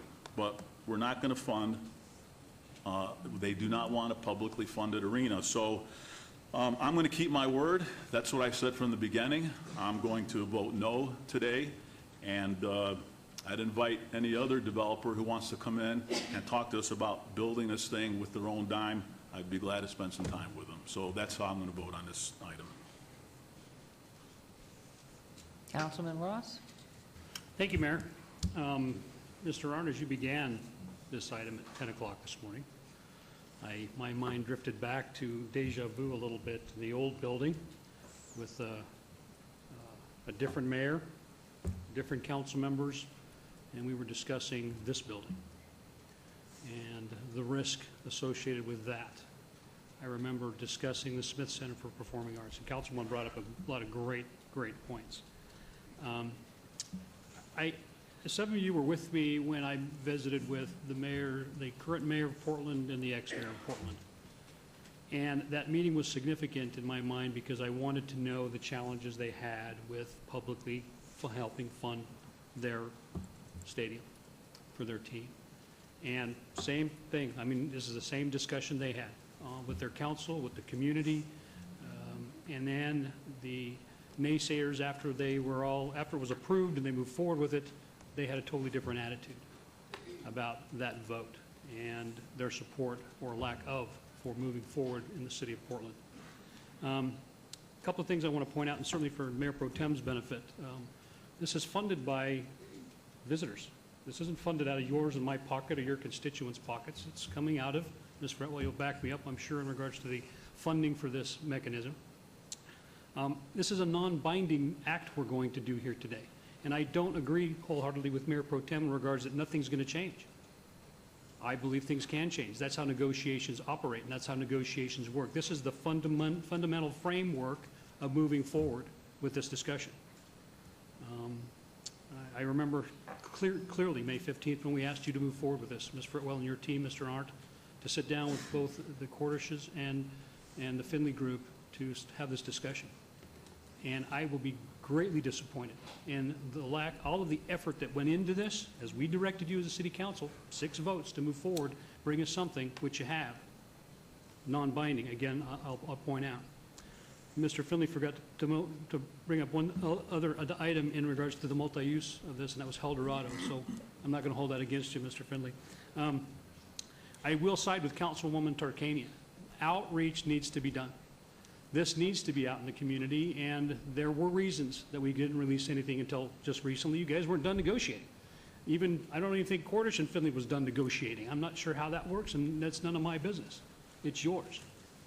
But now we've got a great product that we can take out to this community and vet this thing for 3 months. We can say no to this in December if we choose to. That's the message I want to send not only MLS, but to this community.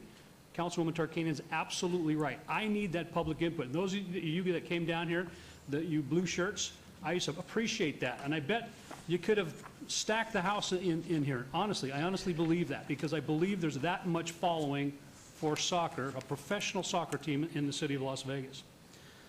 There's no harm in voting yes and moving this forward for 3 more months to get this vetted, so we can all understand it even more.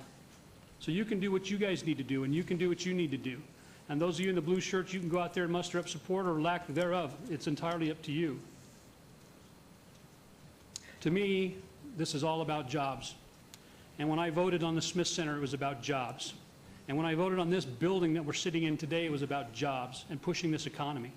Now we have another opportunity today to move this one step farther, to make this a reality in the heart of our city. This location is phenomenal.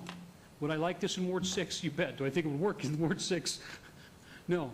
Got plenty of land out there, but I don't think that's not part of the business plan. This would be a catalyst, and all of you recognize this, a catalyst for new businesses, existing businesses, the future of our city, and that's everywhere, not just downtown Las Vegas, it's the entire Southern Nevada Valley. How that's going to be transformative. This is a huge, huge opportunity.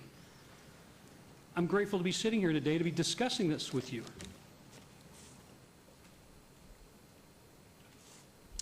There are still so many hurdles to go over. You guys know that, right? I mean, we're not even close to getting this done if this gets approved today. There's still too many hurdles. State taxation, the MLS has to make that decision. We got to vote on it again in December. But let's at least have that opportunity and have those community discussions to make this a reality. Is that what you guys want?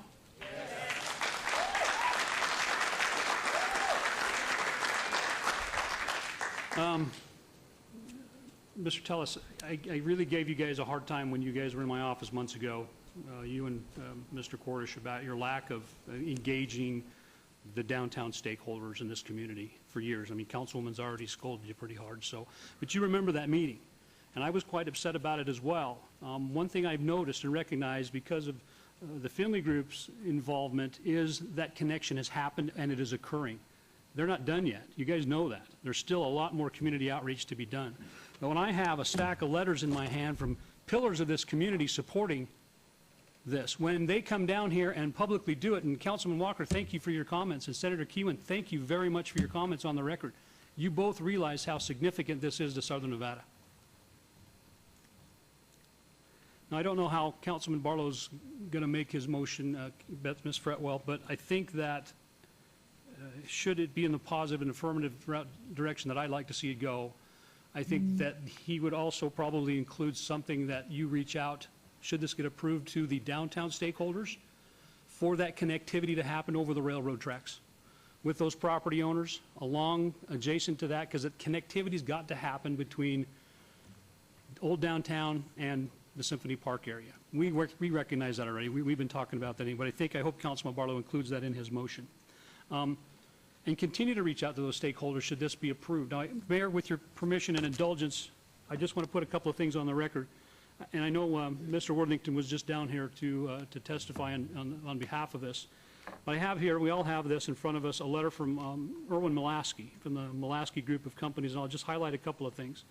It is with the highest degree of enthusiasm that the Mulaski Group writes to you in support of a proposed downtown stadium for Major League Soccer.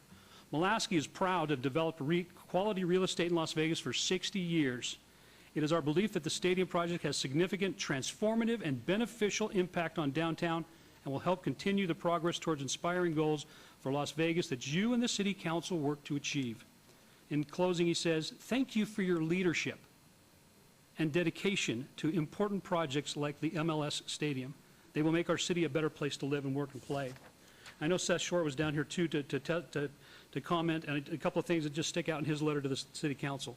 My enthusiasm for the soccer stadium is not only about the economy. As a native Las Vegan, I feel our city is long overdue for a professional sports team.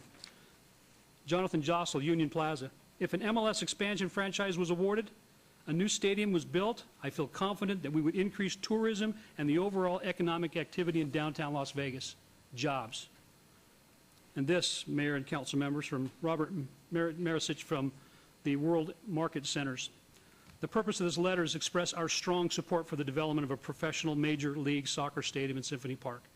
We believe the above represents a once-in-a-generation step change opportunity for downtown Las Vegas to further its revitalization. This venue should draw millions of visitors to downtown Las Vegas on an annual basis, generate significant new tax revenues, and serve as an employment center for thousands of people. Of great significance, as it has been demonstrated in dozens of comparable examples throughout the United States, professional sports venues serve as a powerful catalyst for additional development and would further the transformation of downtown Las Vegas into that continued world-class destination. Now, Mayor, with your indulgence and permission, I'd like to ask Mr. Howes to come up to the microphone. Sir?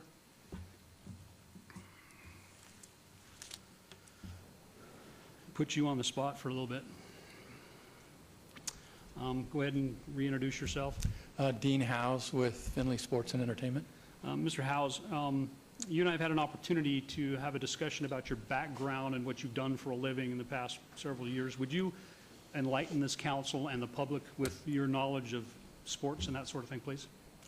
Yeah, since the 2000, I worked for a company called Sports Capital Partners that was involved in buying sports franchises, one of which was buying and building the stadium in Salt Lake City, Real Salt Lake, and building that stadium, bringing that team, and having the success that they've had.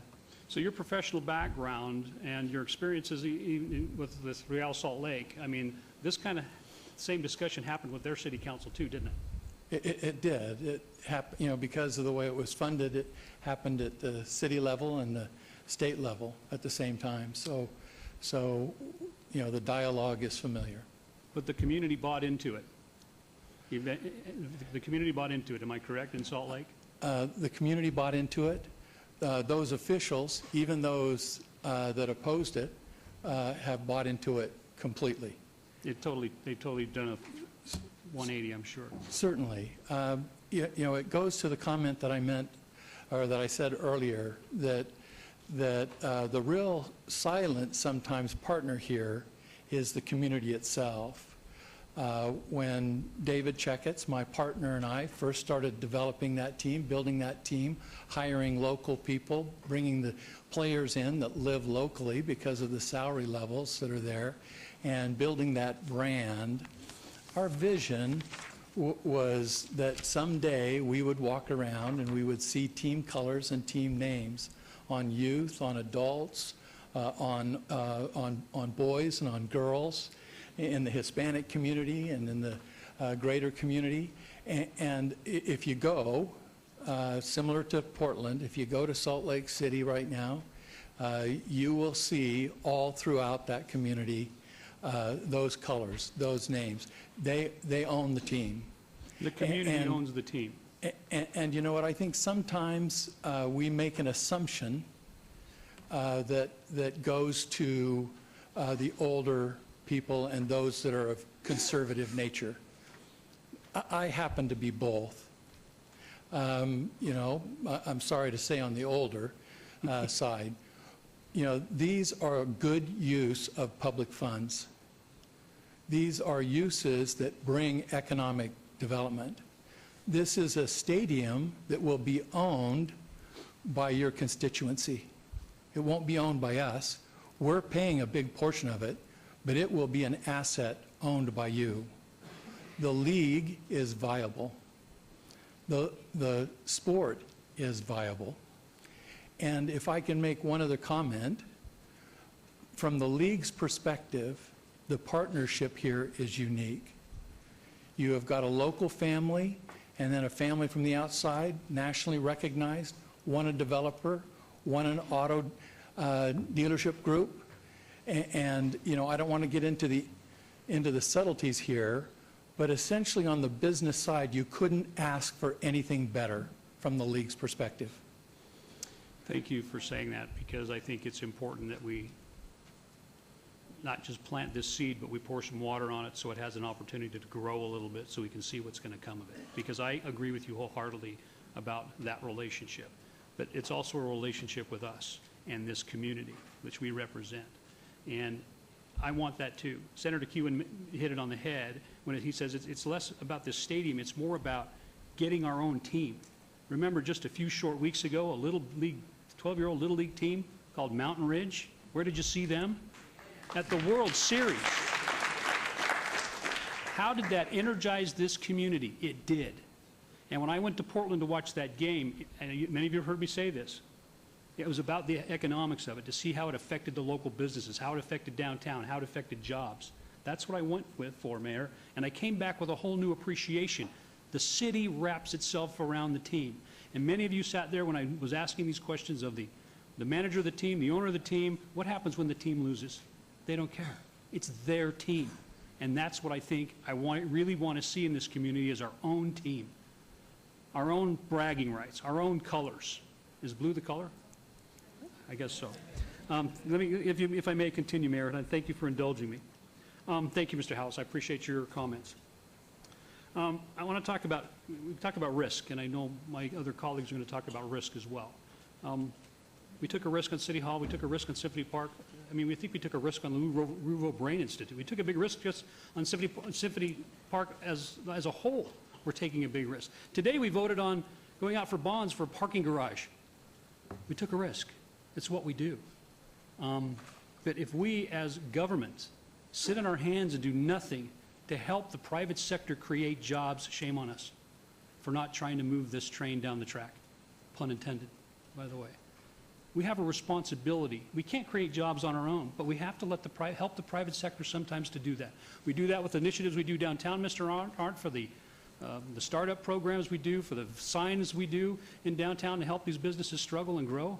That's significant to a small business. Can you think of what's going to happen to the businesses in downtown should this thing get built? It's going to be huge and impactful.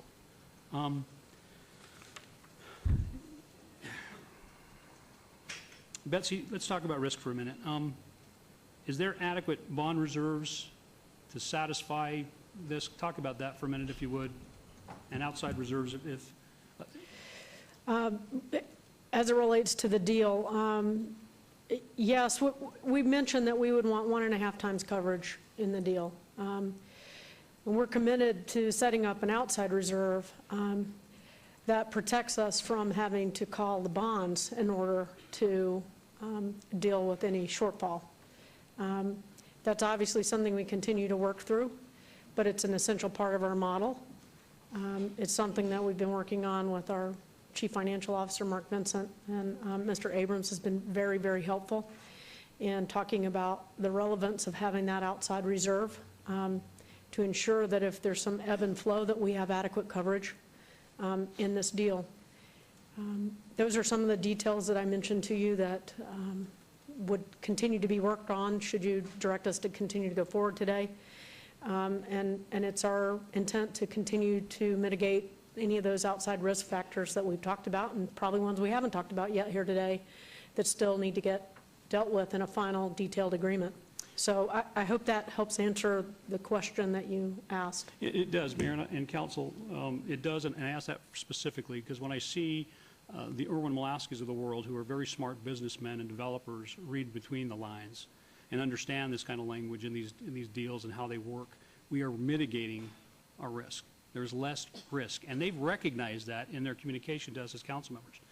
And I asked Mr. Howes those questions, and significantly, certainly for the Cordish Company and the Finley family, you've got a huge investment here as well. This isn't just, hey, we're giving you all this money, go play soccer. That's not what we're doing. And Mr. Abrams, maybe you can help me on or maybe Mr. Finley on their investment, not ours. I'm looking at $146.2 million. Yes, sir. I mean, that's not change you find in the couch. That's still a huge chunk of money that these folks are willing to put on the table to make this a reality. $146 million. I want that money. I want that money invested downtown. I want that money creating jobs. I want that money helping these other businesses. I want these hotel rooms in the city filled. So thank you for that. Let me run some numbers by you. If I remember correctly, $9.2 million in new tax revenues. That empty piece of land's not doing anything for us now. Nothing. There's not one person working on it. There's no tax generation off of it. 9.2 million, and I don't remember who presented that number. I think, was that you, Port? I think you presented that number. I think there's more annually. It will continue to grow. And as this becomes a catalyst for Symphony Park and other buildings start to go up, all those pieces of vacant land are going to start generating tax revenue and jobs as well. 1,100 construction jobs. I think that's more an accurate number. The first number I saw came out was like 500. 600. I feel more comfortable with 11, and I see Paul Schmidt from Whiting Turner shaking his head, yes, that's more an accurate number. And it's good to see you too, Mr. Schmidt, that you're part of this, because it gives me a great level of comfort. You built this building. Nice place. Nice job. 1,100 permanent jobs. And I bet there's more than just 1,100 permanent jobs, because at the ancillary jobs from your vendors and suppliers and cleaning company and turf repair company or whatever you guys are going to be doing out there, those are the other jobs out there. So I think that easily triples. I can't say no to this. Mayor, you and I and Councilman Walker, all of us sit on the LVCVA. And one of our #1 jobs is filling hotel rooms and putting heads in beds. That is our duty, that is our calling in that regard. When I saw this number, 249,000 room nights, I'll say that again, didn't anybody say, 249,000 room nights? That's amazing. That's just a prediction. That's probably a first-year prediction, because you know what's going to happen? Every team around the world is going to want to come here. And every fan from around the world is going to want to come here. And it is our duty, it is our responsibility to do everything we can to make that happen. Thank you, Mayor. Thank you. Councilman Beers. Thank you, Your Honor. I'm just hitting send here to our clerk and the other members. One of my constituents in Ward 2 is Guy Hobbs, who's been a veteran of local government service provision for more than 30 years in Southern Nevada. I asked him to take a look at the best information we had available, and you can all read his letter. It's in your inboxes, but I'm going to just read some of the couple of the conclusions. Perhaps the most concerning aspect of this proposal is the lack of a detailed pro forma showing all the assumptions bearing on the financial prospects of this proposal. While such a pro forma may exist, it has not been made available for review by those interested in or affected by this proposal. Since the city is placing itself in a position of risk with this transaction, it would be prudent for all involved to have a complete review of all assumptions by as many sets of eyes as possible. The skeletal pieces of information that we have, or that have been released to date, do not provide an appropriate foundation for analyzing the reasonableness of the proposal or the level of risk the city is assuming if it were to move forward. I started asking for a detailed pro forma when we first got this proposal a week ago. It wasn't until this weekend that I read the addendum in detail that we passed in May, which granted, I don't remember which number extension this was for Cordish. And that document, in fact, requires, this city council laid out requirements that a number of documents be delivered with the term sheet. They're a component of the term sheet. Without them, the term sheet is incomplete. So it's not even an option. And in my opinion, I think the problem is that one of the aspects of our developer's business model appears to be using the deadlines against their partner. And so we found ourselves as members of the city council being told a number of times over the last 4 months, well, no, we're not going anywhere. It looks like the deal's dead. Nobody's talking, until finally 3 weeks before we start getting some interest. And here we are on the, in fact, beyond, by some readings of the addendum, the deadline. And we still don't have the term sheet. We have this little proposal, but we don't have the term sheet as we defined it in that May extension. And I agree with Mr. Hobbs. I don't know how we can possibly analyze the proposal before us. We just don't have the details. I do want to emphasize that it would be quite cool for Las Vegas to get an MLS team.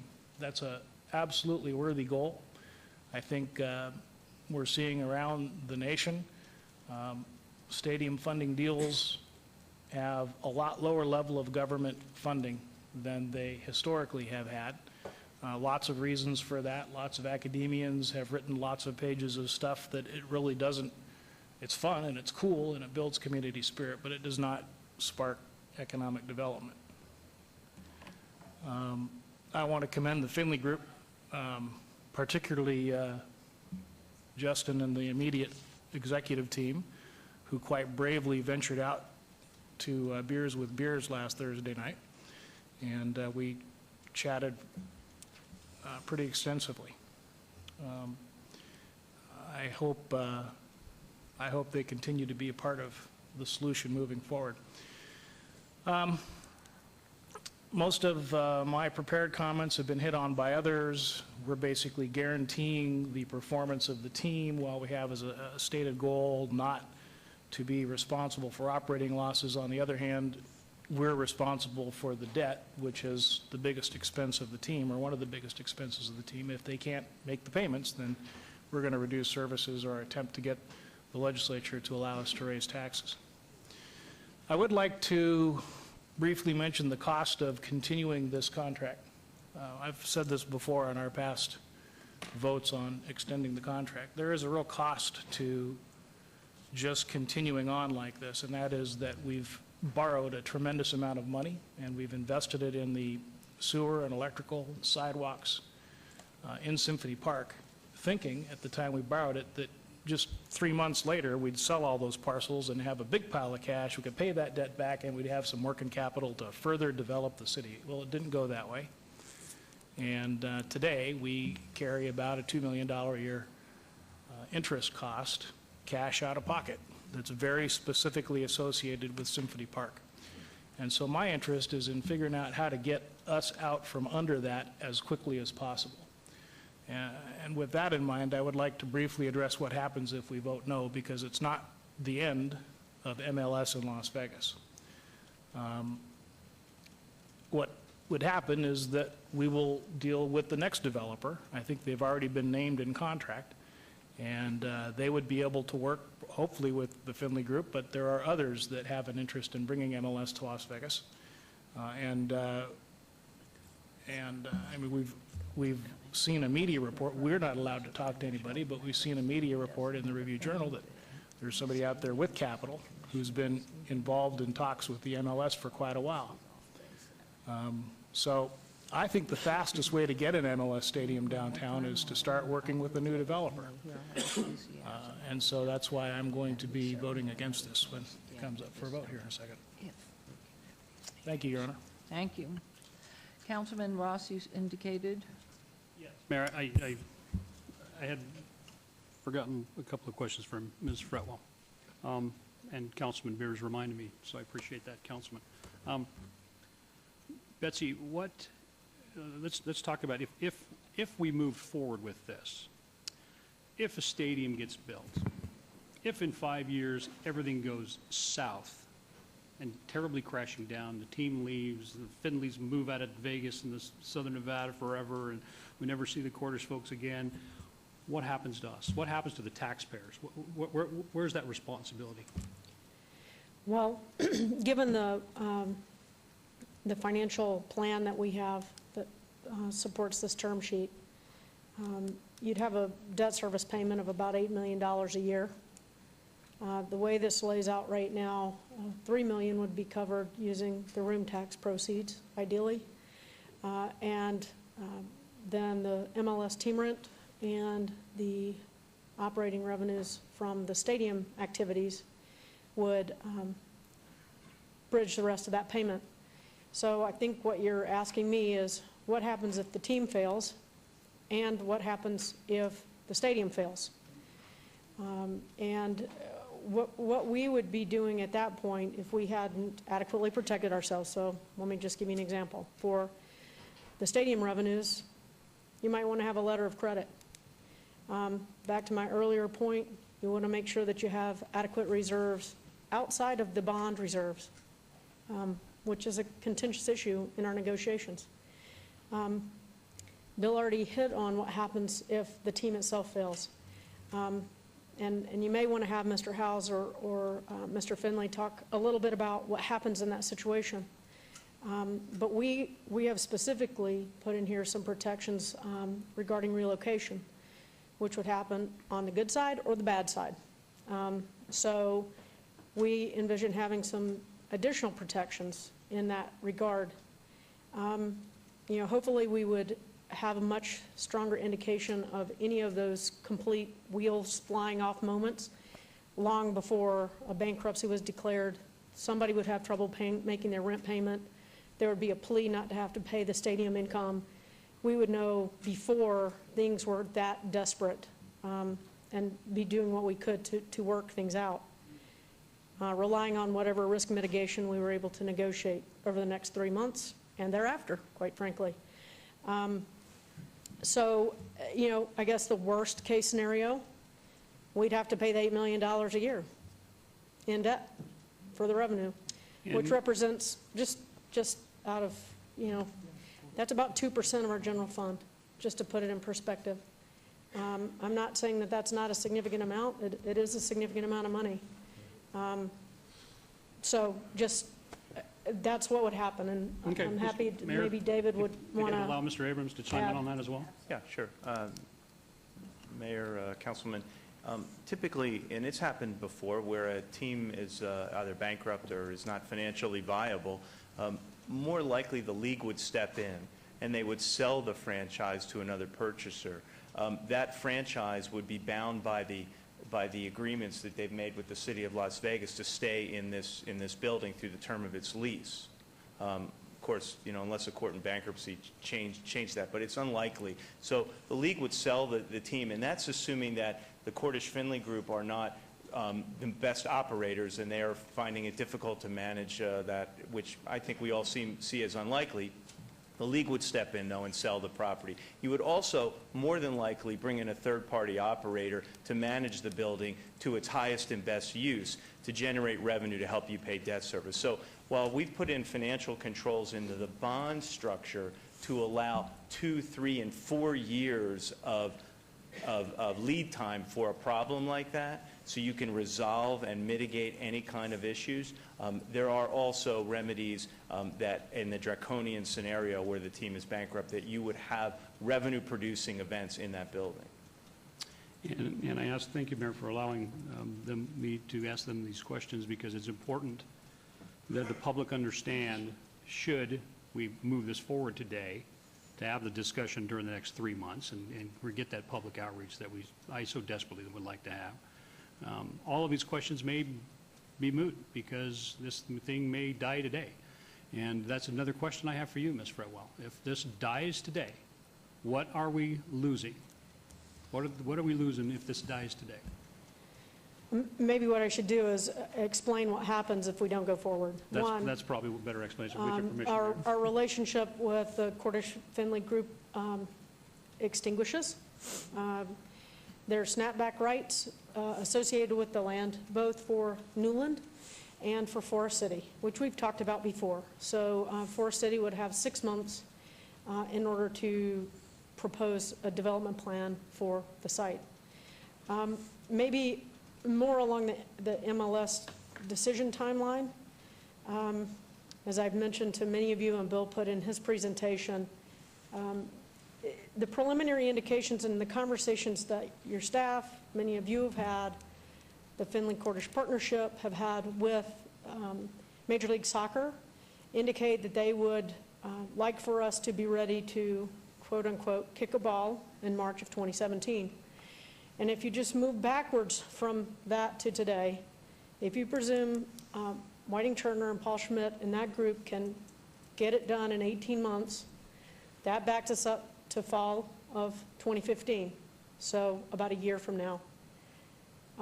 If you back up construction, design, and bond sales, that's going to take us somewhere between 6 and 9 months. That puts us in January of 2015.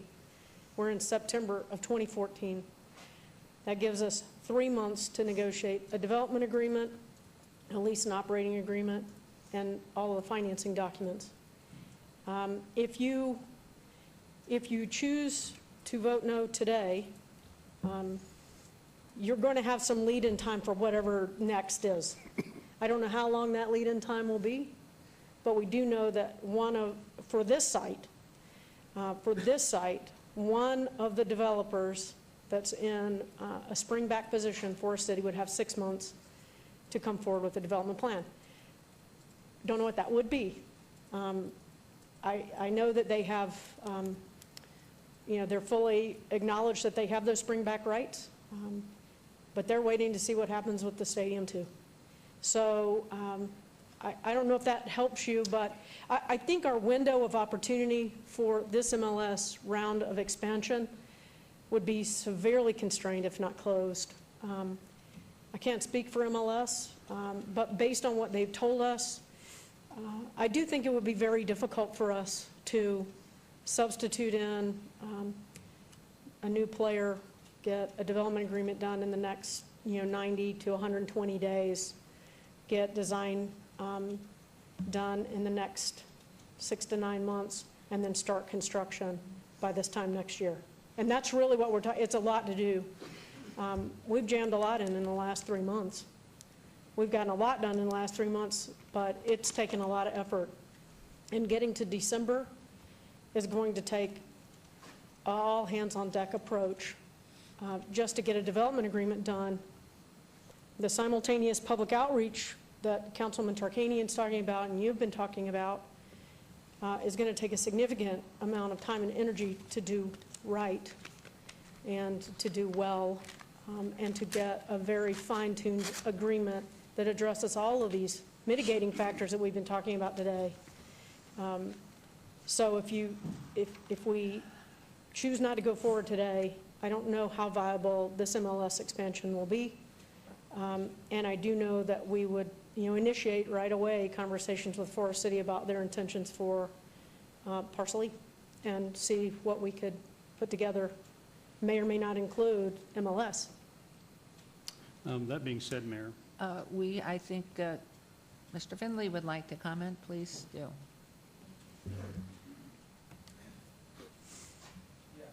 Button. Go. It's on now. Whoops. One word. Press it again. It was on the first time. I just want to make sure everyone's clear as far as Finley and Cordish.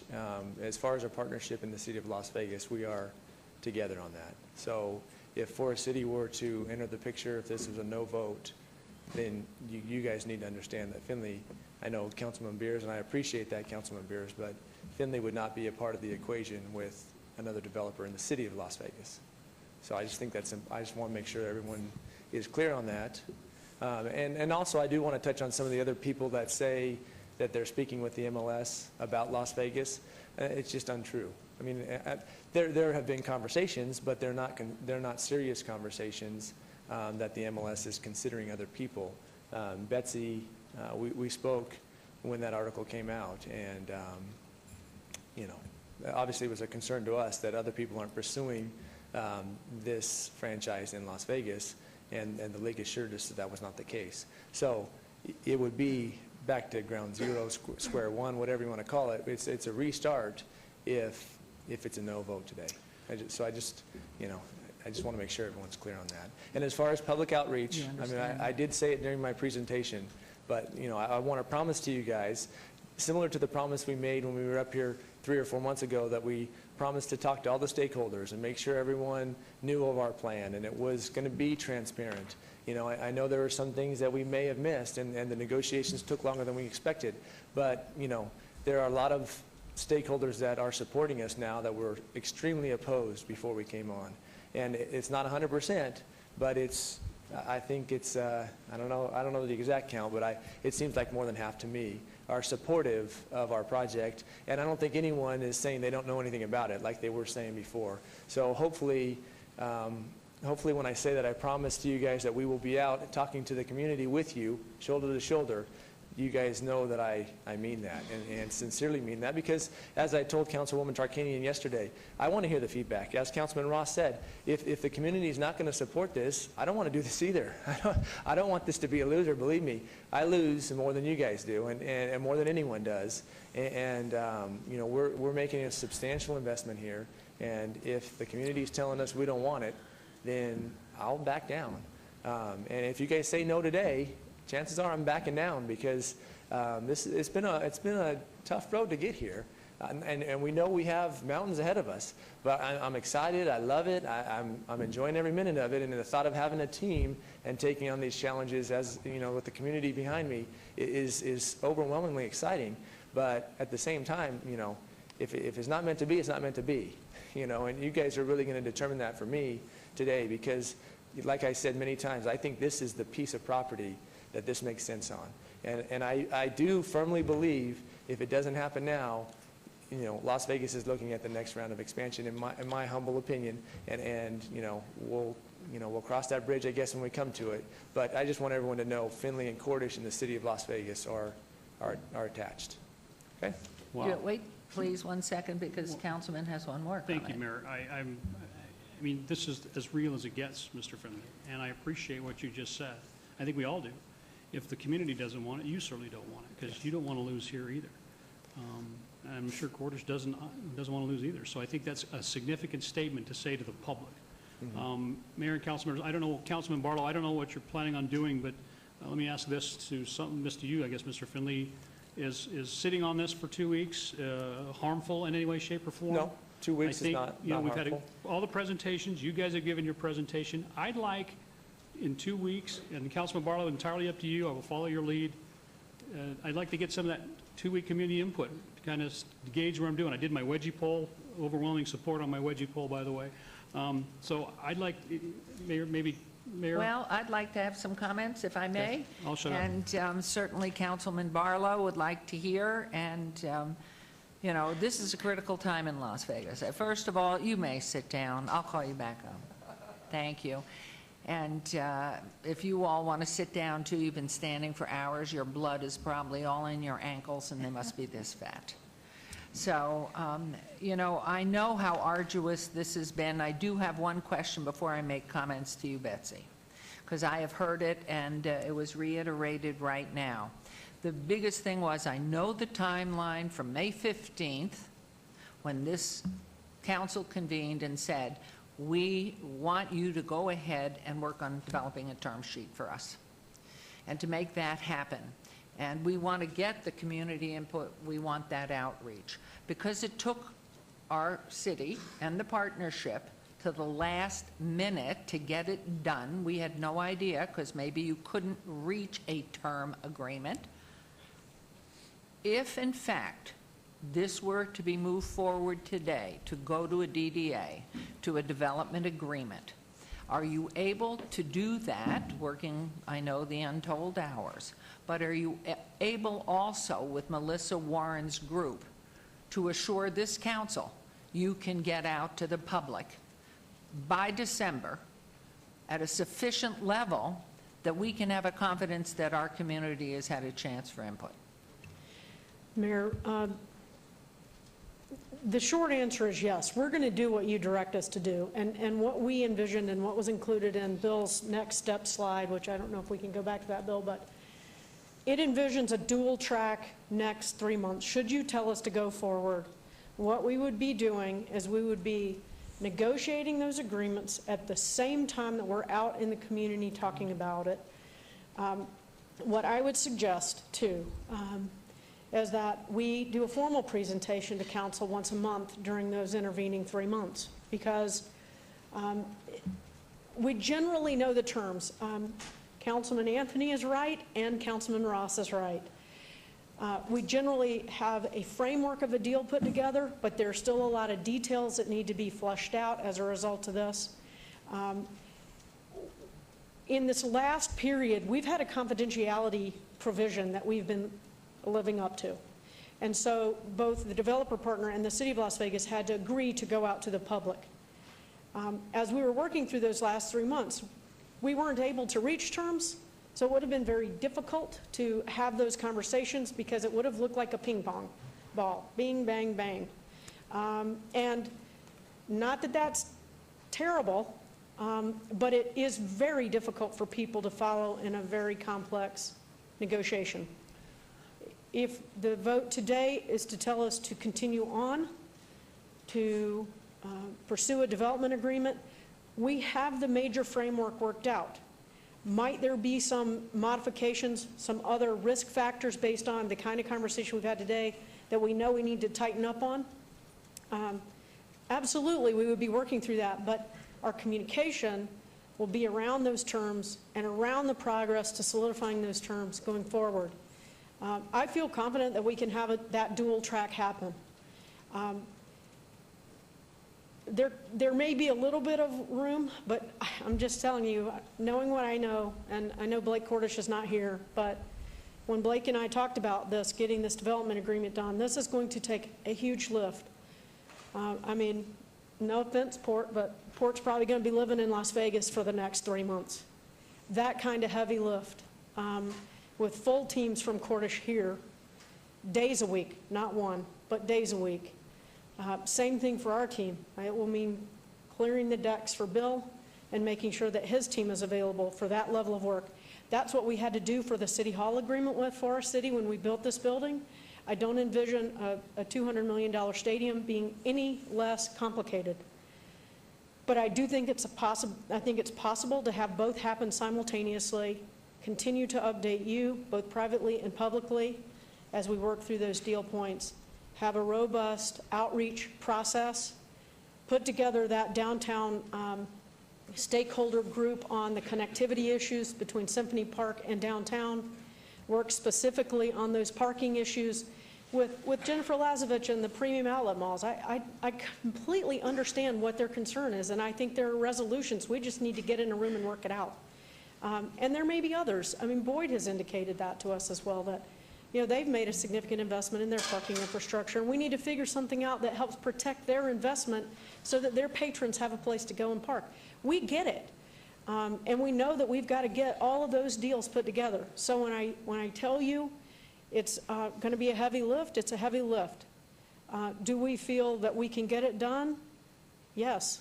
And we will work our fingers to the bone to get it done, if that's the direction of this council. That's what I wanted to hear, because to me, the stars are aligned here for Las Vegas. All of us who live here and call this home, if we weren't born here, and this happens to be with his child and children, fourth generation family, and word and integrity is beyond reproach.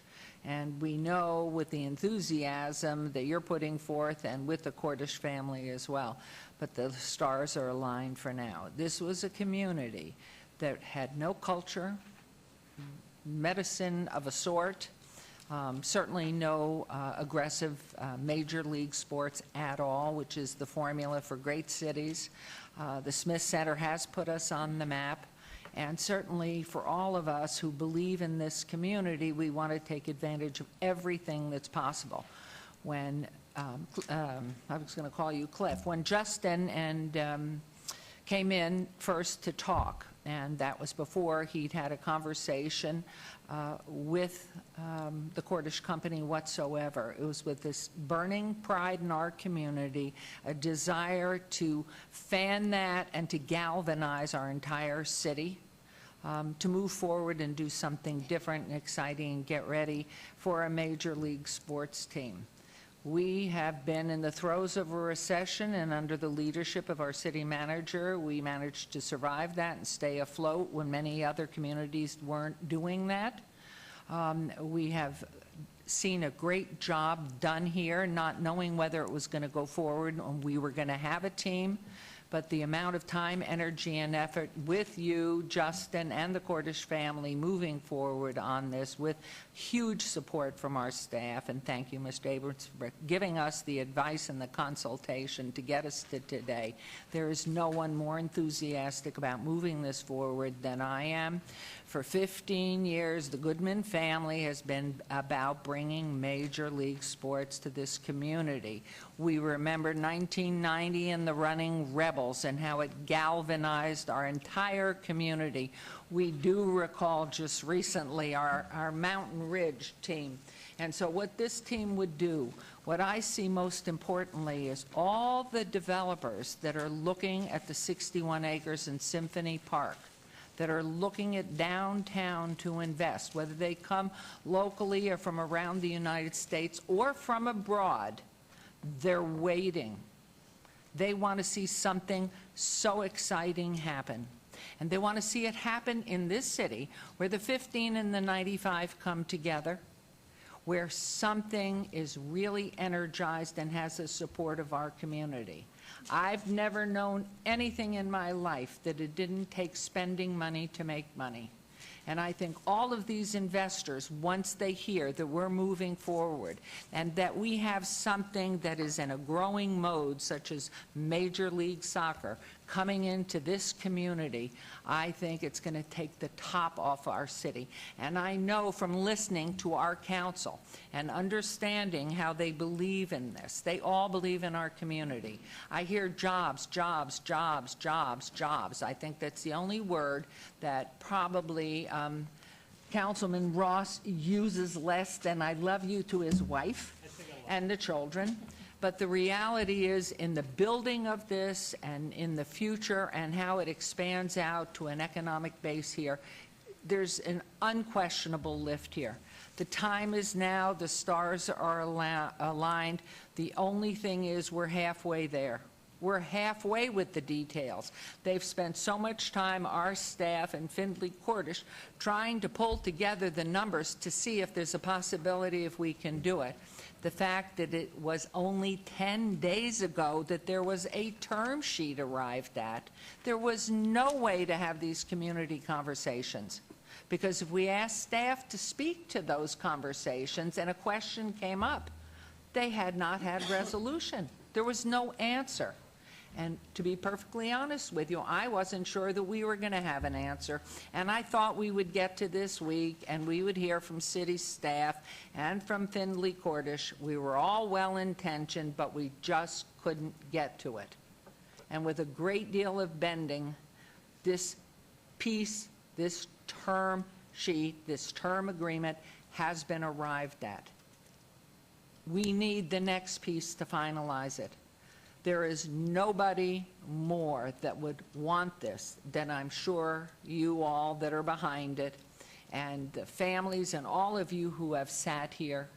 This is the biggest lift for all those people of a Latino, Spanish-speaking background. 33% of our population, how simply fabulous. How you pack stadiums to see soccer. But all of us, you're part of our community. We're all together in this. This is about jobs. It's about dignity. It's about building a city. It's bringing an orthopedist for those team. It's building the medical center. It will all spin off of this because there will be more investment. In 1964, my husband and I arrived here, less than 100,000 people. Nobody ever dreamt today would come. Never in a million years would you think that we would have a performing arts center that was recognized internationally. We are building a medical district. It too will be recognized. But this piece, this Major League Soccer franchise is the right step, and it's now, because we don't know if there's ever going to be another expansion beyond it. And for all of us who are alive today, we want to see it happen and happen in our lifetimes and see the enjoyment and the prosperity it brings to our entire community, providing jobs, providing school children a focus and a dream. Look at these two sitting down there, three, that have been sitting down there since 10 o'clock this morning. Soccer players, little soccer players who see the dream of the future. The Mayor's Cup internationally has grown. I cannot even begin to tell you the numbers that will come down to this stadium and maybe play its finals. Our fields and our parks are one of the best in this country already. And when our staff tells us on what they're taking from the room tax that's allocated to fields and parks, and they can continue to make it work. In Councilwoman Tarkanian's ward, the American, what is it called? The American, what's the field there on Buffalo? All-American? All-American. All-American has AstroTurf. We put that in. There have been major renovations to parks. Look at Lorenzi Park. Look at the Garside swimming pool. It doesn't mean that we're going to stop doing that. And you never can know the what-ifs. What if you slip in the shower today? What if you get in a car accident? What if the sky is falling? We need to prepare. We need to be responsible fiscally. But this is the time, if we're ever going to move and have a team, the pieces are there, we need to grab it, we need to run with it. The spill out for the economic benefit of this community is huge. You see what's happening out on the Strip? SLS, Westgate, Genting coming along, the High Roller, the Link, the new arena for MGM. This is our city. Who but us? Not somebody else. You can't expect anybody else to be doing this for us. It's us, it's our city, and we're responsible for it. We want people coming down onto Fremont Street to participate and go and stay in the hotels. We want them in the entertainment district. But where is that explosion? Las Vegas is a place of reinvention and energy, innovativeness. Tony Hsieh came into town. Why is it so exciting downtown in the east part, on the entertainment district? Why? Because it's always changing and it's new. We've been asleep down here. We've been trying to recover from a huge recession that nobody expected. And with your leadership, you've made that happen. But what an opportunity we have now. You will see all the development take place. Everybody's sitting, waiting. They've got their bags of gold. They just want to know, should we go out and go way south of Las Vegas? Or should we put it downtown and fill our downtown hotel rooms too? We're big people down here. We got a lot to offer. And we are building a medical district. They want to see something happen. And it starts with my shirt. So my hope is, and when I go out to the high schools to speak and talk about this great city of Las Vegas, where we all are involved, we all care, and we come and participate, and sometimes we have to sit for 4 hours, and I'm sorry. But I always take the school shirt, and I swing it around, and let's hope that today is a future, and that we can move forward and ask our city staff to go ahead and bring us back a DDA, at which time, not only do we need 4 votes to move it, we need 5 of our 7. So it's all in the process of what our city manager and team continue to do with our private investors to get out in this community and sell why this works, why this is great. So when you come back here, I'd like to see all 7 votes go for this. So I am ready for 2017, Betsy, and I hope that everything that you have said with your team can be delivered, that we can do a heavy infiltration into the communities to have these conversations and have it all done while none of you are sleeping trying to put together a DDA. And I know it is a huge, huge lift. You've already had a huge lift, but that gave you the practice to go forward. So now you know what that feels like at 2:30 in the morning. So at this point, since everybody's had a chance, now Councilman Barlow, are you alive and well wherever you are? I am, Chair, and thank you so very much to my colleagues on the council and to all of the residents and business owners who have chimed in and shared with me and council their position of the item before today. One thing that I've been doing is really doing a lot of reflection there in council as it relates to this item and a number of thoughts have come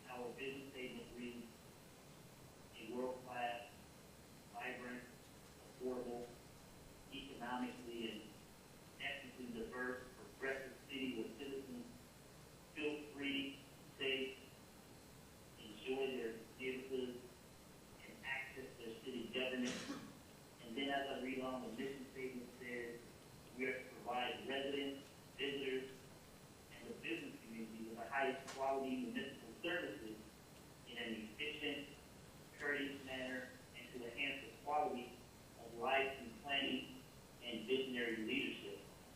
And that's what we're deliberating today on this very important pivotal item before the mayor and council today for the city of Las Vegas residents. And then I had to think even deeper when Mr. Cisneros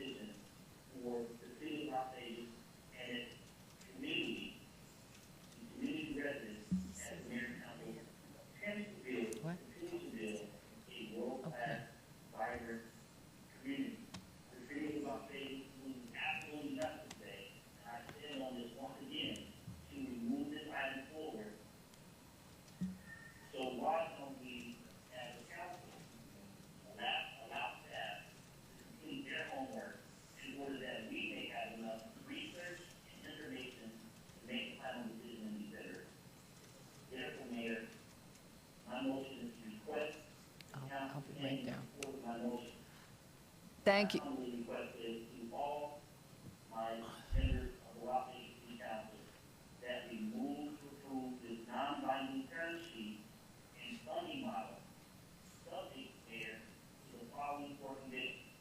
And this is going back to Councilman Rock's comments that he made. I made a lot of notes from all of our colleagues. I would like to include just four conditions for approval.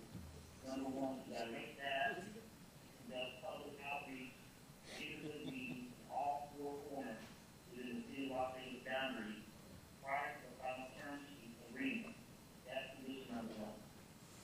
Condition number two, direct staff to establish a connectivity working group in order to address the egress concerns surrounding transportation within City Park, because I've heard that was a concern as well from those that have come before the council today as well.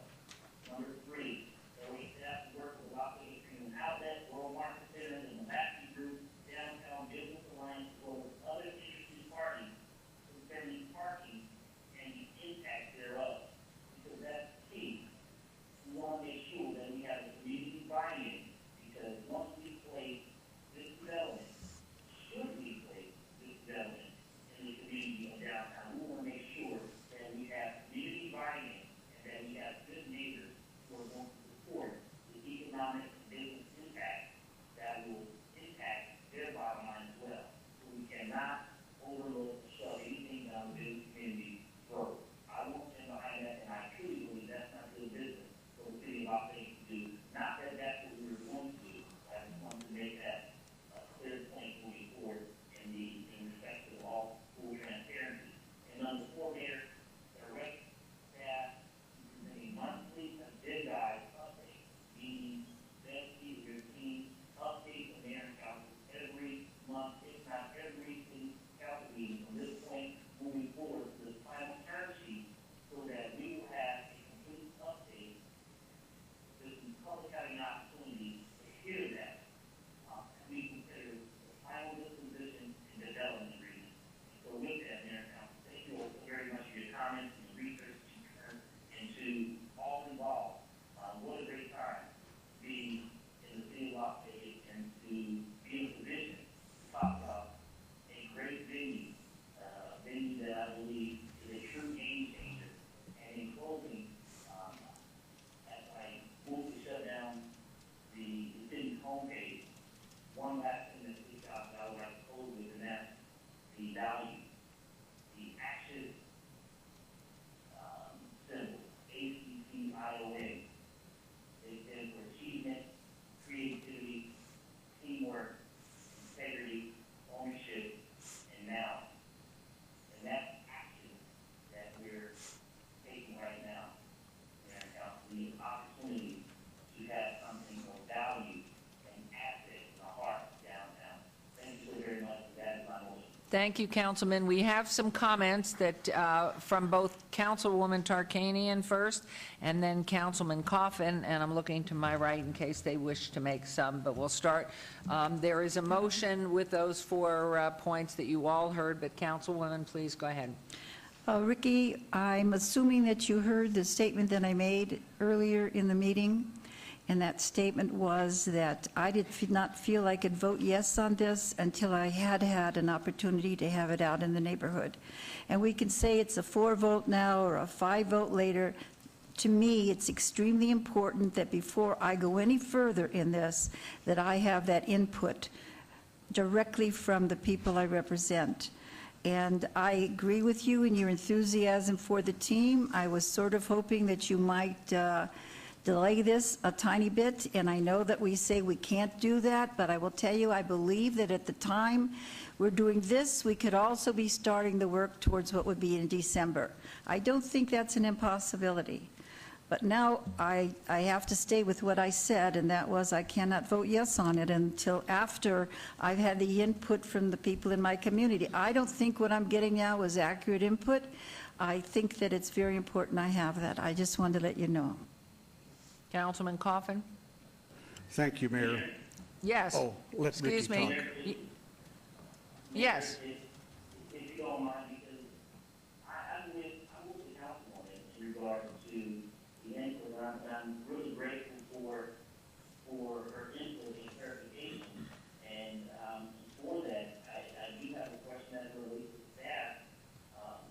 If in fact, this can be brought back, for example, to the next council meeting where the councilwoman will have an opportunity to speak with those individuals who, in her work at TV Hear From, and bring this back. I'm not sure how that's made or provide setback, but I would like to at least take that into consideration. I'm going to ask our counsel, Mr. Jerbick here, that if in fact then you withdraw your motion and move for an abeyance to allow this to happen, that's one alternative. But let's hear from counsel. If the motion were withdrawn and there were a motion to obey this for 2 weeks, we can legally do that. It will not affect the existing agreement. Did you hear that, Councilman Barlow?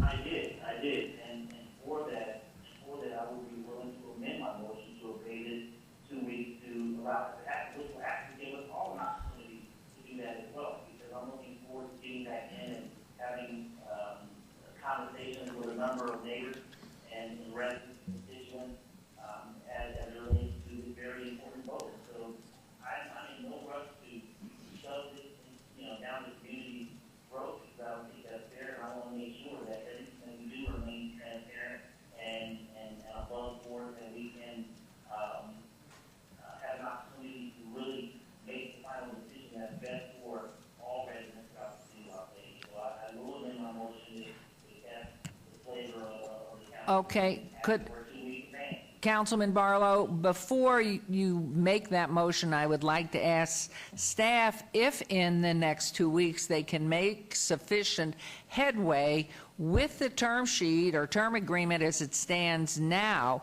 to have significance in that dialogue in a 2-week time frame. And then what does that do with the end result for December? So I think there's some answers here first for you, Councilman. If the motion is to, what I think I heard Councilman Tarkanian mention, is that staff would proceed to negotiate to continue to use this time while we're doing public outreach, and then bring this item back at a little bit later date. My suggestion is, one, Councilwoman, you're not going to be here on the 17th, so we've been pushing everything to the 1st. If the direction is to continue to work with the developer partner over the course until October 1, when we could bring this item back, that would give us more time to actually schedule community meetings where people could make it, one. Two, we don't lose time in our negotiating efforts, because you will be basically saying, yeah, go ahead and please negotiate further, so we don't lose those 4 weeks while we're getting the public feedback. Then we don't lose time in that sense, and it affords us a little more time to give the community a little more adequate notice for town halls.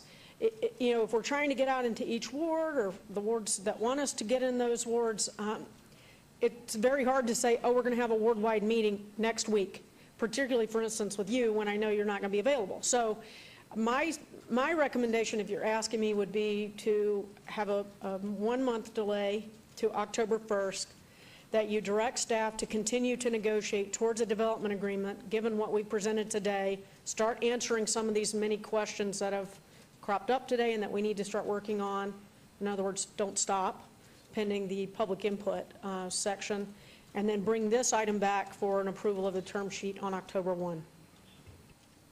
Thank you. Councilwoman, now are you going to be in, I will in 1 second, Councilman Coffin.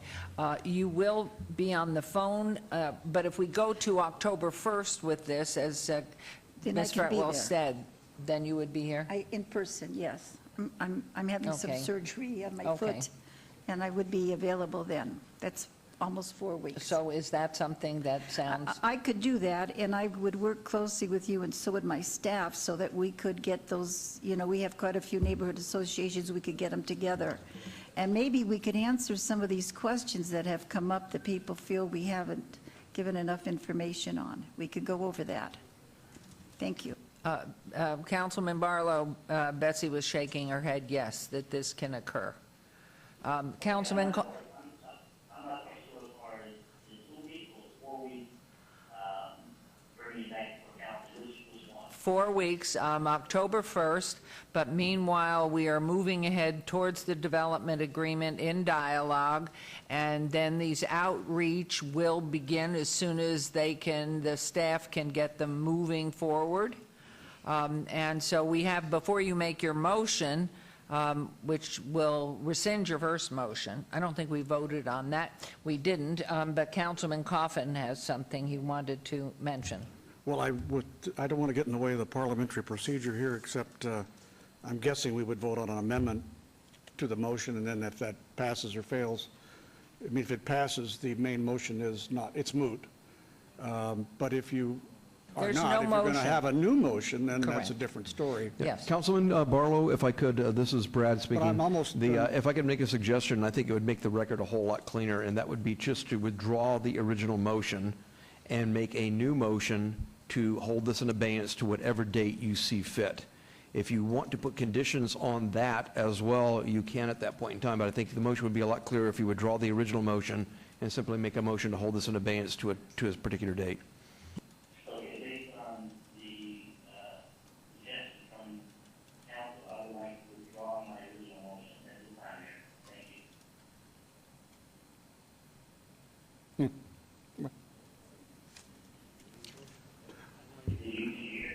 Now we need a new motion, Now you need a Councilman. motion.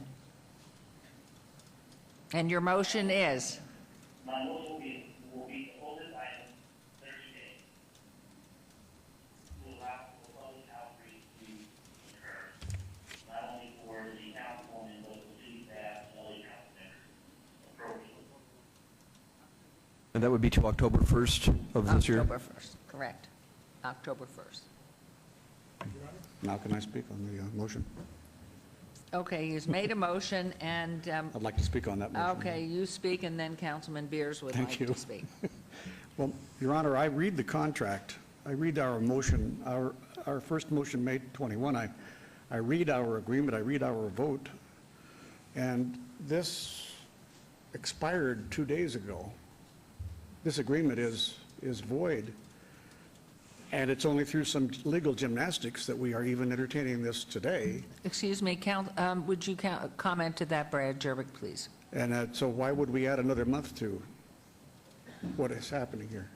It's a holiday. If I could, I anticipate this question would probably come up. There are 3 sections in subsection B on page 3 of the addendum to the exclusive negotiating agreement that govern what you can and can't do today. The only thing that is abundantly clear in subsection B1, B4, and the second part of B4 is that if you vote no today, it is definitely over.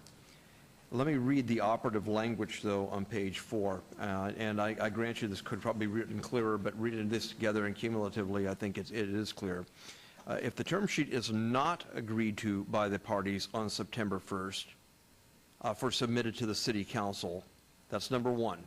If it's not agreed to, it dies.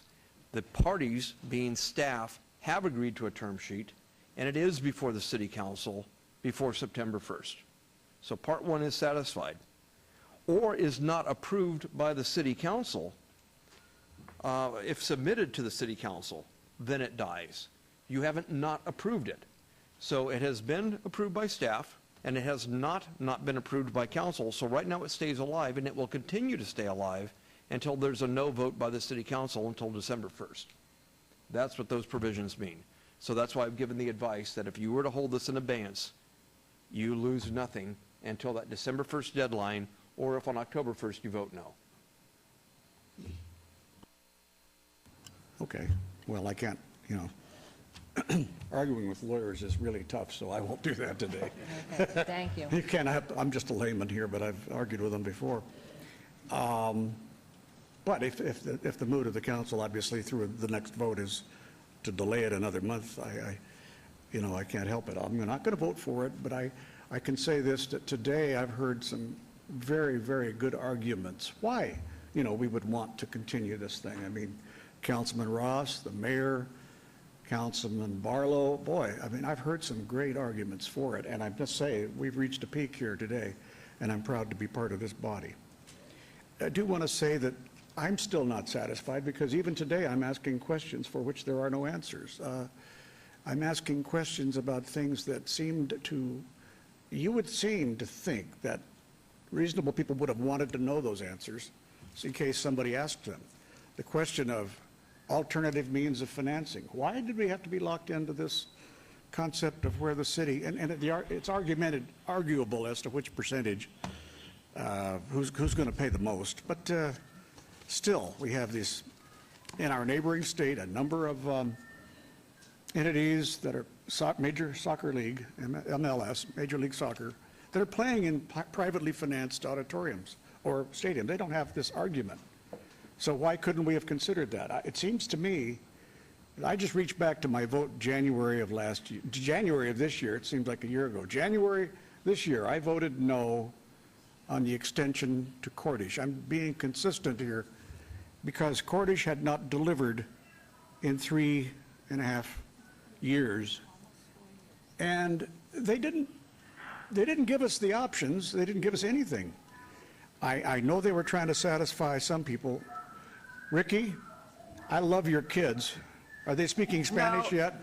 It's just, there may be another line interfering with it, so if you can I want to conclude just your make sure. remarks. I'm not sure he's hearing. I can't tell either, but anyway, in any event. Oh, God, thank you. Okay, I was worried about you. I wanted to just say that there is a problem here in my mind, and that is that Cordish didn't deliver in the contractual time, but I lost a vote in January last year. That was to give them 6 more months. And it was a close vote. So a few months after that, along came the team on the white horse, and that's Findlay. And they saved their bacon because really, Findlay is local, they're homegrown, they invest here. They've made a lot of money, and you know what? They reinvest it right here in Las Vegas, right here in this valley. They've spent millions rebuilding our town. You can't go anywhere and you don't see a Findlay sponsorship on something. So they had credibility. They really pulled Cordish's ashes out of the fire. And quite frankly, I kind of worried even then if they came in, would they be in charge of this, or would we still have the, things as before? And they assured me that they felt they needed Cordish as a partner, and they have been loyal to Cordish from day one. They have never, ever wavered from their loyalty to their partner. Correct. In private and public. And that is a sign of true sportsmanship and true honor. And one can very rarely find that today. Thank you. And I think that's very important to speak for them. And it's maybe, I don't think it's a competence problem with Cordish. I mean, maybe they just were stuck in second gear and couldn't quite figure out how to get out of the way. So I'm going to make this statement that basically it is, my opinion hasn't changed, that despite the fact that we have a new group, we keep moving the dates and we keep saying, well, we'll get more information if we keep moving these dates. But we really haven't. I mean, we just got the most recent information, a week ago? And no public hearings. Thank you. So Well, I got a that's what we're hunch, addressing. Your Honor, That's I what think I'm almost done, Your Honor. And that is that toward the end of September, we'll have another deal, and we won't have time to have a public hearing, so we will be confronted with the same issue October 1st in our council meeting, not having had a real public meeting or a hearing like we're having today, the first and only public hearing that's been held on this issue to date. So I'm going to vote no, Your Honor, but those are the reasons why, because it's a controversial issue. I think you need to always put your reasons for voting on the record. Thank you, Ms. Fretwell. Mayor, if you don't mind, I would like to ask Mr. Abrams to address the issue of the California League. I think we're having a failure to communicate here about privately funded stadiums, and I think it's important to have a clear record going forward. So I know that you're probably ready to entertain the motion and the vote, but I think it's important to get the record abundantly clear about what's happened in other locales, and Mr. Abrams is able to answer that. Mayor, Councilman, and so we'll supply further information to that end to you. I think it's important to get that to you. Sacramento doesn't have a stadium as of yet for MLS, so while they are considering a privately financed one, it hasn't happened yet, as Mr. Tellis has indicated as well. And so the consultants, I know Mr. Stone is talking with the manager, has done a fairly thorough vetting of all of the most recent ones. All of the recent stadiums, save one, have had public investment involved in them. And I would tell you that there's a model, but there is no single model. Every city is unique. This city is unique. This city has challenges like every other city, but it's unique. It's got perhaps the ability, perhaps not the ability to pay, but it's important from the standpoint of information for you to know what's been done elsewhere. We'll provide that comparison for you with Mr. Stone and give you that information. But I would add, just parenthetically, the league is interested. They vote just like you do. The league ownership and MLS commissioner will vote to award a franchise based on a number of things, and public investment is certainly one of those factors. It's not the only factor, but should the city say, yes, we embrace MLS, we embrace the legacy, and we embrace it, we want to guarantee franchise stability. For them, having some public investment indicates franchise stability, it indicates community ownership, it indicates all the things that you'd want as a partnership. So that's the reason you see that. More than anything is it shows to the league that we're invested as well. That's all. Well, I appreciate that answer, Your Honor. If I just want to just say one thing, since that was directed at me, I think it's very important for you to understand that I appreciate the work you've done for the city of Las Vegas, and if you feel your work is incomplete, and if this motion passes, then naturally we would want more information from you. I only know what I read outside. I mean, I'm literally telling you, you haven't given me anything on this subject, but I do know that I can trust somewhat what I read, and it just seems like we didn't exert all the effort there could have been to finding out about these other ones. I love soccer, and I'm going to just wind up here in a second, Mayor, because my family's fully invested in soccer. My 43-year-old son was a keeper here in Las Vegas in competition soccer and for Bishop Gorman High School, and I loved going to see the games, and I really became married to soccer at that age, going to practices too. And then my 20-year-old daughter, when she was 5 or 4, I started playing soccer, and I used to love watching that fur ball move back and forth down the field. You couldn't make sense of it, but it was there, and eventually somebody got a ball in the goal. And so I went into practices, and I went to the games, and I am totally in love with soccer. This is not a racial issue. A lot of direction has been made that somehow or another you have to support this if you're Latino. You know, Latinos are business people too, and they either know a good deal or a bad deal when they see it. So they maybe love soccer, but maybe they don't pay too much for it too. So I can assure you that I understand the makeup of my ward as much as anybody in this council. And they don't expect me to follow all their wishes. They expect me to lead and be thinking about the options to get to what they want. And at this point, I don't see it as the best deal for my constituents. Thank you. Councilman Beers, you wanted to make comment? Councilman Beers? Thank you, Your Honor. I share a similar family background with Councilman Coffin and am a fan of the game. But I will be voting against, with all due respect, Councilman Barlow's motion to obey, and here's why. We have already vaguely alluded to the fellow who landed on the front page of the Review-Journal, who claimed that he had the financing set up and the relationship with MLS, that he'd been talking with MLS for a long time about a franchise, and he may be ready to go. We can't talk to him because of this agreement. But I remember here at City Hall when the word came, oh, no, he's never been talking to MLS about a Las Vegas franchise. Well, then 3 days later we find out, no, he's been talking to them about a Los Angeles franchise for longer than we've been talking to MLS about a Las Vegas franchise. So I think that my vague impression, based on nothing but that single media report, is that he's a player. And I believe that the remaining chance we have to put an MLS team in this city lies with another developer. And if we obey this and kick it down the road another 30 days, we are gonna miss the window for making this happen. And that begs the question. There was a motion, and the best thing is this 30 days lose our opportunity with a franchise? The delay, that's a very critical question. A 30-day abeyance here, with the process moving forward, as Betsy Fretwell has mentioned. Dean? I think the critical component to this, because I had this conversation this morning, but the critical component to this is that we continue to move the development agreement forward at the same time, right? Because we're trying to stay on an overall schedule. I think Councilwoman Tarkanian brought that up. We need to do that. So it's kind of both sides heavy lifting. And while I've got the microphone,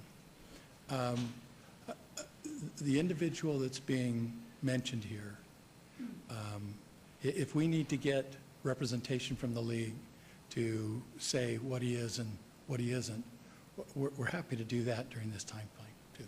Thank you very much.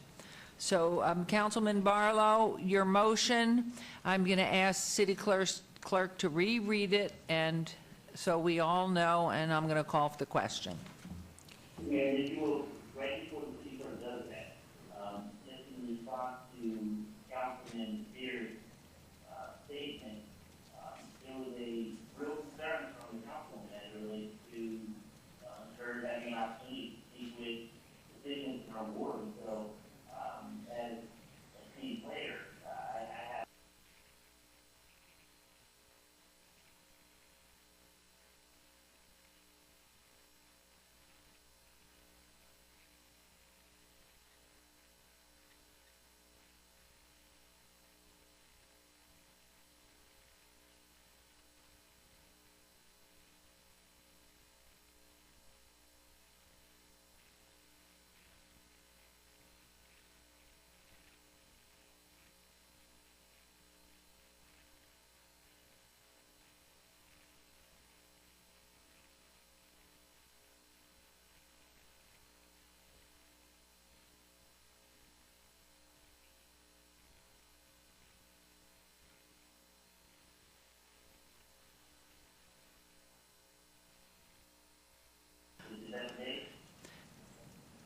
Pardon?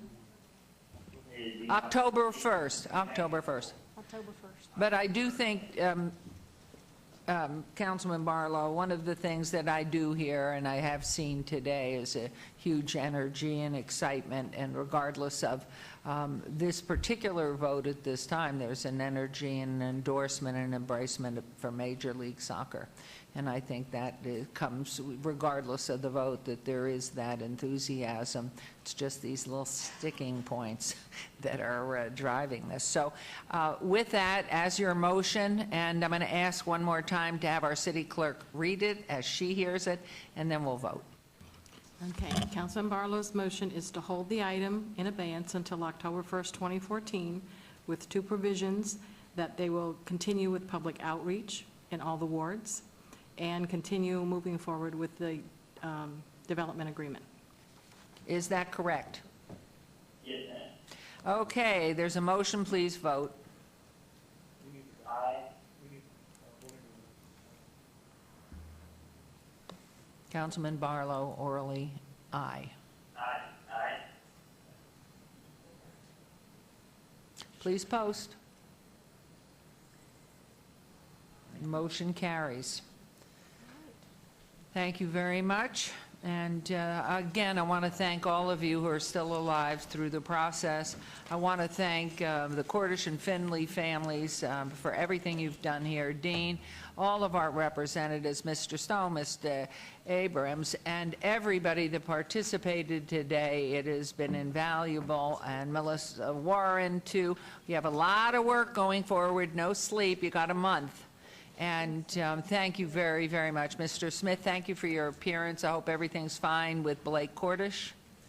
And for everyone that's been here and helping to work through this. It's been a long time, but we will now move on to agenda item number 41. But I do want to ask Councilman Ross, you had a family that was here about moving something forward, and I can't remember which agenda items. Do we want to do that or no? No, Mayor. What did we That's correct. do? There was a representative of these items. He had a family He had a date with his daughter playing Okay, so tennis. what You items? discussed it with Yeah, but I've discussed these items with him, and I think, and Mayor Pro Tem and Councilman Tarkanian, I believe we can just go move forward when the time comes. Okay, Are these your fine. items? So Oh. we'll start with one? Oh, you're replacing Matt? Okay, then are you, Oh, can you so wait to then, hear do you these? want to pull them forward then? Not necessarily. You don't have to rush off to a tennis game, do you? Okay. Fine, He's so a we'll kid, go he can on hang to out. agenda 4 to Okay. 1? Have a seat. Okay. Thank you, Mr. Arndt. Very clear job, excellent. Okay, we will move on to agenda item 41, which I can't find without spilling here. Okay, discussion for possible action regarding the repayment of the Community Development Block Grant CDBG funds originally invested by the City of Las Vegas to construct an addition to a daycare facility located 1050 D Street, APM 13927-211-059, $126,500, Industrial Development Revenue Fund. This is in Ward 5 with Councilman Barlow. Thank you, Mayor, members of council. For the record, Bill Arndt, Economic and Urban Development. This item is to unencumber the Variety Early Learning Center north of the historic West Side School and repay the block grant. The funds we're using, Industrial Development Revenue Fund, those are actually accounted for in a general fund, but they originated from money from land sales from our business parks through the city. This allows us to move forward the West Side School project. The money that we're repaying for the CDBG, Community Development Block Grant, actually stays in the community. So it will stay in the community and be reinvested in the community. The item is in order, and with that, staff recommends approval. Thank you very much. In the absence, Councilman Barlow, are you gone? Not hearing Councilman Barlow, I'm going to ask Councilwoman Tarkanian to respond on his behalf. I'll move to approve. Thank you very much. As a motion, please vote, and then please post. Thank you. And now we'll move on to agenda item 42. Is Mark French still here? Did he last? Because I have a card from Mark French. Okay, agenda item 42 is bill number 2014-39. Note this item will be heard for adoption I was just going to say it's been obeyed to the 10-1, to October 1st. And therefore, agenda item number 43, recommending committee bill eligible for adoption at this meeting, bill number 2014-47. Mayor Pro Tem, would you like the bill read? Your Honor, I'm sorry, as Councilman Beers, could you mark me as in favor of that last motion? Okay, would you please Thank you. do that? Thank you very much. Mayor Pro Tem, would you like the bill read? Yes, Mayor. Thank you, Councilman. Thank you, Your Honor. Bill number 2014-47, ordinance to amend the Unified Development Code to remove from the conditional use regulations the use animal keeping and husbandry to the restriction that horses may not be kept on south of Cheyenne Avenue and to provide for other related matters. Move for approval. Thank you. There's a motion. Please vote and please post. Horses, huh? Agenda item 44, bill number 2014-49. Pardon? I did vote. So posted and passed. Thank you. Okay, 44, Mayor Pro Tem, would you like the bill read? Yes, Mayor. Please. Thank you, Councilman. Bill number 2014-49, ordinance to extend the boundaries of the city, particularly described line B annex, to make it established subject to the law's obligations and benefits of the city and provide for other related matters. Move for approval. Thank you. There's a motion. Please vote and please post.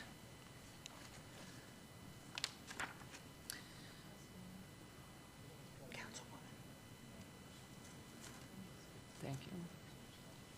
That motion carries. Now, agenda item 45, bill number 2014-51. Mayor Pro Tem, would you like the bill read? Yes, Mayor. Please. Thank you, Councilman. Bill number 2014-51, an ordinance to amend the Unified Development Code to update provisions regarding the Regional Multiple Species Habitat Conservation Plan consistent with the corresponding updates undertaken by other Southern Nevada regional local governments and provide for other related matters. Move for approval. Thank you. There's a motion. Please vote and please post.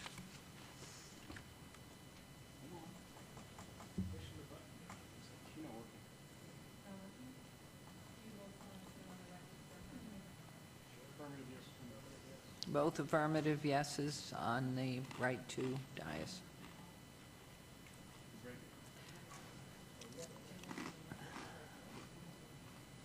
Doesn't happen? Can you post?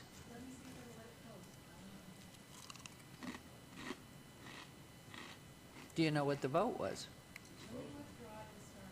Okay, we're going to withdraw that vote. You'll remake your the motion's out there, so please, once we have the little voting pad, let's try it again. Okay, we're voting again, okay. Councilwoman? Great. And please post, motion carries. Agenda item 46 been obeyed to the 1st of October. Agenda item 47, bill number 2014-53. Mayor Pro Tem, would you like the bill read? Yes, Mayor. Thank you, Councilman. Bill number 2014-53, First Amendment, an ordinance to establish licensing regulation for mobile car wash, auto detail businesses, and provide for other related matter. Move for approval. Thank you. This motion, I have a please. question. Question? Question, Your Honor. Yes, please. I'm sorry, but I'd ask legal counsel for a little help on this. It was either 47 or 48 that we are waiting for a First Amendment to vote on today. I think, and I want to make sure, I need advice as to which one was containing the changes. Councilman Coffin, Mayor, Val Steed here. The First Amendment that's before you in your backup has the change related to the washing of vehicles on behalf of an employer for employees or a fleet. Does that mean, Val, that it is amendment to the next bill? No, this Or one. 47? This one. Okay, does it have to be stated? I on did the read it record? First Amendment, but I don't think the motion was to adopt it First Amendment, so I'm going to ask the maker of the motion to make a motion to adopt the bill 2114-53 First Amendment. Motion will include the First Amendment. Okay, the motion will include a First Amendment, and please post. That motion carries. Thank you. Agenda item 48, bill number 2014-54. Mayor Pro Tem Anthony, would you like to have the bill read? Yes, ma'am. Thank you, Council. Bill number 2014-54, an ordinance to generally prohibit the washing of vehicles on public streets and rights-of-way and to provide for other related matters. Move for approval. Question? Question? Your Honor, again, the same question on this one, because there was a provision that we put in at recommending allowing a vehicle to be, a car wash vehicle business to be on the street, but to be conducting its business on the private property. That the initial reading was nothing could be placed on the street. But in fact, I think that we have to clarify that for the record. If we can do it and still vote on this, fine. But you recall, Val, we talked about that. That's why I was asking whether or not it was item 47 or 48. There were two amendments. I'm not sure which bill they attached to. The bill that we're voting on now, number 54, is the bill that generally prohibits washing of vehicles on a public street or right-of-way. Your concerns were noted, and we looked at the language of the bill, and it says, unlawful to wash the exterior or engine compartment of a vehicle upon a public street or public right-of-way. So if the vehicle is being washed on the right-of-way, it's prohibited. If it's being washed on private property, it's not. Okay, I'm fine. Thank you very much. Okay. So there is a motion. Please vote. And please post.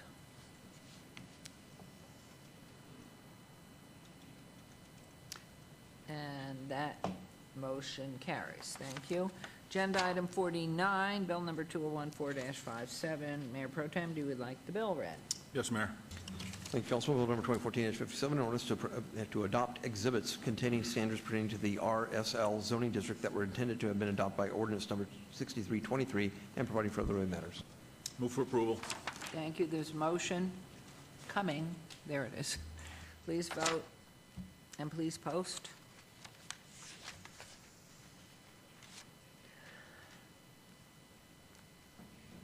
Motion carries. Items 50 and 51, bills 2014-55 and 2014-56 will be heard at a later meeting. We'll move on to new bills. Items 52 through 60, bills number 2014-58 through 2014-66 will be heard at the recommending committee meeting on Monday, September 15th. City Attorney, please read new bills. Your Honor, I have a guest reader today, but before I introduce him, if I could introduce you to the young woman to my right is Caroline Schwartz. Caroline is our fall extern from Boyd School of Law, and I have to make an admission here that her father was one of my first team chiefs at the DA's office in the mid-'80s, goes back some ways in time. And I've known Carolyn since before she was born, so to speak. So welcome, and I'm so glad you're aboard. And with that, I would also like to introduce you to the gentleman in the snappy bow tie to my left, who many of you will recognize his voice as that of the voice of the food critic for Las Vegas on the local national public radio station, Mr. John Curtis, who has just joined our office on our litigation team. John brings with him, in addition to a fine palate, a 30 years of litigation experience, which I know will serve us very well. And he's going to be our guest reader today, with your permission, Your Honor. Well, that sounds wonderful, and welcome Caroline, too. Thank you. I can't read as fast as you can, though. That's In practice, you will. Okay. Bill number 2014-58, an ordinance to amend the Town Center Development Standards Manual to reinstate the Employment Center Mixed-Use EC-TC District and to provide for other related matters. Thank you. Okay. So, new bills, 2014-58 and 201. Your Honor, there's more. There's a lot of them. I'll See, now, truly, with Brad, he'd be through them all. I know, So exactly. I know the exactly. guilt, but keep going. I'll read through all of them at once. Okay. Bill number No 2014-59, an ordinance to adopt a new administrative code pertaining to the administration and enforcement of the city's building and related technical codes and to provide for other related matters. Bill number 2014-60, an ordinance to adopt the 2012 edition of the International Building Code together with amendments thereto and to provide for other related matters. Bill number 2014-61, an ordinance to adopt the 2012 edition of the International Residential Code together with amendments thereto and provide for other related matters. Bill number 2014-62, an ordinance to adopt the 2012 International Existing Building Code together with amendments thereto and to provide for other related matters. Bill number 2014-63, an ordinance to adopt the 2012 edition of the International Swimming Pool and Spa Code together with amendments thereto and to provide for other related matters. Bill number 2014-64, an ordinance to adopt the 2012 edition of the Uniform Mechanical Code together with amendments thereto and to provide for other related matters. Bill number 2014-65, an ordinance to adopt the 2012 edition of the Uniform Plumbing Code together with the amendments thereto and to provide for other related matters. For this, I went to law school. Okay, an ordinance, Bill number 2014-66, an ordinance to adopt the 2011 edition of the National Electric Code together with the local amendments thereto and to provide for other related matters. Thank you, Your Honor. Thank you. That was simply lovely. All right, new bills, 2014-58 through 2014-66 are assigned to council members Barlow, Anthony, and Coffin. Thank you. And we will now move on to 60,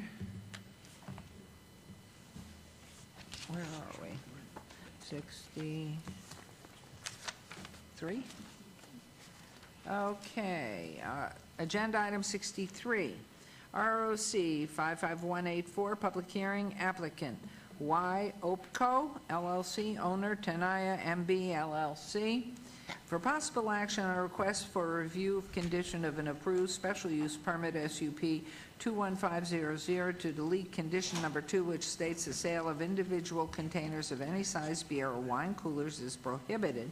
All such products shall remain in their original configurations as shipped by the manufacturer, end quote. And to delete condition number 4, which states, quote, business hours shall be limited to the hours of 6 a.m. to 12 a.m. for all operating days, end quote, at 9350 West Lake Mead Boulevard, PC, Planned Community Zone, Ward 4, Councilman Anthony. Staff recommends denial, and Mr. Perigo, would you like to make comment? Or not? Mayor, thank you. Tom Perigo, Acting Planning Director. Everything's in order, and the denial recommendation is in deferring to council who placed that condition on the special use permit. Okay. And would you be happy to state your name and who you represent, please? Yes, good afternoon, Mayor and Council. My name is Jonathan Wynn. I'm here on behalf of the law firm Colasar and Latham, 400 South Rampart, Suite 400. We represent Fresh and Easy. I'm actually taking over for my colleague Matt Dushoff, who had to leave a little bit early. We're here just asking that you approve items 63, 64, 66, and 67. It's our understanding that Councilman Barlow has obeyed item 65 till the next hearing. And I'm happy to answer any questions that you might have. So, shall I best read the rest of them? Take them one at a time? So it's yours? Okay, so then, this is a public hearing. Anyone wishing to be heard on this agenda item, please come forward, state your name. Hearing and seeing none, close public hearing, and it's yours, Councilman Anthony. Well, first of all, wasn't right to hand out pictures of beer At this this late in the day. time. You should have handed out the actual bottles. That would have helped out quite a bit. So I don't care for looking at this, so. Next time. I will make a motion to delete conditions number 2 and number 4. That's my motion. Thank you. There's a motion. Please vote. There it is. Please post. This is agenda item 63. Thank you. The motion carries. We're on to agenda item 64, ROC 55186, public hearing, applicant Wyopco LLC owner, EM50 UAV SLBCO LLC for possible action on request for a review of condition of an approved special use permit SUP 23111 to delete condition quote C, end quote, which states, quote, delivery hours shall be 7 a.m. to 9 p.m. Monday through Saturday and Sunday from 9 a.m. to 6 p.m., end quote. Condition quote D, which states, quote, store hours should be limited to 6 a.m. to 11 p.m. and to delete condition number 5, which states the sale, quote, the sale of individual containers of any size beer or wine coolers prohibited. All such products shall remain in their original configurations as shipped by the manufacturer. Further, no repackaging of containers into groups smaller than the original shipping container size shall be prohibited, end quote, at 7752 North El Capitan Way, TC, Town Center Zone, SCTC, Service Commercial, Town Center, Special Land Use Designation, Ward 6, Councilman Ross. Staff recommends denial. And comments, Mr. Paragon? Yes, thank you, Mayor. Everything's in order, and same comments as the previous item. Okay, thank you. It's a public hearing. Anybody wishing to comment on this item? Please come forward. Hearing and seeing none, public hearing's closed. Your comments, sir? Just ask for approval, please. Thank you. Councilman Ross. Thank you, Mayor. I will put on the record that I did receive 2 cards in opposition and 4 in support. I would move to approve agenda item 64. Fine, there's a motion to approve on agenda item 64. Please post, please vote, and post.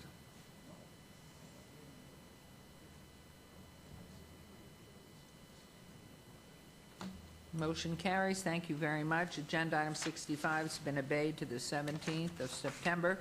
Agenda item 66, ROC 55192, public hearing, applicant Wyopco LLC, owner Inland Diversified Las Vegas Centennial Gateway LLC for possible action on a request for review of condition of an approved special use permit SUP 27693 to delete condition number 5, which states, quote, the sale of individual containers of any size beer or wine coolers is prohibited.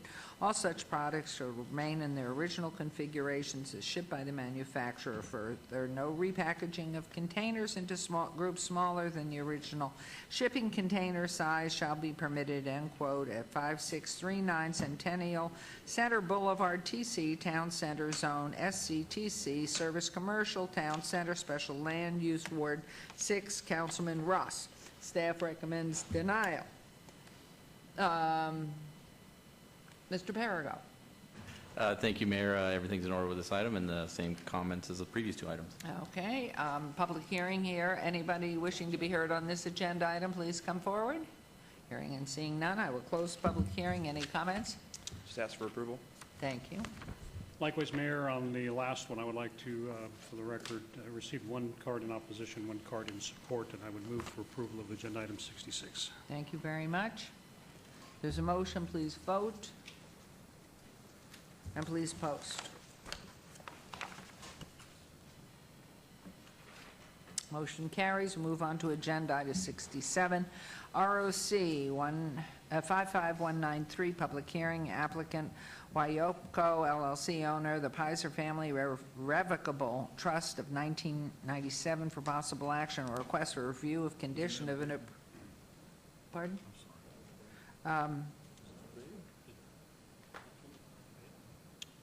You did not obey this, did you? Never mind. Okay. Okay, review of a condition, that's all right, I did it in the beginning, of condition of an approved special use permit, SUP 26626, to delete condition number 4, which states, quote, "The sale of individual containers of any size beer or wine coolers prohibited. All such products shall remain in their original configuration as shipped by the manufacturer. Furthermore, no repackaging of containers into groups smaller than the original shipping container size shall be permitted," end quote, at 7595 Vegas Drive, APN 13827-101-004, C1 Limited Commercial Zone, Ward 1, and Councilwoman Tarkanian's ward. Staff again recommending denial. Mr. Perigo? Thank you, Mayor. Everything is in order, and same comments as the previous items. Thank you. We have here a public hearing also. Anyone wishing to be heard on this agenda item? Hearing and seeing none, I will close that. Any comments? Request approval. Okay. Where am I? Councilwoman? I just wanted to ask a couple of questions. That's at that top row of this beautiful picture of liquor which was given to us at a time which was Councilman Anthony said was a difficult time, but that's beer up there? Is that beer in that top row? Yes. That's beer in that top row. And that is the only type of container that, sir, if I might ask you, is that the only container that beer comes in? Or do you have the picture? I'm not sure I have the picture. That's correct. It's only packaged in that. It's only packaged that large. He told me. Okay. The Greeks are drinkers. We know a lot about this. Yes, they know a lot. IPA. Okay. Not INPA. And probably the same. Okay, I move for approval. Thank you very much. There's a motion. Please vote. And please post. Big bottle.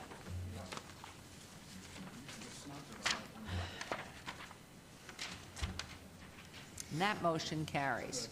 Thank you very much, and your partner, whomever the gentleman was, his daughters won her match. Yes. Thank you. Okay, agenda item 68, I instruct the city clerk to set the public hearing dates and appeals from the City Planning Commission meetings, dangerous building or nuisance litter abatements. Thank you. Move on to agenda item 69, citizen participation. Public comment during this portion of the agenda must be limited to matters within the jurisdiction of City Council. No subject may be acted upon by the City Council unless that subject's on the agenda scheduled for action. If you wish to be heard, please come to the podium and give your name for the record. The amount of discussion on any single subject, as well as the amount of time any single speaker is allowed, may be limited. Are there any members of the public who wish to speak under this portion of the agenda? Afternoon. Good afternoon, Mayor, council members. Tom Martin. I'm the president of the Marine Riders of Las Vegas, Nevada, a motorcycle group, family club here in Las Vegas, made up of former Marines and a few active Marines. I wanted to bring something to your attention that you may not be aware of. About a year ago, the Marine Riders were down on East Fremont, and we were approached by the Metropolitan Police Department on East Fremont and asked to leave East Fremont because we were wearing these vests. And if you don't mind, I'm going to turn around so you can see what the back of my vest has on it. An Eagle, Globe, and Anchor. The front of my vest has United States Marine on it, right here. This says I'm the mother chapter. This says I'm the president. This says we're from Las Vegas, Nevada. This is my road name, which is Ghost. And this is the American flag in which we upheld and defended for our freedoms. Thank you. Had an opportunity not too long ago to speak with Councilman Ross. And Councilman Ross said, I'm going to take this and ask some questions about this because this just isn't right. That especially American veterans, but individuals rightfully have access to that street and should be able to be free down there and enjoy themselves. Councilman Ross came back with nothing, correct? Metropolitan Police Department said it's not a I know you can't act on this, With your but... permission, Mayor, if you'd like me to respond to that? Please, that'd be very Yeah, curious. Mr. Martin, I asked Ms. Fretwell there to give you another one of my cards with my email address. I've received nothing from you. Okay. I will tell you, however, that I have spoken with the gang unit captain about everything you shared with me. He has absolutely no knowledge of that whatsoever. So I think what we're going to need to do is just have a powwow. Okay, and if you don't mind, I'd like to take this from that point forward. Not hearing back, we had assumed that this was a dead issue. So about 3 weeks ago, myself and about 14 of my brothers went to the Atomic Liquor to enjoy an evening of drinks and a bar that we like. We've been there multiple times before. Upon approaching that bar, we were told that we could not come into that bar. This was 3 weeks ago. Why can we not enter this bar? Because you're wearing those vests. What do you mean because we're wearing those vests? Well, if you take the vests off, you can come in. I said, I'm wearing a T-shirt, it's not this one, with the exact same thing underneath. And you're telling me as long as I pull my vest off, I am welcome to come into your establishment. Now, I understand that there's a difference between a private establishment and a public street. And people who own private establishments reserve the right to refuse service to whoever they choose to. When asked why this is a policy, the direction that we were given is it's a direction from the city of Las Vegas and from the Metropolitan Police Department. Then we will take our business elsewhere, and we started walking down towards East Fremont, towards Las Vegas Boulevard. You're not going to get into any bar on East Fremont. You have been outlawed from going into any bar on East Fremont if you are wearing that. Who said that? The bar owner. Excuse me. I became in a huff. I didn't get angry, but I became in a huff. We went on to Fremont Street Experience and enjoyed a great evening. Listened to live bands, drank a few beers, and enjoyed ourselves and hung out and got to meet a lot of citizens from all over the country who came up and shook our hands and thanked us for our service.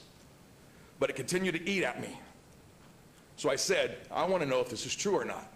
So about 6 of us on Thursday night went back onto East Fremont and got denied from every bar we approached.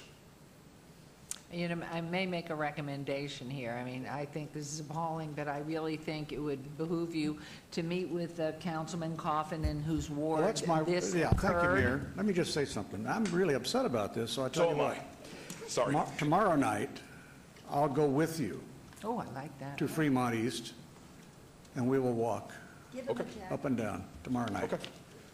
I mean, this is And certainly we'll nothing we see know what happens. about. I'd like to see it with my own As eyes. a defender of freedoms, I just felt it to be very wrong. Well, that's tomorrow. I can't do it Treated this way. tonight. Got a fellowship tomorrow night. Okay. No, I think this really is something that nobody knows anything about. So how wonderful, make sure he does get a jacket that really makes him look really good. And take your camera.